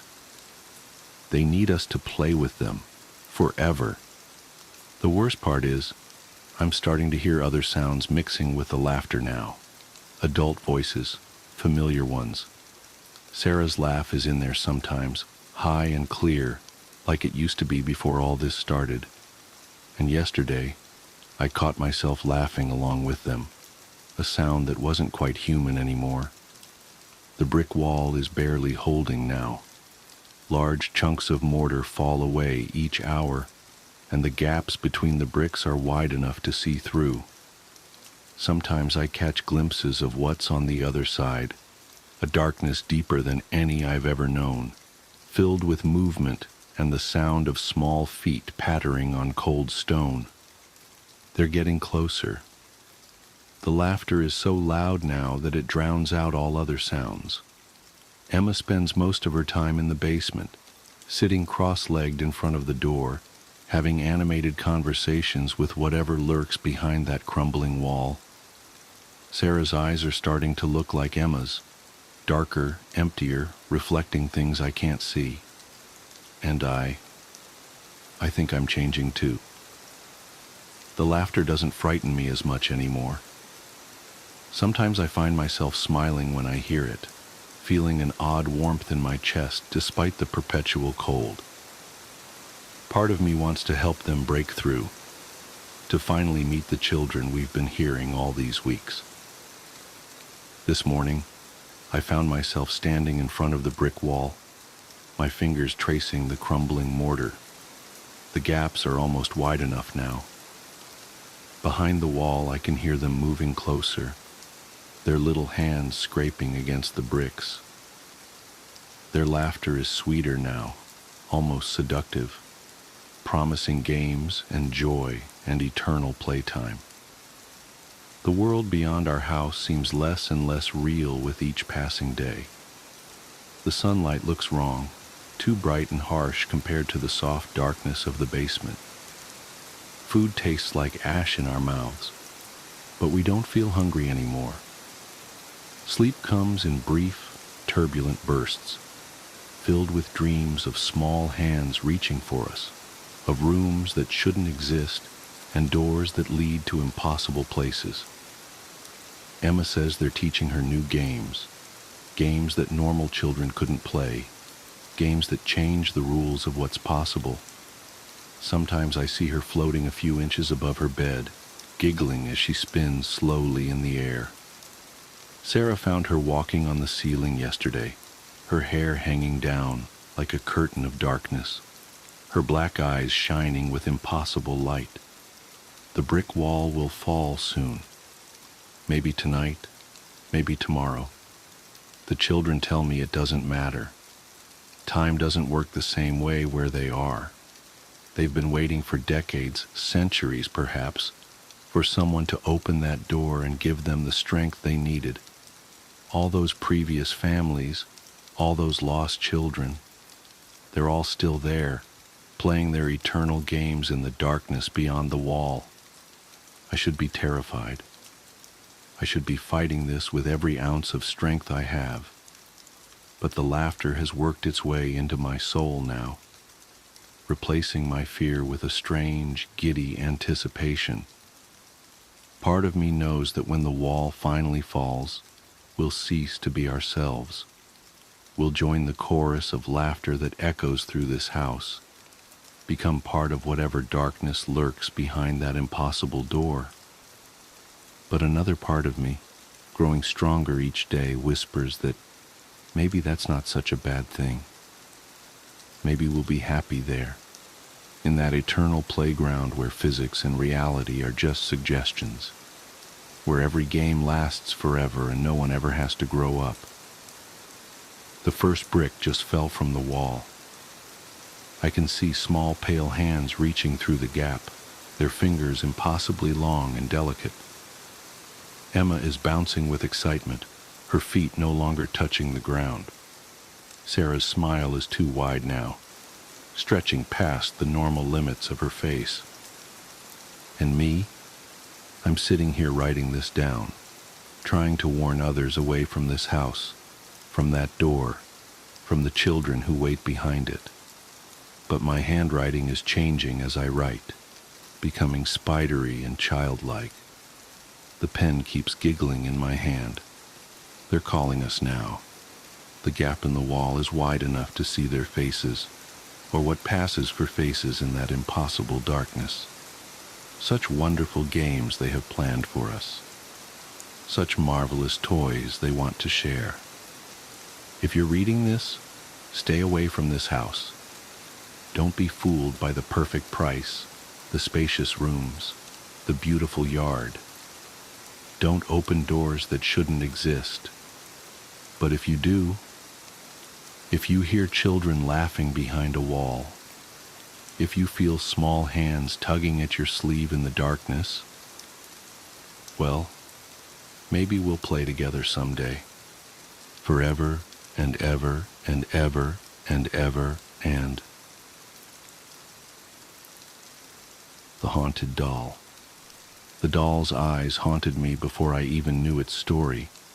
They were glassy, unsettling, and seemed to follow me as I browsed the tables of trinkets and antiques at the garage sale. I'm no stranger to collecting oddities, items with history, pieces that seem to whisper tales of a bygone era. This doll, however, was different. It was exquisite, its porcelain face delicately painted, its dress made of faded lace, and its hair curled in a way that hinted at meticulous craftsmanship. Yet there was something unnerving about it that I couldn't place. When I asked the seller how much she wanted for it, her eyes widened. She stammered out a price so low that I couldn't help but feel suspicious. I just, I need it gone," she murmured almost too quietly to hear. For someone who seemed desperate, she hesitated for a long moment before handing it over, her fingers trembling slightly as they brushed mine. That night, I set the doll on the shelf in my study. It was a prominent spot, surrounded by other antiques, but it felt like the doll demanded to be there, almost as if it had chosen its place among my collection. I worked late that evening, sorting through papers for an upcoming project. The faint ticking of a nearby clock was the only sound until my phone rang. I glanced at the screen. No caller ID. Hesitating, I answered. Nothing. Just static. Then faintly, as if from a great distance, a sound like laughter, childlike, high-pitched, and fleeting. I hung up, shook off the unease creeping up my spine, and returned to my work. The rest of the night passed uneventfully, but I couldn't shake the memory of that sound. The next few days were uneventful, or at least I convinced myself they were. The lights in my study flickered every so often, but it was an old house, prone to quirks and electrical issues. The doll's presence, however, felt heavier. It wasn't just its physical weight. It seemed to occupy space in a way that was impossible to ignore. Every time I entered the room, my eyes were drawn to it, its gaze almost magnetic. One morning I woke to find it had moved. At first I thought I was mistaken. It had been on the shelf the night before, but now it sat at the foot of my bed. Its lifeless glass eyes stared directly into mine, and one porcelain hand was extended, its finger pointed accusingly at my chest. My breath hitched and my heart raced. I tried to rationalize it. Maybe I had moved it and forgotten. Maybe someone else had, though I lived alone. I placed it back on the shelf that morning, determined to put the incident out of my mind. Still, I couldn't help but notice the growing sense of dread that seemed to radiate from the doll. It was as if the air around it had grown colder, heavier, more oppressive. The breaking point came 3 nights later. I was jolted awake by the unmistakable sound of laughter. It was faint but clear, echoing through the otherwise silent house. My bedroom door creaked open on its own, and I swear I saw a shadow dart across the hallway. Trembling, I grabbed a flashlight and crept downstairs to the study. The doll wasn't on the shelf. I found it sitting on my desk, its head tilted slightly as if it were studying me. Its expression seemed almost mocking now, its delicate features twisted into something sinister. My instincts screamed at me to destroy it, but I hesitated. I couldn't bring myself to act. Instead, I grabbed a blanket from the couch and spent the night huddled in the living room, unable to close my eyes. The next morning, I took the doll to the local church. The priest was a kind man, someone I had spoken to a few times before, and I hoped he could offer a solution. As I explained the events, his expression grew grim. When I placed the doll on the table before him, he refused to touch it. "This isn't something we can help with," he said, his voice low and steady. "You need to get rid of it." "What do you mean?" I asked, panic rising. "Burn it? Throw it away?" He shook his head. "It's not that simple. Be careful how you proceed."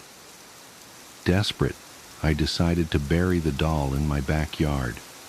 I dug a deep hole beneath the gnarled oak tree at the edge of the property, placed the doll inside, and covered it with soil. For a moment I felt relief, as if I had finally rid myself of the strange and terrible presence that had invaded my life. That night, I slept peacefully for the first time in days. But it didn't last. The faint laughter returned, drifting through the house in the early hours of the morning. It was accompanied by the sound of small, deliberate footsteps. When I investigated, I found nothing out of place. yet I couldn't shake the feeling that I was being watched. A week later, I noticed a patch of earth beneath the oak tree that seemed disturbed, as if something had clawed its way out. I refused to go near it, convinced that acknowledging it would give whatever malevolent force inhabited the doll more power. Since then, my nights have been plagued by nightmares, visions of the doll standing at the foot of my bed, its hand pointing at me, its glassy eyes filled with malice. Sometimes I wake to find faint scratches on my arms, marks that weren't there when I went to sleep. I've tried everything: burning sage, consulting psychics, even moving the bed away from the window. Nothing works. The doll's presence is relentless, its influence seeping into every corner of my life. I've become paranoid, jumpy, and reclusive. Friends and family have noticed the change, but how can I explain it to them without sounding insane? I'm writing this now as a warning to anyone who might come across an object that feels wrong. Trust your instincts. Don't let curiosity or the allure of a bargain blind you to the danger. Some things are better left alone, their histories buried and forgotten. The laughter is louder tonight, and the shadows seem to move on their own. I know it's only a matter of time before the doll returns. Maybe it never really left. All I can do now is wait and hope that my story serves as a cautionary tale. If you hear faint laughter in the night, or feel a chill that has no explanation, don't ignore it. It might already be too late for me, but maybe it isn't for you. She's in the house. Find her. If you live in Menifee, CA, and there's a knock at your door tonight, don't answer it. More importantly, don't leave anyone in the house by themselves. Get your phone, call the police, and stay together. I'm writing this as I'm sitting in this police station questioning room as a warning, so that what happened to me last night won't happen to you tonight. I live on my own in suburbia. Nice little neighborhood. The kind of place where kids will be playing out in the street with parents doing yard work when you pull into your driveway. That's exactly how last night began. My girlfriend and I pulled in and got out of the car. We waved to the kids and had a friendly chat with Mrs. Roop next door. This was the kind of life I always imagined, and at 20 I couldn't believe it had already happened for me. We went inside and started our evening. We made dinner. We love cooking together. There's a symmetry between us that just works. We ate, watched some TV downstairs, just a normal night. Once it was time we went upstairs, she started doing her nightly routine. Girls always do in the bathroom, and I just laid in bed, reading pen pal for the 20th time.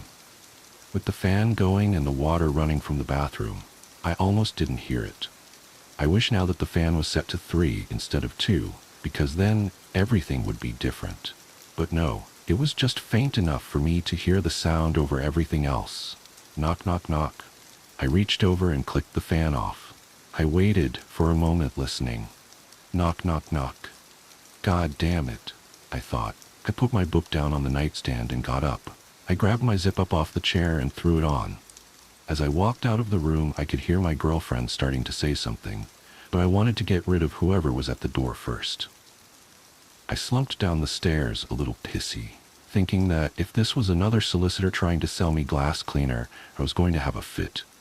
I zipped up the jacket as I flicked the light on next to the front door. I looked through the peephole, but it was pitch black. I flicked the outside light on. Still pitch black.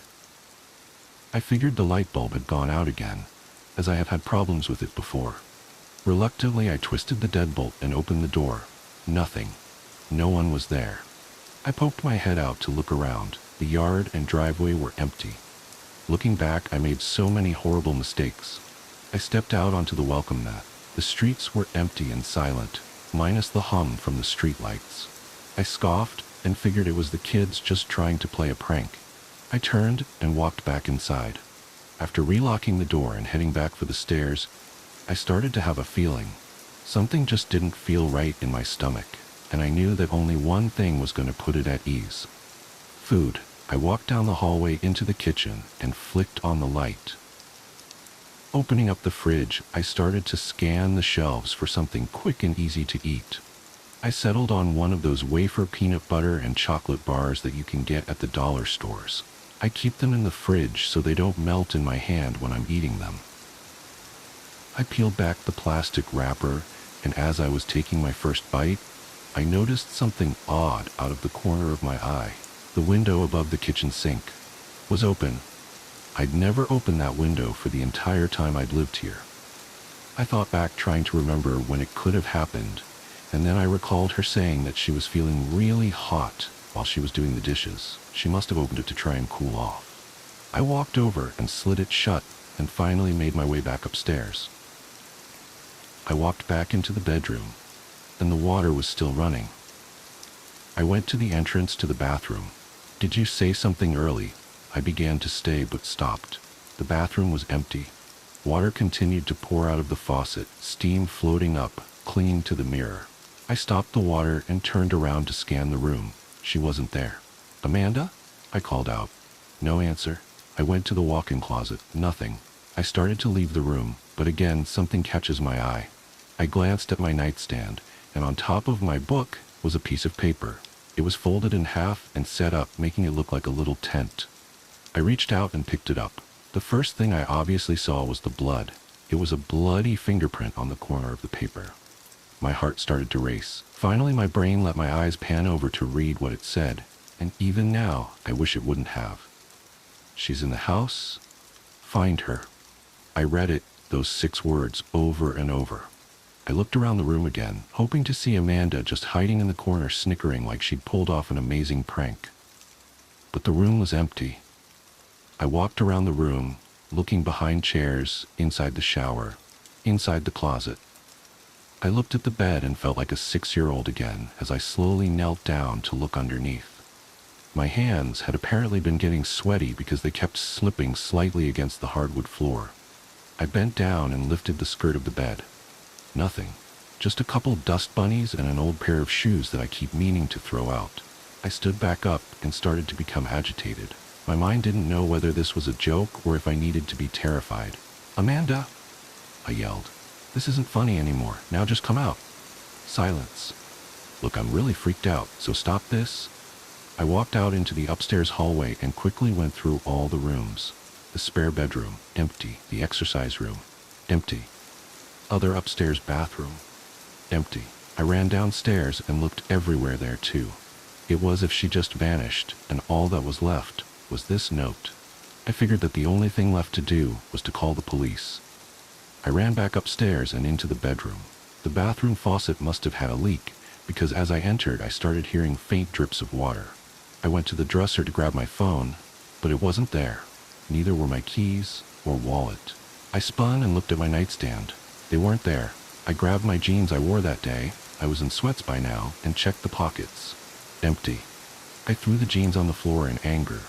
I stood there for a moment without a clue of what I should do. Drip, drip, drip. I stormed into the bathroom and twisted the knob. Drip, drip.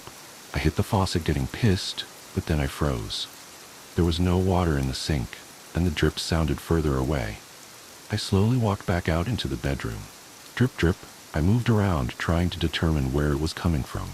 As I moved closer to the bed, it got louder. Once again, I slowly dropped to my knees and bent over next to the bed. My hand slowly reached for the bed skirt and lifted it up. For every drip, my heart pounded 50 times. I sank my head down and looked under the bed. And then I saw it, a small pool or red about a foot in front of me, with more dripping down from above. I jumped to my feet and pulled the sheets off the bed. I slid my hands in between the mattress and the box spring, and after a moment of hesitation, I flung the mattress up with everything I had. My throat closed instantly. I couldn't comprehend what was in front of me. My mind would only let me process the image one fraction at a time. At first, I just saw my box spring, sitting inside my bed frame. Then, I saw that there was a huge tear down the middle of the box spring. And then I saw Amanda, inside the box spring, her beautiful face poking out from the tear. Then there was her neck, which was nothing but red. The final thing that my mind let me see appeared. It was right in the center, laying on her stomach. Another note. I couldn't move. Tears were streaming down my face uncontrollably, but I didn't make a sound. My hands began to violently shake and my knees collapsed onto the edge of the box spring. I reached out and pulled Amanda's body up. My girl, my life, my everything. I wrapped my arms around her and started to scream. The note slid off her, hitting the box spring. My hand slowly moved down towards the note, now barely even able to bend my fingers. I somehow managed to grasp the note and bring it up to my eyes. My vision was completely blurred from the tears. I wiped them against my jacket sleeve and looked at the note. Again, there was a bloody fingerprint, but at this point it could have been mine. Everything is hazy from those moments, but the words are forever burned into my memory. They are the reason I am sitting here now, the reason I ran out of my house screaming for help. But where am I? I hunt mimics for the government. What's the worst one you've seen? Jacob asked, lying next to me with binoculars in hand. The young man had spent most of the trip moaning about the drizzly weather of mid-Wales, so it was good to hear him sound a little interested in the work. Hard to say, I replied. You know those big beach umbrellas? Yeah, I saw one of those get blown into a kid's birthday party once. The old man goes up to pull the cord to stop it from knocking a few tables over, and next thing he knows, it's wrapped around him and he can't get out. So his wife goes to help, and then a brother and a cousin. I shrugged. Mimics don't normally get exposed to so many people. It would be like dropping a lion in an industrial meat-packing factory. What made it so bad? He asked. Did it just eat a lot of people? Yeah, kind of, I said. 6 adults and 3 children. Thing is that mimic would have been lucky to get 1 meal a year naturally, so... Well, it ruptured. Whole thing just burst, and it injured itself. By the time we got there, we found it wounded in the pool, screaming like a banshee. While it fought against all that food, it refused to let go. The kids were already halfway to soup, but some of the adults were still alive and screaming. It was like watching slow-cooked ribs fall apart under the fork. I see why that's bad, he said, momentarily falling silent as he pictured the carnage for himself. Are umbrellas common? Anything that moves in the wind is a candidate because some mimics use the weather to change up their hunting grounds, I said. Of course it ain't ever that simple. All we can do really is look at reports of missing people and follow up. They're patient, that's for sure. Any as big as this fella, he said, gesturing to the chapel on the plains below. I've heard rumors, I replied, from some of the old guard, back when the world was bigger and there were less people to fill it. I guess it was easier for these things to hide back then. We have a few reports from old sailors about things may have been mimics. Shipwrecks that glittered with gold and the promise of loot. No one can say for sure. The information age has hit these things hard, and of course, we've hit them harder. But no, personally, I haven't seen anything like this before. Fucking weird, he muttered, eyes straining to pick out the faint hint of motion that drove the chapel forward. Moves so slow you barely see it. About that, I said.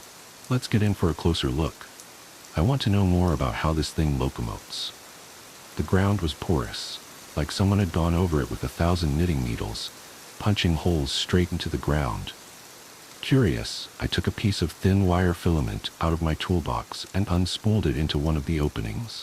When I pulled it back out, it measured 6 feet long. Well, that explains the locomotion, I said. Reminds me of a starfish. My apprentice was stood behind me. I could feel him anxiously glaring at the chapel. He'd been nervous the whole time we were walking towards it. It stopped, he whispered. It's looking right at us.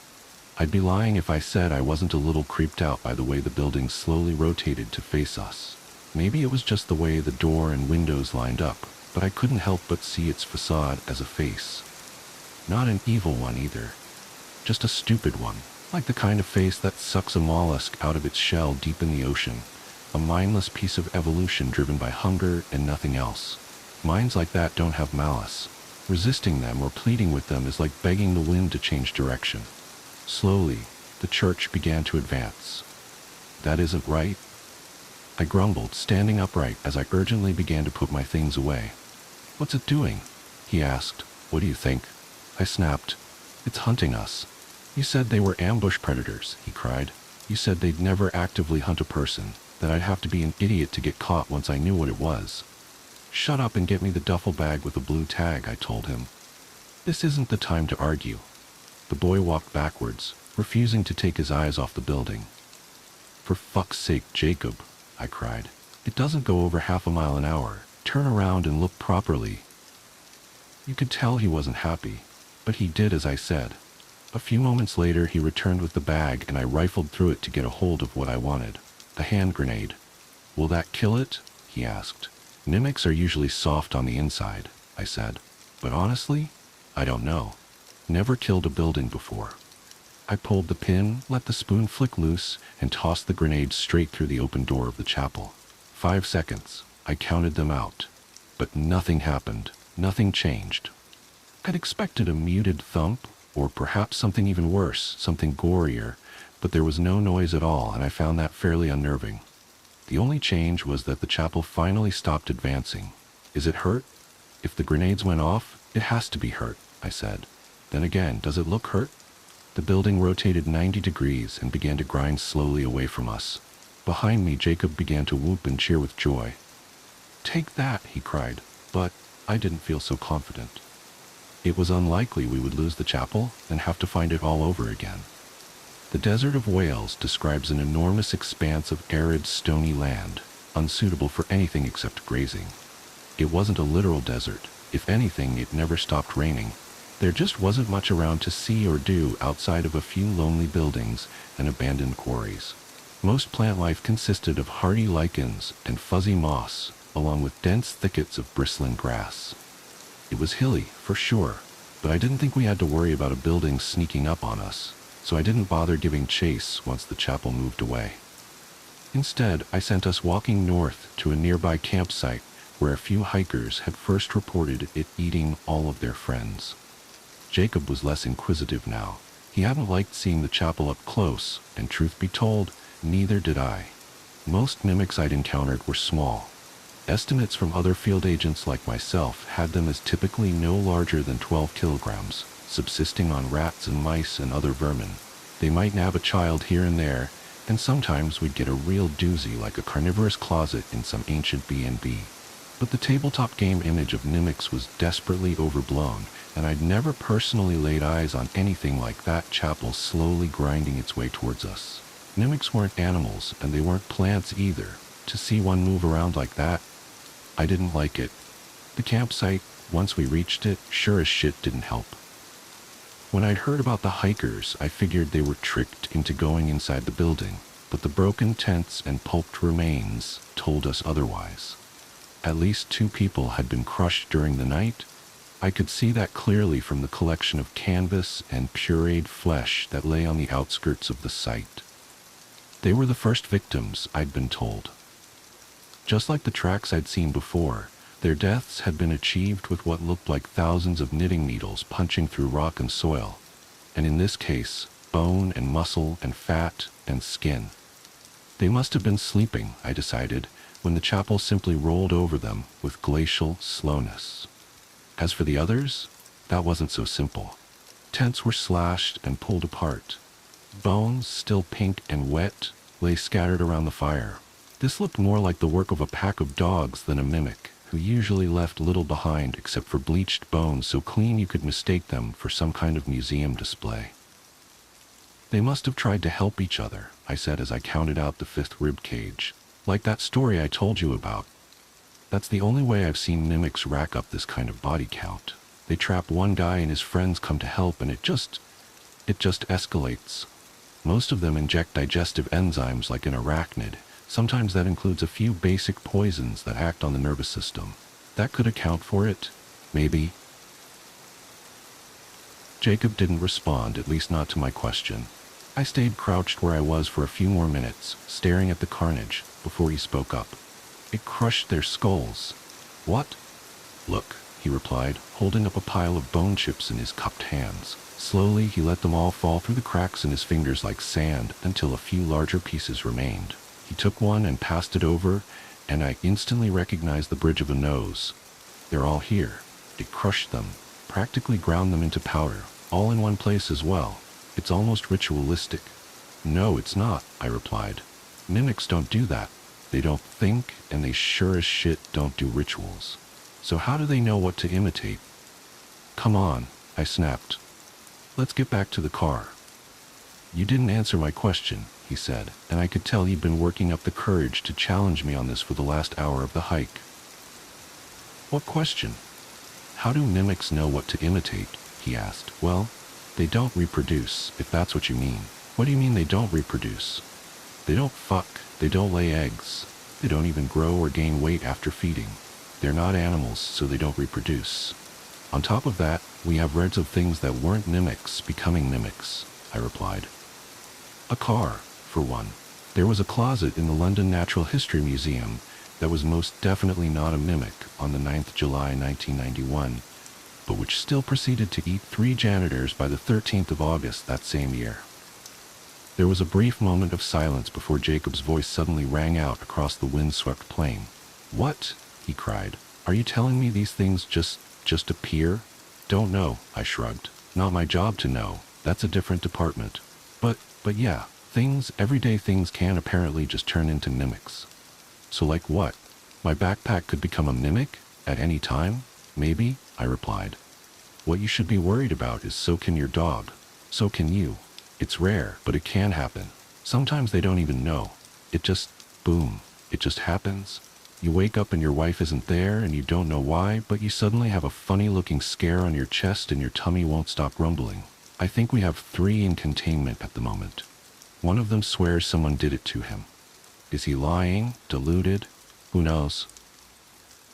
This time, Jacob didn't respond. We walked the rest of the trail in silence, while he wrestled with the implication of what he'd just learned.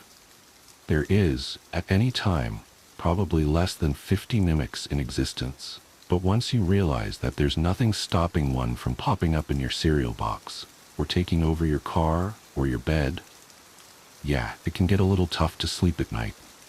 Maybe I shouldn't have dropped it on him like that. But my own nerves were playing up something awful out on that stony trail, and I just wanted peace and quiet. Already the sun was starting to dip, and the sky was full of graying clouds. We'd enjoyed some fairly decent weather so far, but now it looked like our luck was running out. And for some reason, I didn't much fancy seeing that damned church coming at us while hidden behind the night and a slate of gray drizzle. Instead, I focused on settling down for the night in that kitschy little bed and breakfast we'd scouted on our way up.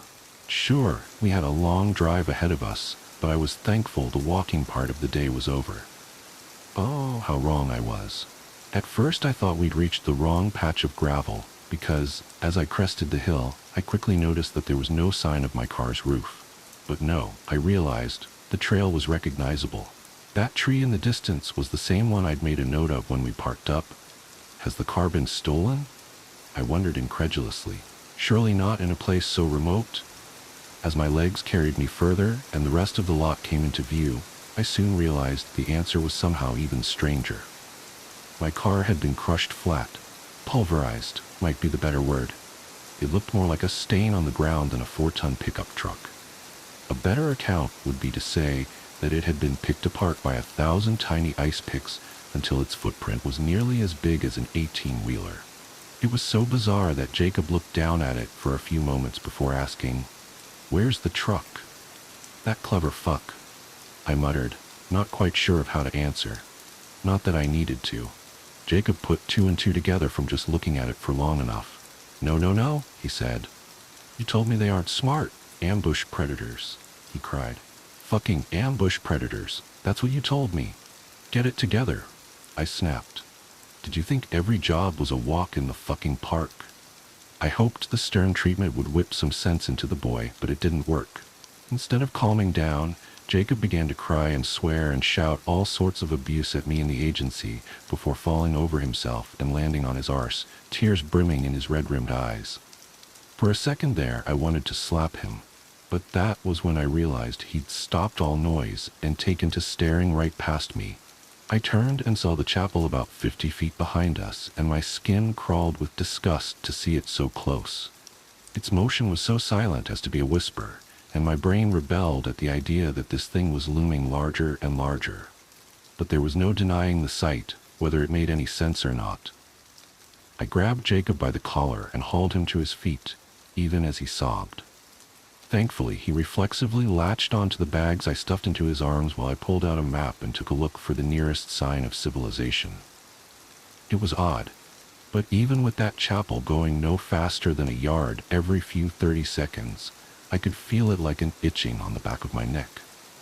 Something about a ticking clock can make even the simplest tasks difficult, and I had to struggle to keep my concentration as I figured out our position and drew a straight line to a nearby farmhouse. "Come on," I said, tugging at Jacob's arm so he would turn from the chapel and start to follow. "It's Wales, not Siberia. We can make it out of here, walk the whole way to the nearest town if we have to." Jacob, having finally calmed, cast a glance over his shoulder and shuddered. I already knew what he was thinking, even if never said it. No one wanted to walk that far with that thing coming up on our tail. Where does it go? The sun was down, and we had no choice but to set up camp in an open field. Part of me wanted to hide, to march to the nearest bit of woodland off in the distance and find a hole in the ground to stay out of sight. But I knew damn well that was a bad idea. Our best hope was to keep an eye on this thing, and at its current rate of travel and the 2-mile gap we'd put between us and it, I figured we had about 4 hours before we needed to get going again. And I was going to make sure we could keep our eyes on it for every second of that time, or at least one of us would. We both needed to sleep, Jacob especially. So for now, having settled down by a small fire with very little cover, I told the boy to catch some shut-eye while I watched. "Where does it go?" he repeated, and I tore my eyes away from the horizon to look back at him. "They don't reproduce, they don't grow, but you can't destroy matter, right? So all the stuff they eat, where does it go? Like that umbrella you told me about. What was it going to do with all those people?" "I don't know," I shrugged. "If it hadn't pushed itself and gotten greedy, it would have probably just dissolved its first catch, and at some point later, shit out a caustic white substance that weighs a fraction of the original meal. That's all that would have remained. But as for the rest of it, we don't know," I said. "Come on. You have to at least try to get some sleep." "It's fucking freezing," he whined, pulling his coat closer around his chest and neck. "I'd give anything for a tent." I almost told him that it hadn't done the hikers much good, but I stopped myself. It would have only freaked him out, and besides, I watched him take my advice and close his eyes. When I looked back, the chapel had disappeared. For a second there it made the breath catch in my throat, but the shock didn't stick around for long. I'd known for a while now that the chapel wasn't a simple thing. It had cut ahead of us all the way to the car and trashed it. That was the kind of tricky behavior you wouldn't even expect from an apex predator like a bear or a mountain lion. I didn't much like it, but I started to wonder if this thing was going to get the better of us. Knowing what I did about mimics and how they fed, the thought of this thing catching us didn't make me feel like relaxing one little bit. I found myself hoping Jacob made it through all this. He'd asked a pretty astute question back there. Where does it go? I hadn't lied either. We didn't know. But that didn't mean we couldn't guess, and oh boy, the guys at the agency had guessed galore. The longest running theory was that we just didn't see mimics reproduce, but like a bad excuse, that was starting to fray the longer we held on to it. 90 years and counting, and not one example of a mimic being born in lab conditions? Of us even finding the slightest evidence of that behavior out in the wild? A nest? Some eggs? Anything. And why the hell didn't they weigh more after feeding? The more we documented them and the more we learned, the more elaborate the scientists had to become in explaining it all. The second theory, the newest and what was soon becoming the most popular, was some kind of infection or fungus or something. We've dissected enough of these things to learn a thing or two. Hell, the boss back at HQ has a vivisected mimic pencil sharpener preserved in amber as a desk ornament. It's pretty neat. And what these dissections show is that mimics keep a lot of the original object. They splice nervous systems and strange, discombobulated muscular fibers onto hard, inanimate structures, and somehow it just works. As to why they seem to pick the right objects at the right time, maybe they don't. Maybe this shit's everywhere, and it just needs the right conditions to flourish. Maybe your computer mouse is trying to turn into a deadly predator, but it just can't. Because every time you use it, it agitates all those little microbial construction workers and it all comes falling apart. But the smarter amongst you will realize this still doesn't answer Jacob's question. It might be the how, but it doesn't really do the why. I mean, after all, where does it go? They don't have stomachs. Not really. They're like arachnids. They suck this stuff up and it just goes somewhere. We think. There's one more theory. People don't talk about it, not even in the agency, but I think push come to shove, just about any field agent worth his salt would admit to it being the most likely explanation. The scientist who came up with it disowned his own theory just a few days after first posting it to the message boards, but I always suspected it wasn't because he thought it was naff. He just didn't like it being tied to his name. Can't say I blame him either. Anyway, he posited that mimics aren't separate organisms at all. That they're a projection of something. The reason why they pick specific objects is because there is an intelligence behind them, behind all of them, as a matter of fact. They aren't independent organisms. They're more like proboscises attached to a single source. That's why we can't find where the digested food goes, he says. It's getting sucked out of the physical world in front of us and redirected somewhere else. The thought of every mimic ever caught being nothing more than a tentacle belonging to some unseen force? It fit a lot of facts, but it sure as shit didn't make that scientist any friends. The implication that this thing is intelligent, that it has some kind of memory and might remember us agents. What we do, we don't talk about it much. No one likes to think these things might be able to hold a grudge. When I awoke, it was to the sound of Jacob screaming, and for a few brief seconds, I expected to see blood splashed across the floor. It just made sense to me that that kind of gut-wrenching squeal would come with a great big helping of blood and broken bones. Instead, when I opened my eyes and scanned the horizon, I was greeted with an even bigger shock. The chapel was about 30 feet away. I threw myself onto my feet and suppressed the feeling of revulsion that swept over me. Letting that thing get so close, God, I felt like I'd woken up to a big, fat, hairy tarantula crawling right towards my mouth. All I had to survive were my wits and my senses, and I'd practically thrown both away by letting myself fall asleep without first waking Jacob to stay on watch. Still, no use giving into hysteria, I decided. I stood where I was and caught my breath and calmed down, even as the chapel continued to grind towards us. Up close, that thing was almost grotesque. I don't know how to put it, except that it was messy. The thatch roof was frayed and peeling, and every whitewashed brick looked somehow misplaced. The building itself was easily 400 years old and must have predated silly ideas like blueprints and architecture. It was surely cobbled together piecemeal by rural villagers centuries ago until some other force had animated it. Its many arching windows reminded me of the clustered black eyes of a spider, lacking any sign of symmetry and intelligent thought. It was stupid, but it really did make me think of something pulled out to the ocean trenches, like a venomous little anemone. Even as I looked, up close at last, I could see the slightest hint of pulsating webbing behind the dusty stained glass. Veins, perhaps, used to pump blood around this impossible creature. Behind me, Jacob was hyperventilating, but at least his crying had stopped. Without me telling him, he started to reach down and grab his bags off the floor, which was good. As much of a disaster as this trip was turning out to be, at least he bounced back after his first freak out. "Throw me that bag," I said, pointing to the duffel he held in his hand. He did, and I reached in to take out yet another grenade. This time the chapel did not stop. I considered throwing the explosive anyway, trying to hurl it straight through one of the windows, now the door was shut. But our supplies weren't infinite. And it's not like it made a difference last time. "I don't understand," Jacob cried. "It stopped last time. It was scared. What's changed?" "I don't think it was ever scared," I said, snatching my things up from the floor as the chapel came closer with every second. "We might be able to keep ahead of it now, but it's a long hike to the nearest farmhouse. Come on," I added sternly. "If we're quick, we'll get there before nightfall." "Jacob," I said, nudging him with my elbow and gesturing to the nearby cliff. The stepped rocks made for a surface that was close to vertical, but which could easily be clambered over, one, by a person without any gear. "What do you think?" He glanced over at the chapel that trailed relentlessly behind us. It had not stopped for 3 hours, and neither had we, and while we could not be sure of exact measurements, I was certain that slowly, maybe at no more than an inch per hour, the distance was closing.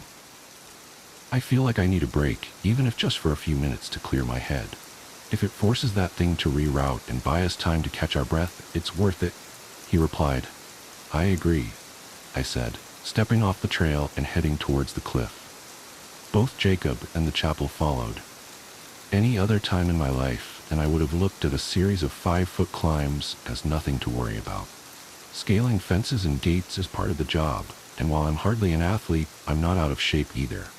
But something about stopping to gauge the distance and then awkwardly pushing myself up one elbow at a time, slowing down felt risky, and coming to a complete stop to climb a vertical distance felt outright crazy. I just had to hope it would all pay off in the end. Jacob caught up with me, quick enough on the first little step. Without taking even so much as a breath, we both grabbed a hold of the next ledge and began to haul ourselves up.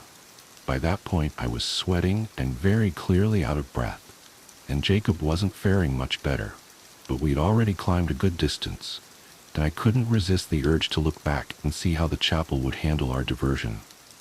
I wished I hadn't. The chapel didn't even slow. It scaled the first step as easily as it moved across open terrain. How it did it? I can't be sure. It lumbered the front of itself up at a 45-degree angle and then slowly went all the way vertical. Unlike us, it did not stop at each ledge. The flat surface was too small to factor in for something that size. And unlike us, it didn't seem to find fighting gravity remotely difficult. For a moment there, I caught sight of its underneath and glimpsed a crawling mass of spidery legs that writhed over each other in an impossible swirl of glistening black. It repulsed me, like watching a starfish's 1,000 little suckers grope and fumble for purchase on a glass tank. Unlike Jacob, who had responded instantly to the chapel, I faltered as the thought of falling into that hive of clicking shapes paralyzed me with disgust. It didn't last long, but every foot of distance mattered. Our plan had backfired, badly. The chapel had no issue with vertical surfaces, whereas we did. We had stumbled into one of the few scenarios where, if we weren't quick, that thing would quickly run us down. "Get your fucking ass going," Jacob cried, and I snapped out of my mortal panic and rushed over to the next ledge. Without giving it too much thought, I threw my backpack away along with any other supplies I carried and dragged myself up and over the stony outcrop. I was barely on my feet when I heard the sound of my belongings being crushed. I only had one last ledge to go, and already Jacob was at the top of it all, reaching down to help. Fighting the urge to look back one more time, I ran and jumped and went to grab his forearm. My hand clasped firmly around his wrist, and together we began to haul me up while my feet scrabbled for purchase on the stone. Along the way, my toes slid into a crevasse, and while it helped me push a little farther, it was uneven, and my foot slid too far down into the wedge. To my horror, when I tried to tug it free, it wouldn't come. "I'm stuck," I cried, surprised to hear myself sound so afraid. Jacob knew what to do. Both hands wrapped around my arm. He pulled with all his strength, and I gave it everything I had. We both understood the situation implicitly. It was better to tear my damned foot off than let it slow us down by even a single second. It came free in the end, but not without injury. As I rolled over the final ledge and tried to crawl back up onto my feet, I saw that I had lost a shoe and most of the skin along my ankle. Fuck, I hissed, tentatively reaching out to touch it. It needed dressing. It needed wrapping. It needed disinfecting. "Do we have ice?" I wondered, before suddenly realizing I was in shock and thinking stupid things. Thankfully, Jacob put one arm under my shoulder and was already hobbling me along before the chapel crawled over the final outcrop, righting itself with a thunderous crash. After a few steps, I found my foot could bear a little weight, and so I began to hop away on my own. I had to ignore the terrified expression on Jacob's face when he looked back on me and the chapel from up ahead. He didn't even have to say it. I knew it as well as he did. The chapel had closed over half the distance. "I'm getting too old for this," I said as I limped along, breath ragged as I fought to keep pace with Jacob. You're not even 40, he grumbled. Yeah, but every fuck-up made so far has been made by me, I hissed. The cliff. Falling asleep on watch. You said the others weren't like this. They're not, I said. Not even close, if you get out of here alive. I stopped myself from saying it, but the damage was done. The silence between us hung heavy for long enough to let me know Jacob had absorbed that one little word and all its hidden meanings. Look, I said, you don't need to worry about the job when you get out. There ain't nothing out there that'll bother you after this. You'll still need supervision, but you can rest assured you're personally up to the task. So you'll give me a good reference? Fuck yes, I said. Best of the best. I wanted to broach the topic of how Jacob would contact the agency on his own, what passcodes to use, what names to ask for.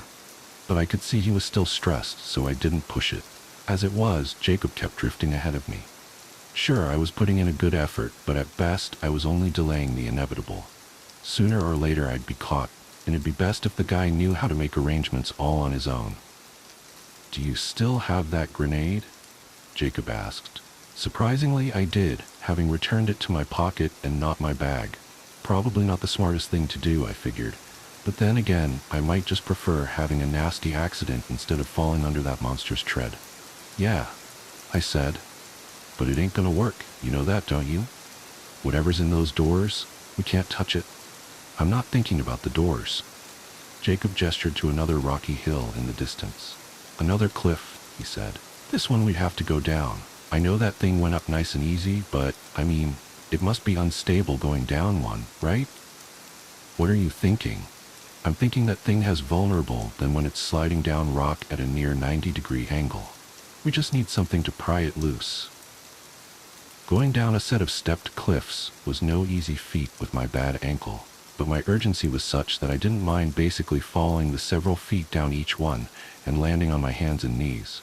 It hurt like hell, and on the second one, I knocked my head so hard I wanted to roll over and be sick, but it was better than the alternative, and even as I fumbled to reach the third, the chapel crested the highest ledge and its shadow fell across me.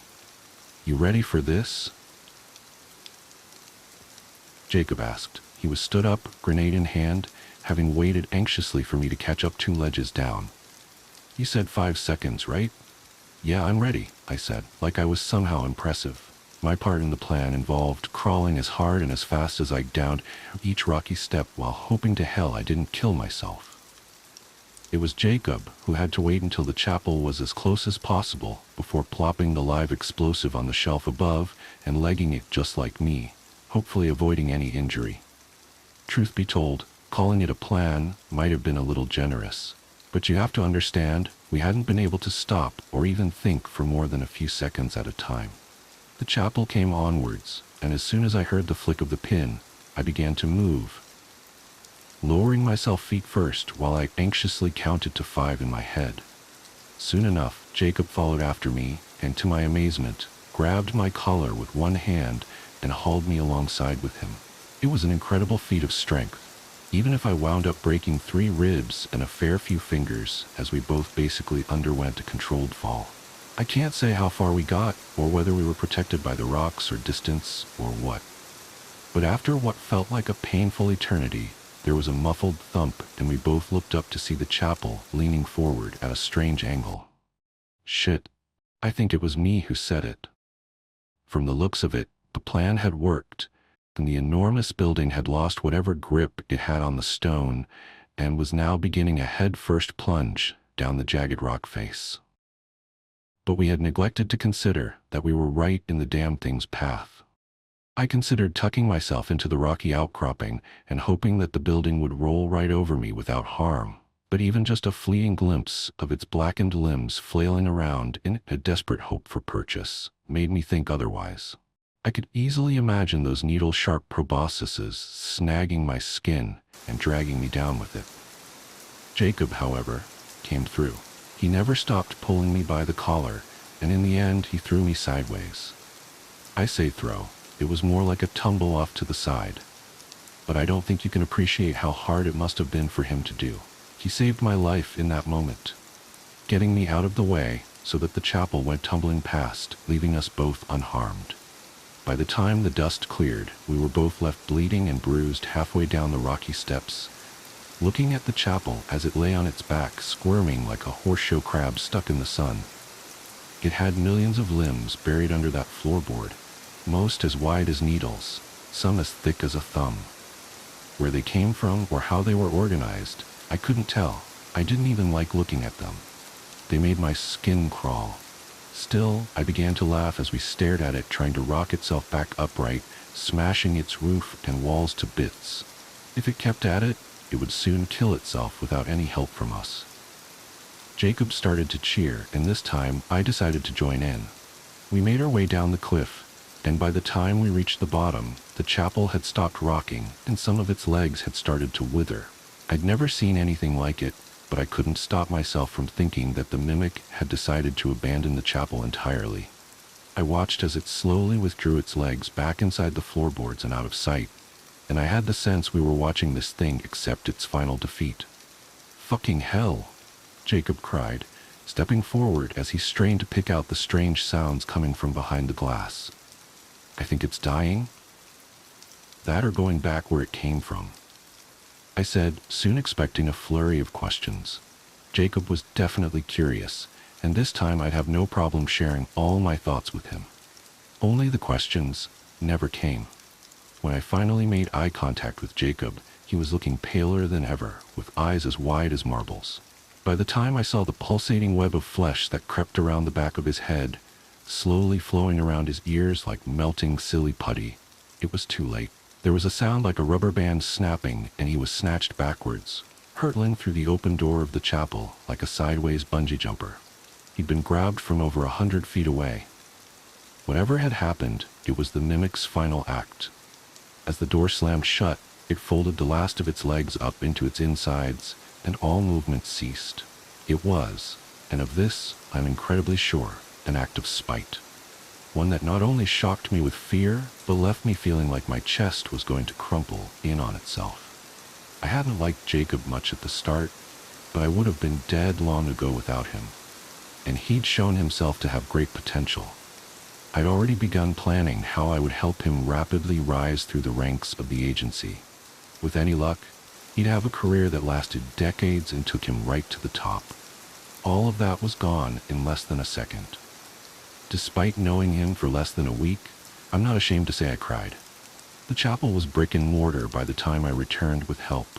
We traced it to some abandoned village years ago, and the researchers would go on to spend months poring over its tracks and hunting habits. Most of the evidence came from my first-hand account, and so I was taken out of field duty for well over a year while being asked the same questions over and over again by slightly different people. It's weird to say, but I was celebrated. Jacob was awarded some posthumous medal, and his parents fed the usual bullshit story about some kind of gas leak. I made sure they rigged the story so it looked like he died doing something heroic, shutting down some valve before it blew up a few residential houses. Still, it didn't sit right with me that the true nature of what he did would never be known. Maybe that's why I'm posting this. I'm not sure. Since the chapel, I've been trying to get the agency to formalize the idea that these things can be intelligent. From there, I hope I might even be able to get them to acknowledge that there's even more to it than that. A lot of fuss was made over the mimic withdrawing, but it was treated as a kind of spontaneous death. I'm not convinced. It was like it went slithering back to where it came from, and what worries me is that I think it took Jacob with it. Possibly even alive. I only tried once to go back into the field. My partner, an experienced guy like myself, made sure it was only a little job. Apparently some grad students were complaining about missing specimens in their secure pathology labs. We quickly traced it to one of the tunnels in the rat's habitat, the kind of thing no traditional scientist would ever even consider looking at. But we knew. One glimpse at it and the powdery white discharge all around it let us know. A simple job. Easy too. But it was the note I found, lying down in the matted sawdust and shit that stayed with me. The handwriting was desperate, but I recognized it as Jacob's nonetheless. "It's not eating our flesh," it read, but it still hurts so bad. The smiling man. About 5 years ago, I lived downtown in a major city in the US. I've always been a night person, so I would often find myself bored after my roommate, who was decidedly not a night person, went to sleep. To pass the time, I used to go for long walks and spend the time thinking. I spent 4 years like that, walking alone at night, and never once had a reason to feel afraid. I always used to joke with my roommate that even the drug dealers in the city were polite. But all of that changed in just a few minutes of one evening. It was a Wednesday, somewhere between 1 and 2 in the morning, and I was walking near a police-patrolled park quite a ways from my apartment. It was a quiet night, even for a weeknight, with very little traffic and almost no one on foot. The park, as it was most nights, was completely empty. I turned down a short side street in order to loop back to my apartment when I first noticed him. At the far end of the street, on my side, was the silhouette of a man, dancing. It was a strange dance, similar to a waltz, but he finished each box with an odd forward stride. I guess you could say he was dance-walking, headed straight for me. Deciding he was probably drunk, I stepped as close as I could to the road to give him the majority of the sidewalk to pass me by. The closer he got, the more I realized how gracefully he was moving. He was very tall and lanky, and wearing an old suit. He danced closer still, until I could make out his face. His eyes were open wide and wild, head tilted back slightly, looking off at the sky. His mouth was formed in a painfully wide cartoon of a smile. Between the eyes and the smile, I decided to cross the street before he danced any closer. I took my eyes off of him to cross the empty street. As I reached the other side, I glanced back, and then stopped dead in my tracks. He had stopped dancing, and was standing with one foot in the street, perfectly parallel to me. He was facing me, but still looking skyward, smile still wide on his lips. I was completely and utterly unnerved by this. I started walking again, but kept my eyes on the man. He didn't move. Once I had put about half a block between us, I turned away from him for a moment to watch the sidewalk in front of me. The street and sidewalk ahead of me were completely empty. Still unnerved, I looked back to where he had been standing to find him gone. For the briefest of moments, I felt relieved, until I noticed him. He had crossed the street and was now slightly crouched down. I couldn't tell for sure due to the distance and the shadows, but I was certain he was facing me. I had looked away from him for no more than 10 seconds, so it was clear that he had moved fast. I was so shocked that I stood there for some time, staring at him, and then he started moving toward me again. He took giant, exaggerated tiptoed steps as if he were a cartoon character sneaking up on someone, except he was moving very, very quickly. I'd like to say at this point I ran away or pulled out my pepper spray or my cell phone or anything at all, but I didn't. I just stood there completely frozen as the smiling man crept toward me, and then he stopped again about a car length away from me, still smiling his smile, still looking to the sky. When I finally found my voice, I blurted out the first thing that came to mind. What I meant to ask was, "What the fuck do you want?" in an angry, commanding tone. What came out was a whimper. What the phew? Regardless of whether or not humans can smell fear, they can certainly hear it. I heard it in my own voice, and that only made me more afraid, but he didn't react to it at all. He just stood there, smiling. And then, after what felt like forever, he turned around, very slowly, and started dance-walking away. Just like that. Not wanting to turn my back to him again, I just watched him go, until he was far enough away to almost be out of sight. And then I realized something. He wasn't moving away anymore, nor was he dancing. I watched in horror as the distant shape of him grew larger and larger. He was coming back my way, and this time, he was running. I ran too. I ran until I was off of the side road and back onto a bedded road with sparse traffic. Looking behind me then, he was nowhere to be found. The rest of the way home, I kept glancing over my shoulder, always expecting to see his stupid smile, but he was never there. I lived in that city for 6 months after that night, and I never went out for another walk. There was something about his face that always haunted me. He didn't look drunk, he didn't look high, he looked completely and utterly insane. And that's a very, very scary thing to see. The house with painted doors, the doctor told me it was a figment of my imagination, a hallucination, a phantom limb, cut off, but the ghost of a feeling remains. The doctor tutted and prescribed me a different pill. I've lost count of how many pills I've tried. There was the yellow one, then the red and white capsule, and the green one. They have succeeded in giving me incontinence, nausea, and hair loss. But they haven't taken my girl away. My doctor told me to talk about it. Tell people. Who the hell am I supposed to tell something like this? My last friends abandoned me when Sylvia left. It's late here. It's just me and no sleep. Where to start when there is so much to tell? At the beginning, I suppose, it's always a good place. We thought we'd had it made when we moved into the suburbs. We had well-paying jobs. Fluke or competence had saved us when the waves of cuts hit around 2010. For once in our lives, money wasn't a problem. 8 years earlier, we had Annabelle, Belle for short. She was our little angel. Parents out there will know. A child shifts the center of gravity of your life. The move was good for her, good for us. Away from the hustle and danger of the city, busy streets, missing children, the sticky hands and staring eyes of sexual predators. It wasn't the house of our dreams, but it was close enough. A lawn for the balmy summer months, fireplace for the chill of winter, space for us to grow into, especially for a young girl. It came fully furnished, and it was a steal. A distressed sale, our agent called it, at least a tenth off what a similar property would set us back. The euphoria and novelty lasted me till the first night. Sylvia was asleep next to me. The moonlight sparkled off the fine hairs on her bare shoulder.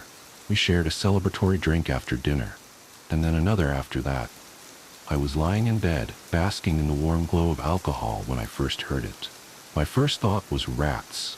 That was exactly what it sounded like, the little tap dance of tiny claws on hard wood coming from the walls.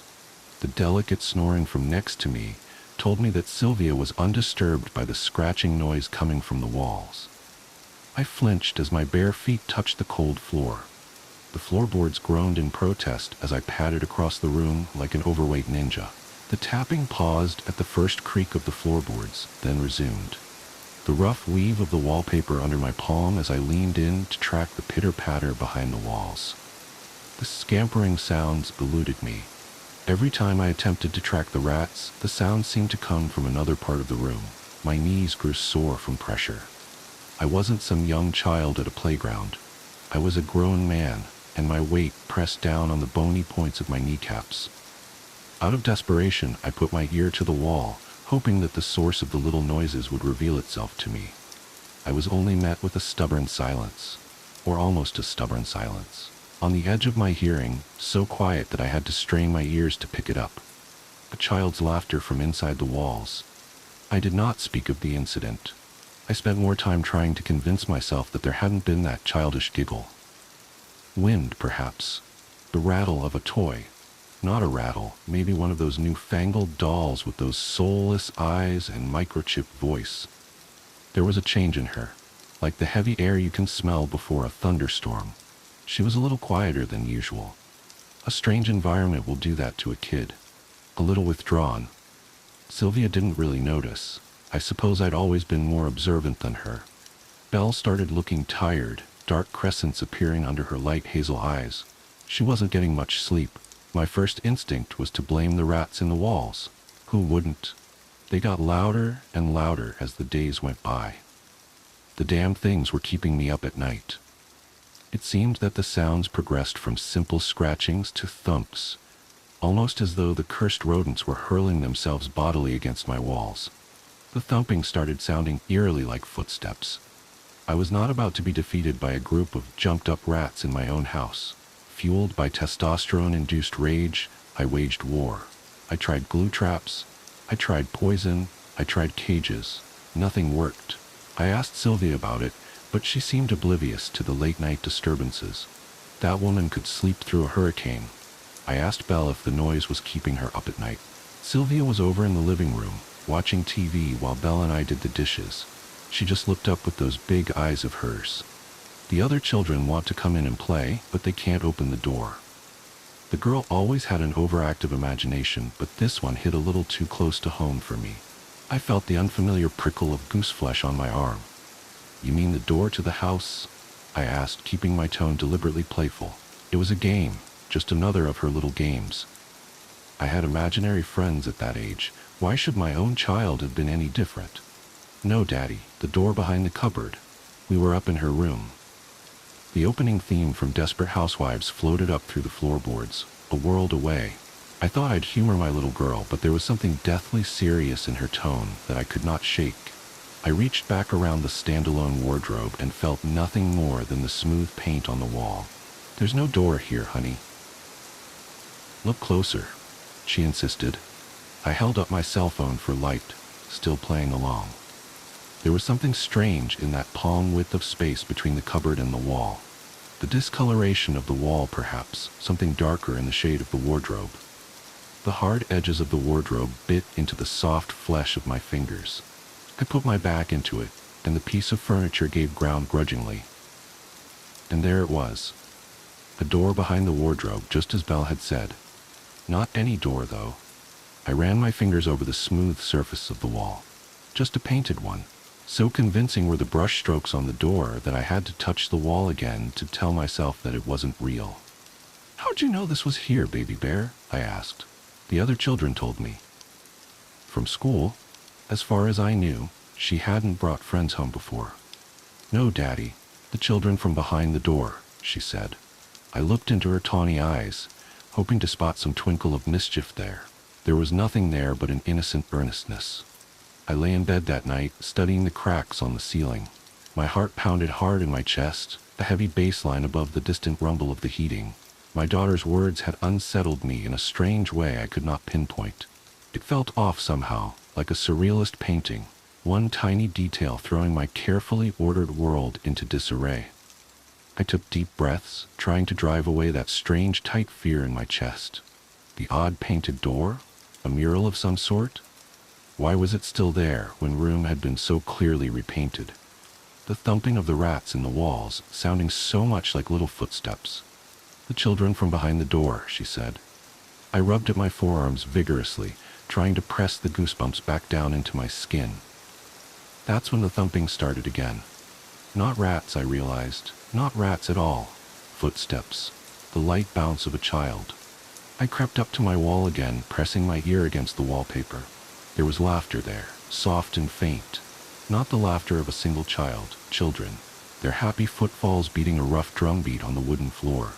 There was someone else in there with my daughter. My heart jumped. I felt the chill in my veins as I rushed out of my room and tore down the corridor. The silvery light of the moon shone through the window. It gave everything an odd, flat look without contrast. Belle's room was only a few feet from the door to our bedroom, but my chest heaved with deep, body-shaking breaths. I could still hear them faintly through the door, the thud of feet on the floor. I steeled myself. It was nothing. Sound traveled strangely through these old houses. Echoes, maybe. She was just talking to herself in her sleep. The stress of moving, perhaps. Suitably calmed, I turned the doorknob slowly.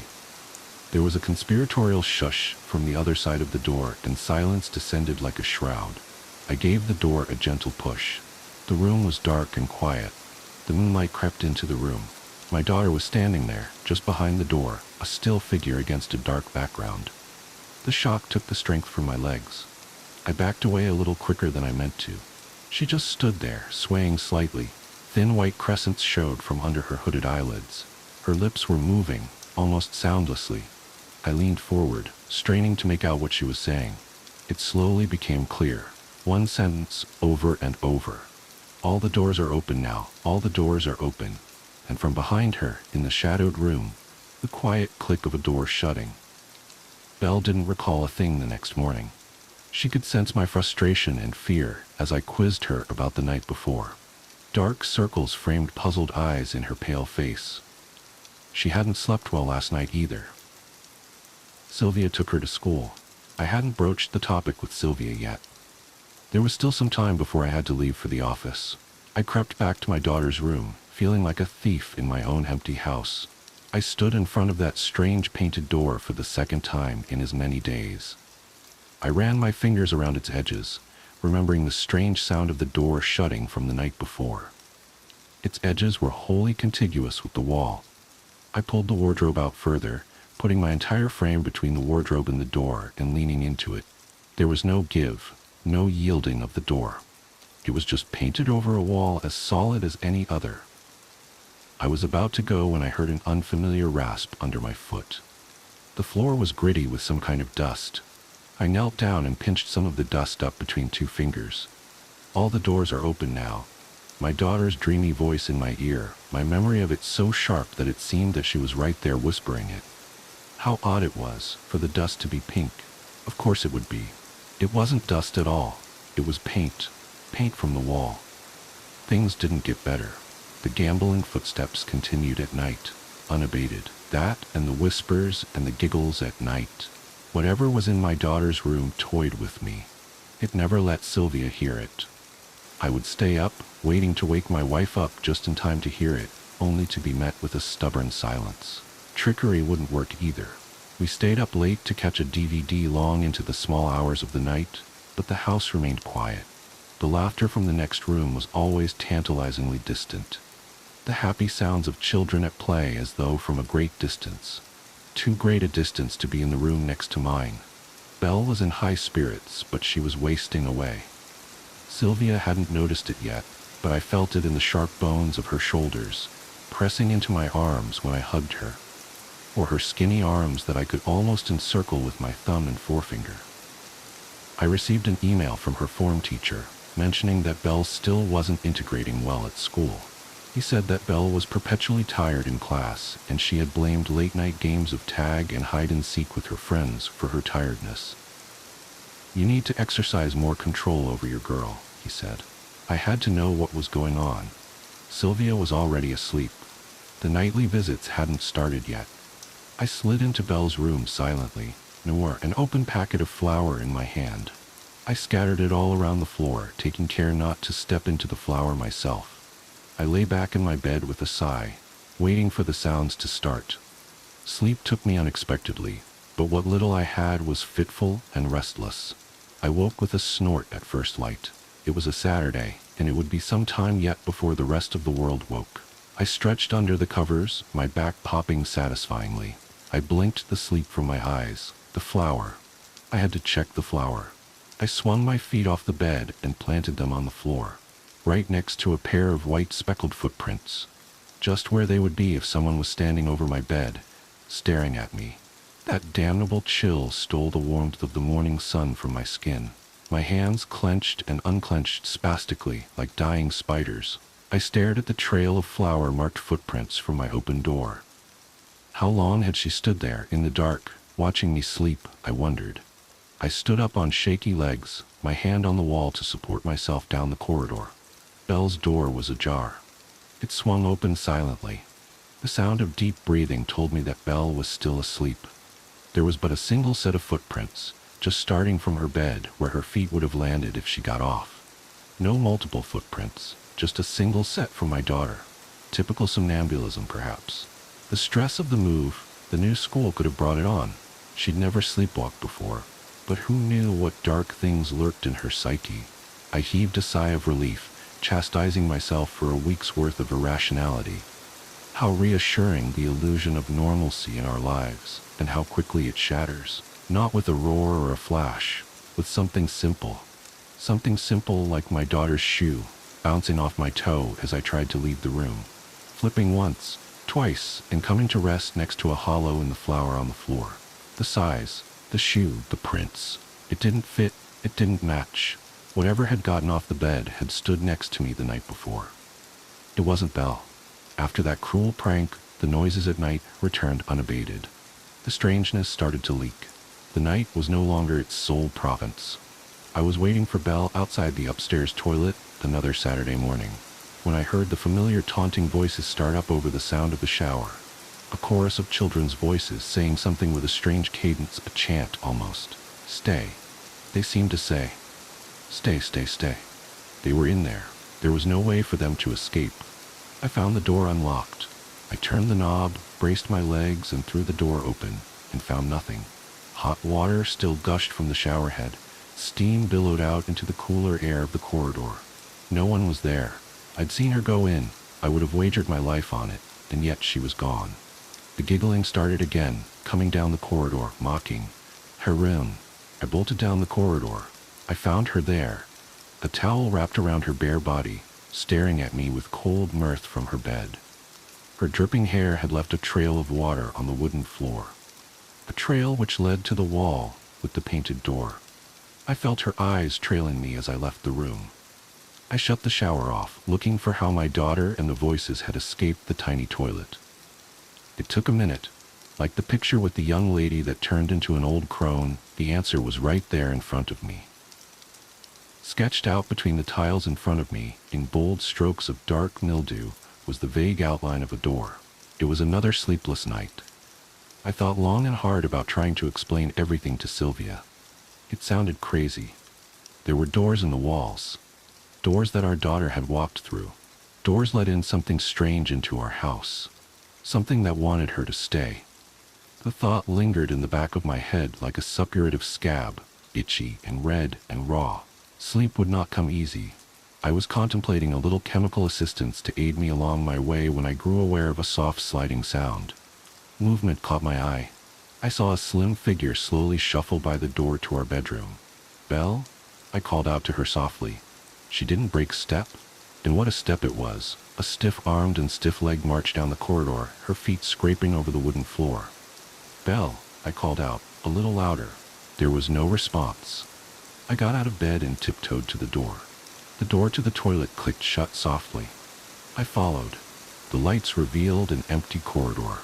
The toilet door yielded with a squeak of complaint. The silence was thick and cloying. It seemed that no sound would carry through the air. The light clicked to life in the toilet. Shadows leapt and danced with its first few flickers. The shower curtains swayed. The draft I had left in when I opened the door, I told myself. It did not help. I chided myself for my childish fears, but the flutter in my gut remained. I yanked the curtain aside roughly, my other hand balled into a fist to protect myself. From what, my daughter? Nothing awaited me on the other side of the curtain. Nothing but that strange outline of a door etched out in lines the tiles. I heaved a sigh of relief. Perhaps the lack of sleep was getting to me, my fears spilling over into waking dreams. The calm was short-lived. I heard another door slammed shut. Downstairs, a series of childish titters carried up through the floorboards. I bolted downstairs. Again, the lights revealed nothing. Almost nothing. The huge throw rug that had come with the furnished house had been tossed aside. There, hidden under it, was another door, scratched into the parquet flooring. I felt sick to my stomach, thinking of the days we'd spent on the couch with our feet on that hideous thing. I ran my fingers around the thin grooves of the scratch marks. The door felt cool to the touch, cooler than the surrounding wood. The same feel of a front door guarding against the winter chill. Whatever it was that the door guarded against, it was cold. Very cold. The laughter started again. Taunting, mocking. I heard the creak of my daughter's footsteps on the stairs to the basement. The light of the living room seemed to shy away from the depths of the basement. I could make out Belle's outline, just where the light of the living room met the darkness of the basement. The light switch was at the foot of the stairs. The steps sang under my weight. Belle didn't turn around. I reached out to grab her shoulder. Her bony shoulder was icy cold. I pulled her towards me. I could just nearly see her face. Something blotted out the light. I blinked at the silhouette at the top of the staircase. "Daddy, why are all the lights on?" Belle's voice. Oh God, Belle was at the top of the stairs. I felt the light caress of fingers on my hand.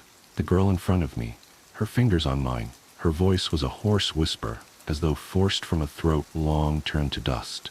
"She's ours now." She giggled and twisted away from my grasp, vanishing into the dark. The dark space under the house suddenly filled with the patter of feet on the dusty floor, 2 pairs, 3 pairs, until it seemed that an entire legion of light feet were dancing across the floor. The sound was deafening in that confined space. I reached forward and thumbed the light switch, only to be greeted by silence and the slowly settling dust. Something was wrong with the wall again. I already knew what to expect. With a sweep of my hand, I cleared the dust from the wall. Just as I expected, another door, this one a huge set of double doors, painted on the wall with garish colors. Just before I left the basement, I saw the clean circles on the floor where the opening door had swept the dust away. We had to go. There was something dark in the house. Something wholly unnatural about those strange painted doors. I sprinted up the stairs. Grab some clothes, I told Belle as I passed her. I did not stop to see if there was a shred of understanding in her blank eyes. She turned and followed me silently upstairs. I shook Sylvia awake roughly.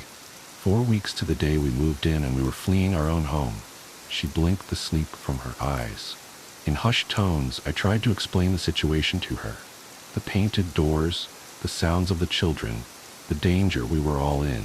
Her expression slowly changed from sleepy bewilderment to one of disbelief and annoyance. She told me that I was overreacting, that the stress of the move and our job was taking its toll on me. We would talk about it in the morning, she said, get help from a doctor if we needed to.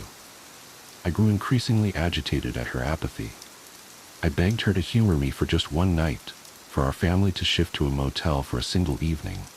Our conversation grew heated. All this was cut short when Belle reappeared at our doorway. Her hair was wild, her eyes burning with some inner fire. You should go now. All the doors are closing soon. I must stay with them.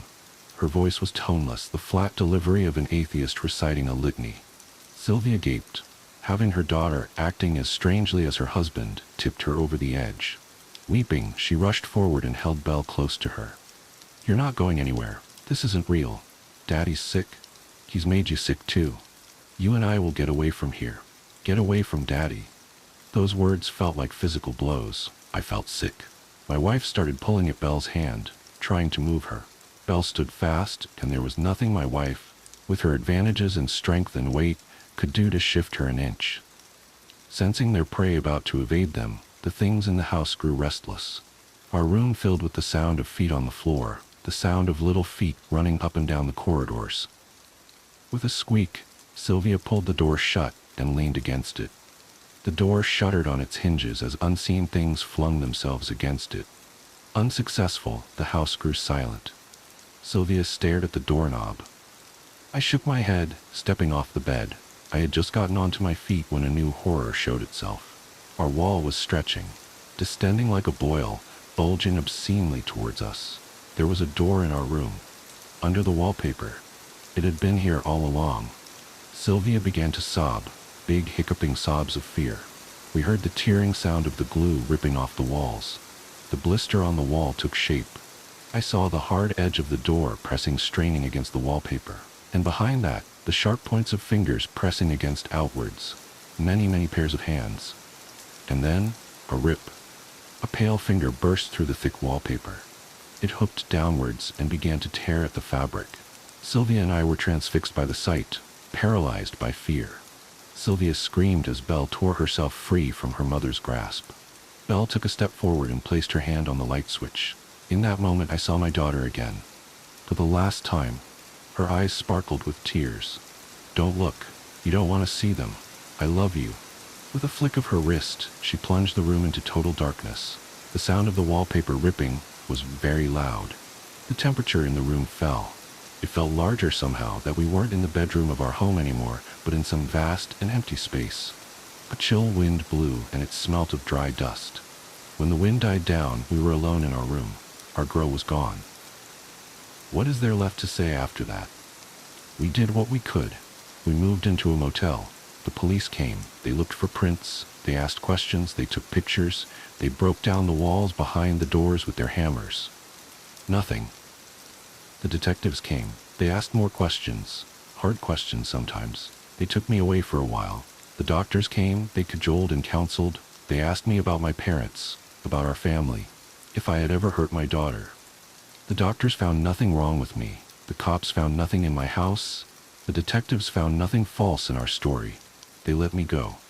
Sylvia and I stayed with her parents for a month. Belle's disappearance ripped a hole in our lives. We tried. Some things just don't heal right. Others don't heal at all. Things weren't the same. The split was amicable. We just drifted. No arguments, no fights. Just a slow death of the love that had once bound us. And what then? I came back here. There was nowhere else I could go. The first night was the hardest. The bedroom was out of the question. I spent the first night on the couch hugging a bottle of Jack. It was midnight when the laughter woke me. They were still there in the house. Through the tinkling of the laughter, I could pick out just a single voice. A father never forgets the voice of his child. The doors were gone, but they were still there. She was still there.